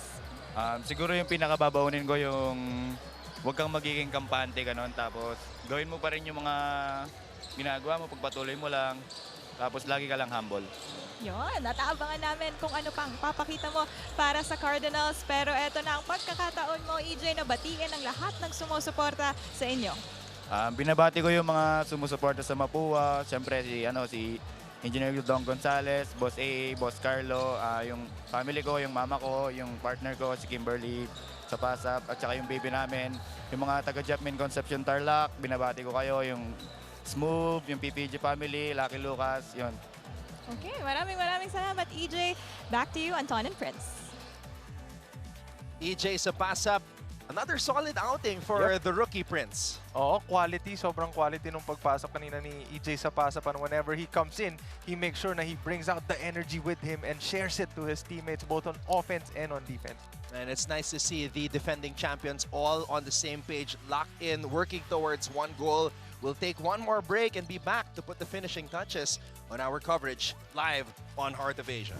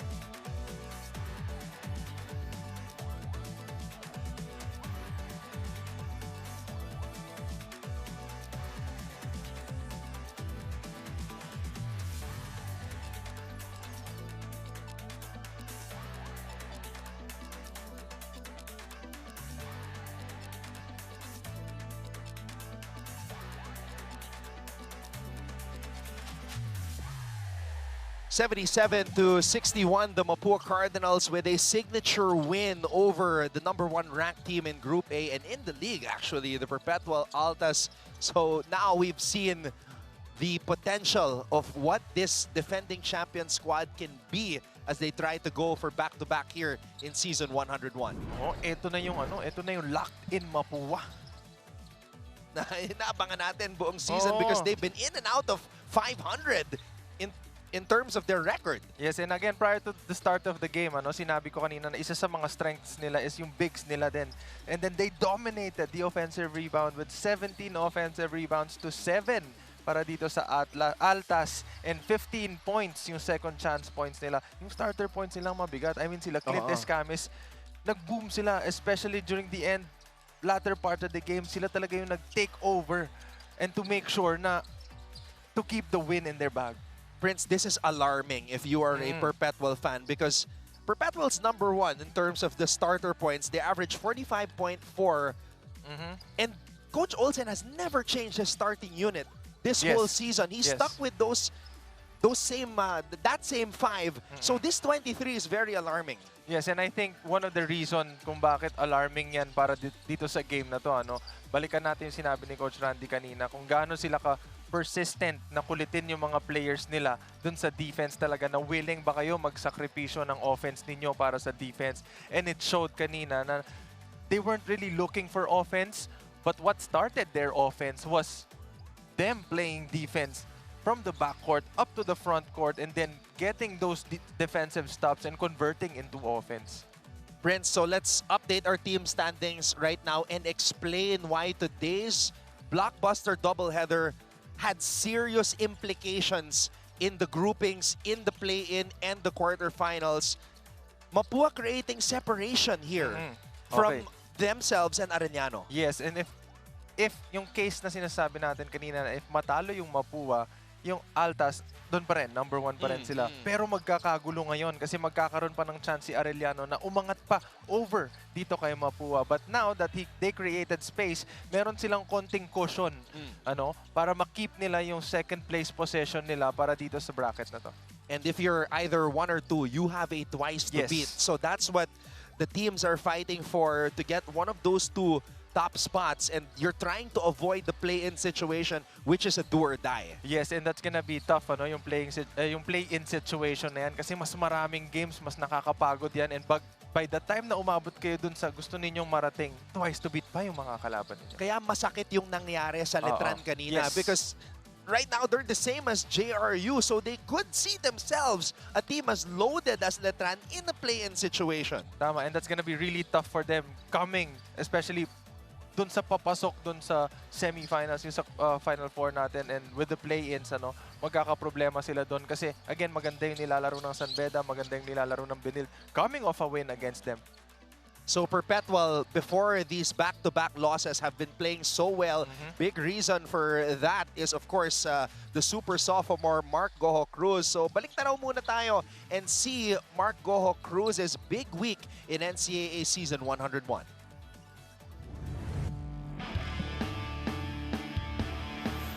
He is arguably the NCAA's most overlooked star, often ignored for more popular and physically gifted players. But what Mark Goho Cruz has been doing for the Perpetual Altas should no longer be ignored. This past week, MGC put the entire league on notice. When Perpetual was matched up against Benilde, Goho Cruz soared over the odds. His aerial maneuvers against the much taller Blazers earned him a new nickname, Air Gojo. The native from Santa Maria, Bulacan would go on to finish with a team-high 19 points, including the game-winning layup. Goho Cruz moves closer. Goho Cruz! Unbelievable. Mark Goho Cruz. In the battle between the top teams from their respective groups, the Altas pulled the mighty San Beda Red Lions into the deep end. The game lasted 3 overtimes, with both teams trading haymaker after haymaker. But the most pivotal shot was a booming triple from the right wing by Goho Cruz himself. Kailangan makuha mo yung big nila and maximize. Goho Cruz for 3! Mark Goho Cruz! That basket gave the Perpetual Altas the separation they needed to fend off the Red Lions and earn the win. That game, that victory, that player, Mark Goho Cruz deserves all the attention and respect from the NCAA world. And deservedly so. He is our NCAA Power Player of the Week. So, just in case anybody's wondering, Mark Goho Cruz was the power player before the 2-day suspension and postponements that we had here in the NCAA. Kaya yung huling game na yun, yung triple overtime na kinover natin dalawa. So, medyo na-delay lang ng pagbabakita. Pero again, MGC is a really, really great player. He just had an off night today. But I'm really sure that they're gonna bounce back, especially him, knowing him and Coach Olsen. They have a couple of games left. Yeah, I can't imagine Mark Goho Cruz having a third straight bad game because he's coming from 6 points, 8 points. We're expecting the third game is not gonna be single digits anymore. At ito yung mangyayari bukas. Nigel Gonzalez and the San Beda Red Lions will take on Sean Salvador, coming off a career-high 24 points. And the JRU Heavy Bombers, that's 11 a.m. And then LPU will take on San Sebastian. Two teams trying to climb the ranks in the team standings of their respective groups. Prince, great working with you again, brother. Prince Rivero with us here. Oo, maraming salamat sa lahat ng viewers natin dyan. Mga family ko nanonood ngayon, thank you very much. And again, NCAA, alam nyo naman na kung gaano kalupit yung mga games natin dito. So abangan nyo yung mga susunod pa naming games. And of course, thank you very much to our director, Direct Elmond Salvahan, our course reporter, Glycel Galpo, and all of us from GMA Synergy. My name is Anton Ross saying maraming salamat sa inyong panonood. Cheers to the weekend! We'll see you all again tomorrow sa pagpapatuloy ng NCAA Season 101, Building Greatness.